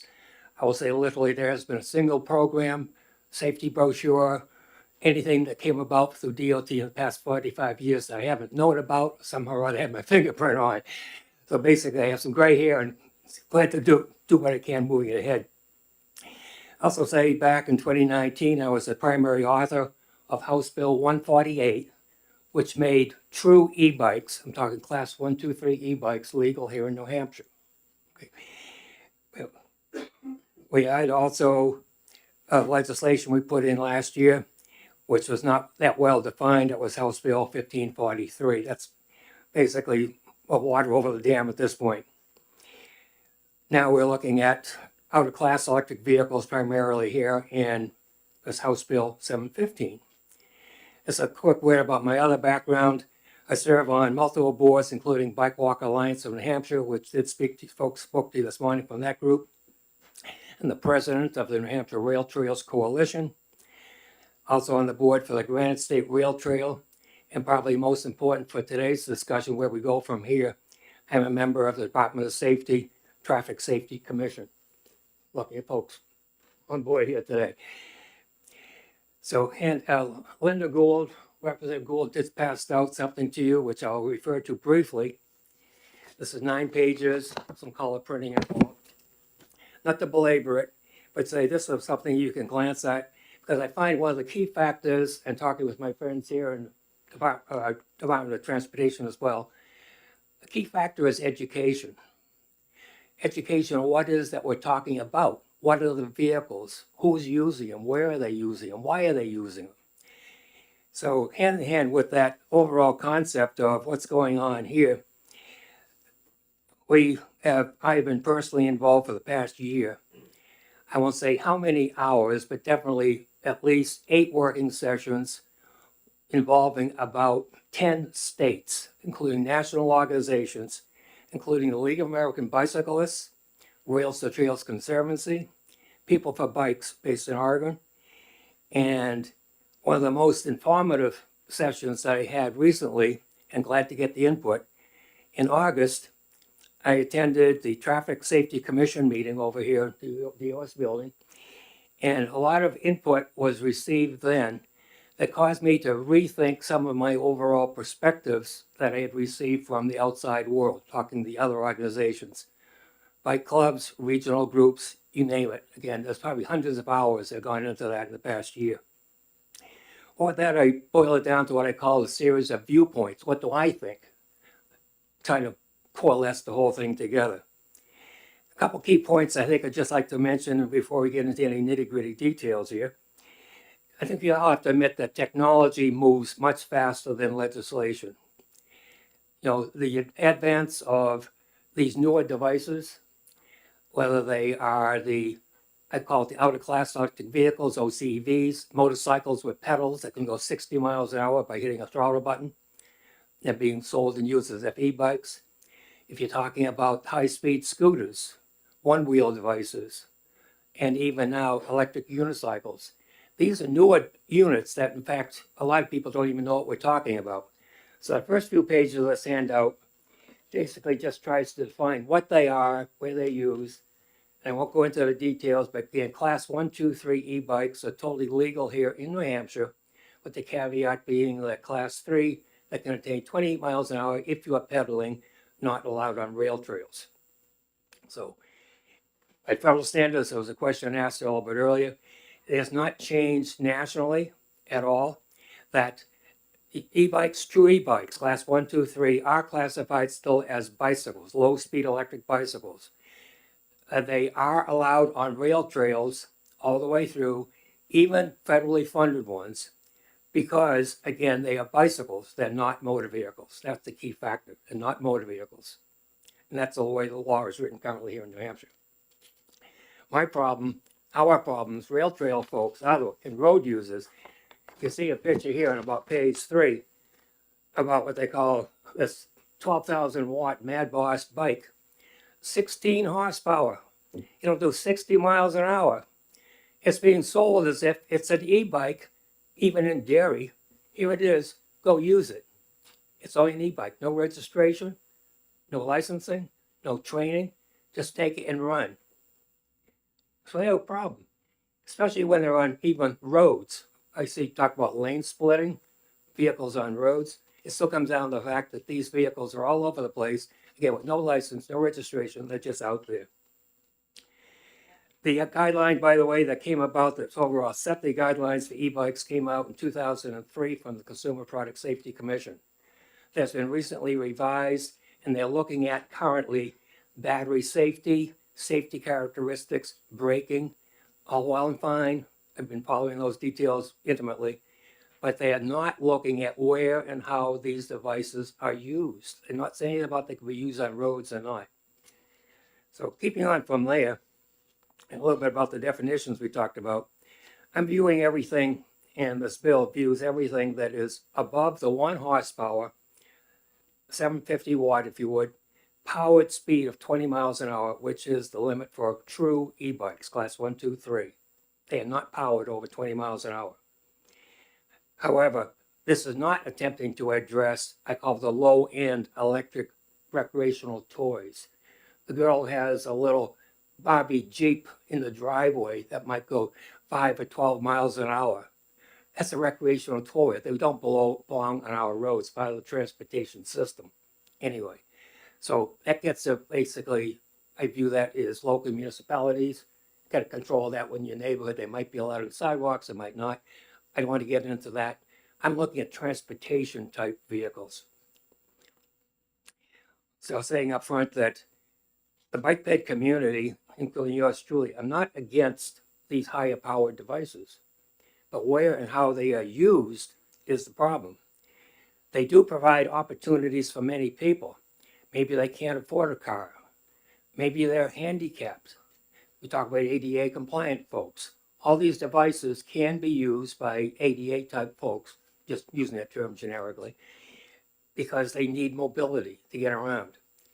And the ADA law says basically they can use basically what they want within normal limitations, including on rail trails. So again, the ADA folks have basically got a free slate to use what they want. No question about that, whether they're electrically powered or not. See? The main thing I see up front is basically common courtesy, whereby so many people, even motorists on the road, if they display a bit common courtesy about handling things correctly, we're a lot better off. And keeping in fact, we talk about the speed capability of some of these devices.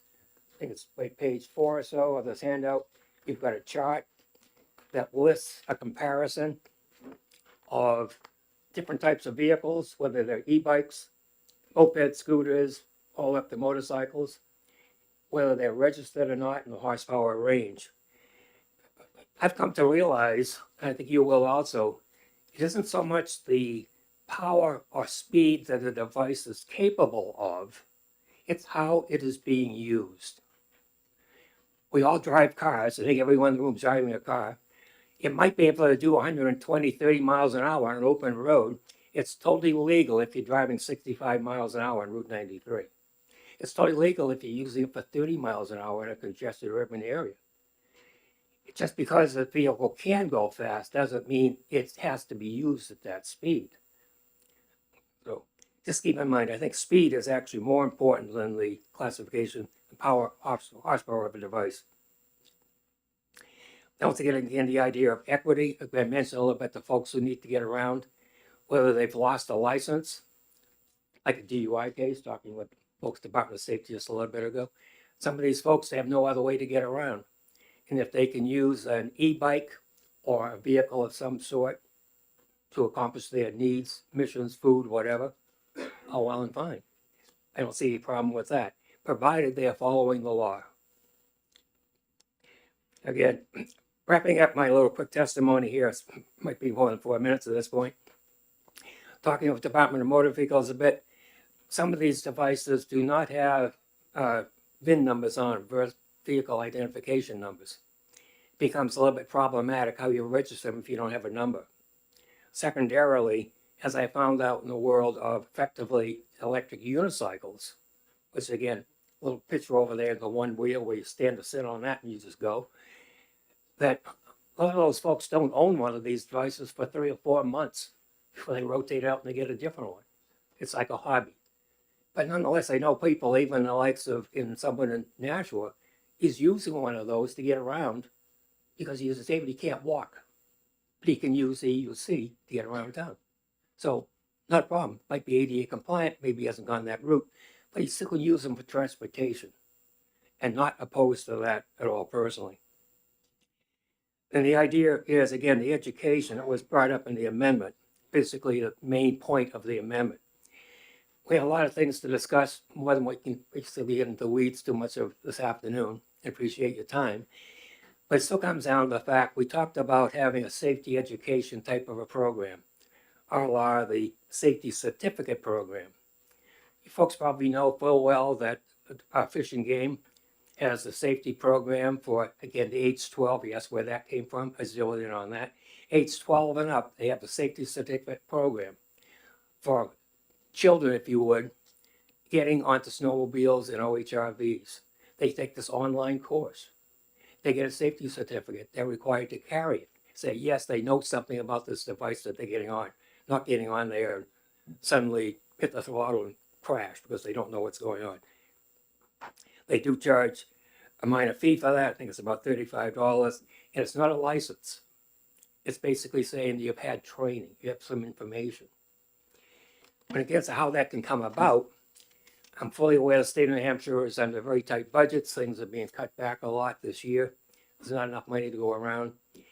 I've been working with groups around the country, including San Francisco University program, and they have the skills and wherewithal to help to develop the cost, at little to no cost at all to the state. If there was some minor seed money, I'm told that folks in the Department of Safety might have a little bit of money to help kick that off and get it going, but not state money. So this is not impacting state budget if we were to develop a program. The content of the program, however, it doesn't exist today in the country anywhere.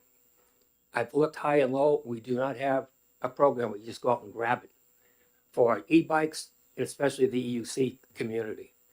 So what we're trying to do is to coalesce enough, picked up the term from the Department of Safety this past year, subject matter experts, if you would, officials who really know what they're talking about. If we can get together as a committee or a council, if so directed with this amendment we have out, that we can meet offline and flesh out what really makes sense. What could be put into a program to direct people to take it to become safer operators of these vehicles, whether they're on roads, trails, or whatever. They need training. They need education. It doesn't exist today. So we're looking for consensus of opinions to move it ahead with, I call it a legislatively directed committee or council, that we can review the idea of putting together a safety certificate program, then steer people to it. We can't tell people to take it when it doesn't exist. Plain and simple. So that's my spiel, probably over 4 minutes, but I'm entertaining any comments or questions at this point. Thank you very much. You're right. It was much more than 4 minutes. Okay. I think I have a question over here, Representative Hill.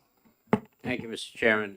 I have to confess I'm confused by what you're looking for with this legislation, other than perhaps even just classifying certain things as either motor-driven cycles or personal electric vehicles, all kinds of things.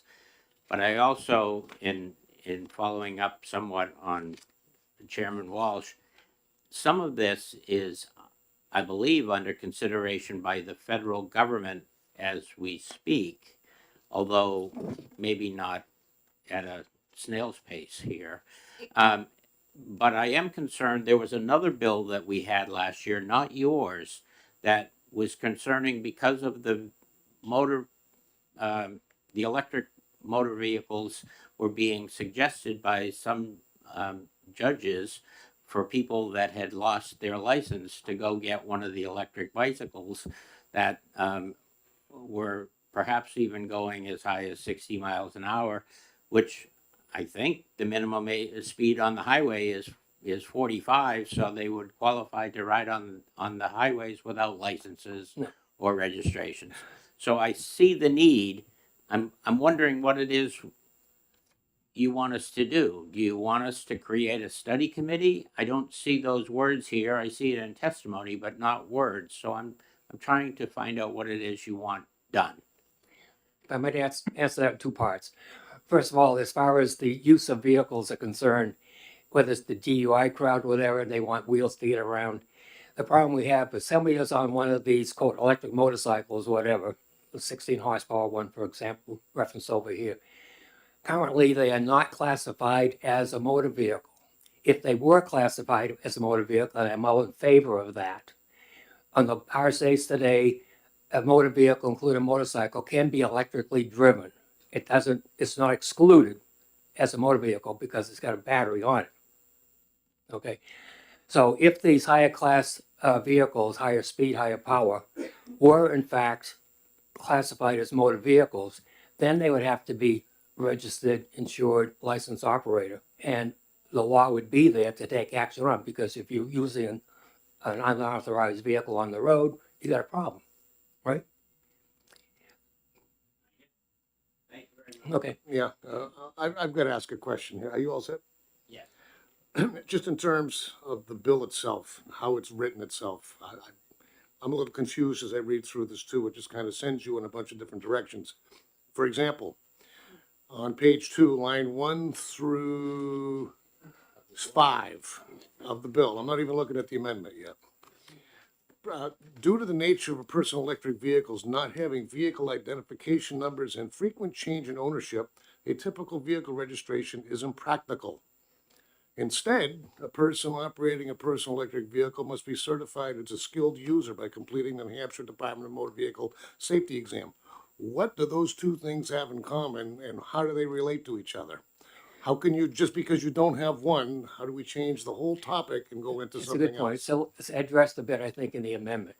First of all, again, you can't take a course that doesn't exist. I think we have to admit that. And then secondarily, as far as what's required moving ahead, we want people to be safe on the road. They should be skilled in what they're doing. And the idea is, if we have a committee to work out the weeds on this and fine tune this to make it more meaningful. Again, I don't expect this bill to at the least be passed the way it's written today. I'll tell you that.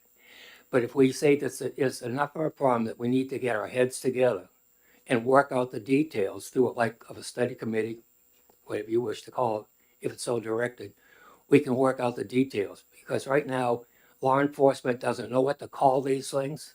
They are running around rail trails, roadways, state parks, and basically we need to get a handle around it. And again, we can't do it all today. The wording of the original bill and even the amendment doesn't really cover everything. And I'll just say that even as recently as last night, the online commerce, the online portal, that was quite interesting how the account was going on that one. That basically people are saying that we need to do something, and the count is up here, I think, of last night was 26 saying do something, favoring the bill in generalities, and 5 against. It's also interesting to note that some of the comments came in, one of the oppositions, you read the text behind it, 100% in favor of doing something, but you click the wrong button, so you can't always just go by those numbers. But I guess bottom line, we have more work to do on it, and that's why I'm hoping to have this, quote, study committee, whatever you wish to call it, so we can address the issues. The vehicles are here, they're driving people crazy.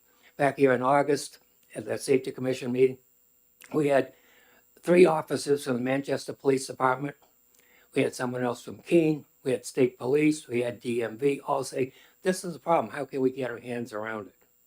So I'm still trying to get my hands around the whole thing, and there's some deviation, yes, in the text, I fully agree with you, Mr. Wallace, that, again, we need to work on it. That answers my question a little bit. Any other questions from the committee? Representative Hamlin. Thank you, Mr. Chair. Thank you for being here today. So I'll go back to my earlier question I posed before. Whereas I don't see anything that has age restriction as far as who can or cannot use these. The only age restriction comes to if you're 12 years old, according to the amendment, you have to show a safety course. But as a 10-year-old, my grandson does not have to have any type of a safety course. He can just use any electric PEV on the rail trails, correct? Well, start off with the 12-year-old point. That's defined in the current stipulations for those getting a safety certificate from Fish and Game for OHRV or whatever, being that they're old enough to understand rules of the road. They know left from right. They know what some of the problems are. It's a certain level of recognition for hazards, and they can absorb things like rules of the road. Basically, somewhat arbitrary, different kids, different ranges, different abilities, admittedly. But those under 12, I view, and I think most of the other folks view, as basically their children. They don't have the cognitive ability to really sense dangers and do things, so they're under control of their parents. The parents must have some responsibilities for their own children. But even the Fish and Game, again, they start their safety program 12 years old and up. Okay, so that's where that 12 years old came from. Again, we're not talking about trying to get the little girl on a pink Barbie Jeep in a driveway certified. That's basically the parents. And Representative Miller? Hi, thank you. And I just want to follow up on they're not classified as anything currently today, and we don't know what they are.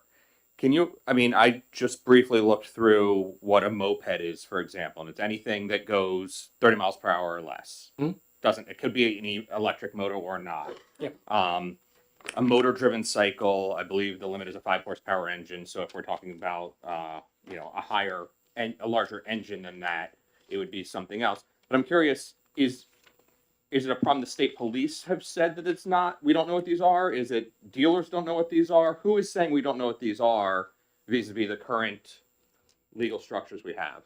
That seems like really the current answer. No one knows what to call them. That's why we're trying to classify these. Again, the chart that we have over here, if these vehicles have the size, weight, power, and everything of a motor vehicle, the feeling is that they should be classified as a motor vehicle with, again, registration, insurance, whatever. If it's a lightweight device, and I'm talking the EUC at this particular point, which has about the same weight as an e-bike, 40, 50 pounds, maybe 60, whatever. Their cargo bikes are another category. But in case, basically, if a device like the unicycle is viewed more of an e-bike than a motor vehicle, because of the hazards, the weights and everything, a person on an EUC doesn't have a front wheel to crush if he runs into something. Okay, they typically wear heavy-duty body armor, regular motorcycle crash suits, if you would. So basically, they're usually very aware of what's going on, and they're very prone to injury if something goes astray.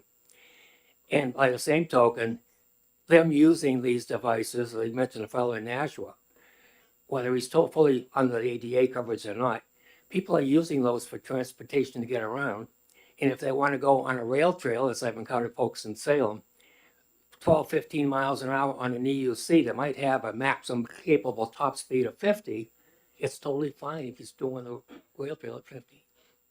So, okay. Anybody else from the committee? Seeing none. Thank you very much. Thank you. Next up, the chair recognizes Gerard Bedard, New Hampshire Department of Transportation, Active Transportation. Go for Jerry. Not taking a position on the bill. Good afternoon, Chairman Walsh, members of the committee. My name is Jerry Bedard. I'm the active transportation engineer for the New Hampshire Department of Transportation. As such, my job or role is just to try to assure that the state highways and roadways can accommodate pedestrians and bicyclists or active modes of transportation as much as practicable. The DOT has no position on this particular bill. I spoke here last year on a similar bill, and the main concern is that the electric bicycles were in last year's bill, and it's mentioned a little bit in this year's bill. There exists very good laws already in the state of New Hampshire for electric bicycles. The max speed for electric bicycle, class 1 and 2 pedal assist is 20 miles an hour and 28 miles an hour for class 3. They can go faster, just like a regular non-e-bike can go. If you're going downhill. So that's all. Just didn't want to mix up or throw the baby out with the bathwater here. The electric bicycles, there's very good laws that exist today already. So, and we encourage those at the Department of Transportation as a form of transportation. And with that, I just offer myself up for any questions. All right, thank you very much. Any questions from the committee? Representative Miller. Yeah, thank you, Mr. Chairman. In your opinion, would the Department of Transportation agree that these devices, particularly the two-wheeled ones, would not be a moped or a motorcycle, but would be some other thing that is not currently classified by the RSAs? To speak to all the different RSAs that are out there, because there's assistive mobility devices for disabled people. There's off-highway recreational vehicles. And like Bill Lambert said this morning, I'm not a lawyer. I didn't get into all the RSA, so I can't say for sure. Any other questions from the committee? Seeing none, thank you very much. And we have a late arrival. Not taking a position on the bill, the chair recognizes Director Marasco from the Department of Motor Vehicles. Welcome back. Thank you, Mr. Chair, members of the committee. I won't take much time at all. I just wanted to, as I listened to the testimony, just recognize the representative and Dave Topham for what they're trying to do here. I have been part of many conversations with Dave, the Office of Highway Safety, and many others about this issue. I can tell you that in speaking with DMV directors from throughout the country, it's an issue in every state. And people are trying to figure out the best way to solve it or try to solve it to save lives. Really, that's what this testimony is all about, saving lives for the rider and for other people that might be on the sidewalk and an e-unicycle comes up behind you at 30 miles an hour. Those things are happening. And so what I have found through AMVA, the American Association of Motor Vehicle Administrators, there have been surveys that have been sent out to DMVs nationally on this issue and how they deal with it. And what you'll find is a lot of times there's very little at the state level. Most of it is handled through town ordinance. So they push it back to the towns, just like noise ordinances, to try to deal with it. But what Dave and the representative are trying to do with defining these vehicles through what's in this packet, that's arduous and takes a lot of work. And I agree, I haven't seen the amendment to this bill, but if the amendment is to create a committee and to get subject matter experts, if you will, or other stakeholders around the table to talk about what's in this packet and try to find a solution, we're happy to work with Dave and the representative. And I know that Lieutenant Storm from the State Police from Highway Safety would be happy to do that as well. So I just wanted to offer that and happy to take any questions. Thank you, sir. Any questions? Representative Potaro. Thank you, Mr. Chair. Thank you, Director, for taking my question. A lot of the testimony so far in this bill has to do with an educational component and a safety certificate program. Are those ready to go from the DMV, or would they have to be developed? That's a great question, Representative. They would have to be developed.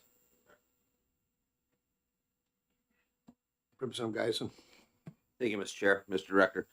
Have you looked at what it would take to develop this kind of program? Like, what kind of workload will we be putting on you with this, sir? That's a great question, Representative. No, I haven't. I read the bill. Obviously online training certificate. They're great ideas. That being said, no, I haven't had an opportunity to really think about that. Thank you. Anybody else? Seeing none. Thank you very much. Thank you, Mr. Chair. And that being said, I'm going to close the public hearing on House Bill 715 FN. And just give me 1 or 2 moments to decide our next move.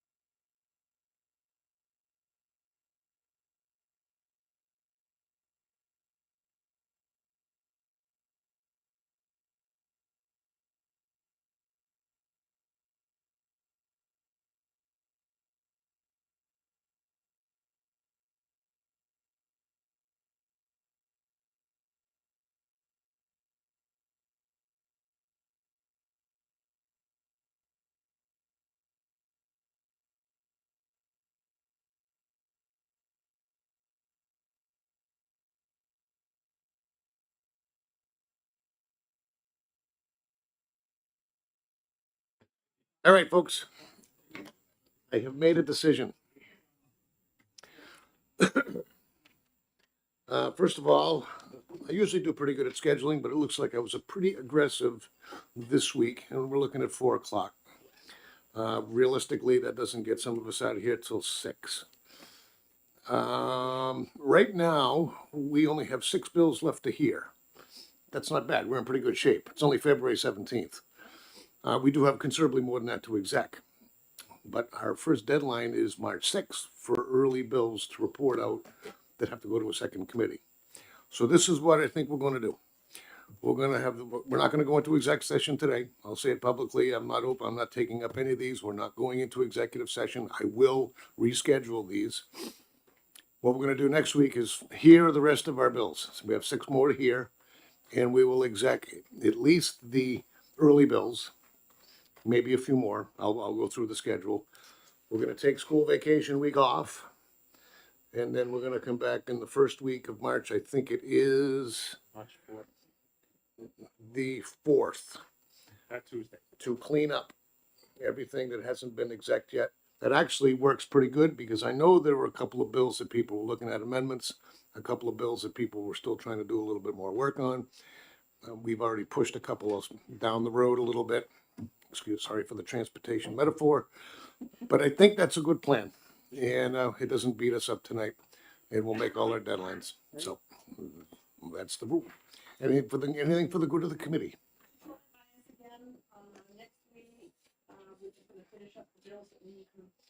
Next week, and again, I'm going to do the schedule, but we have 6 more to hear, so we'll hear those, and I'd have to go through my list one more time just to make sure I'm not missing any early bills. I know we have at least 3, possibly 4. We will exec those as well next Tuesday.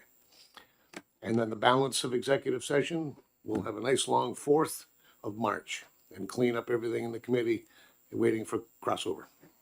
All right? Any other questions? Seeing none, thank you very much.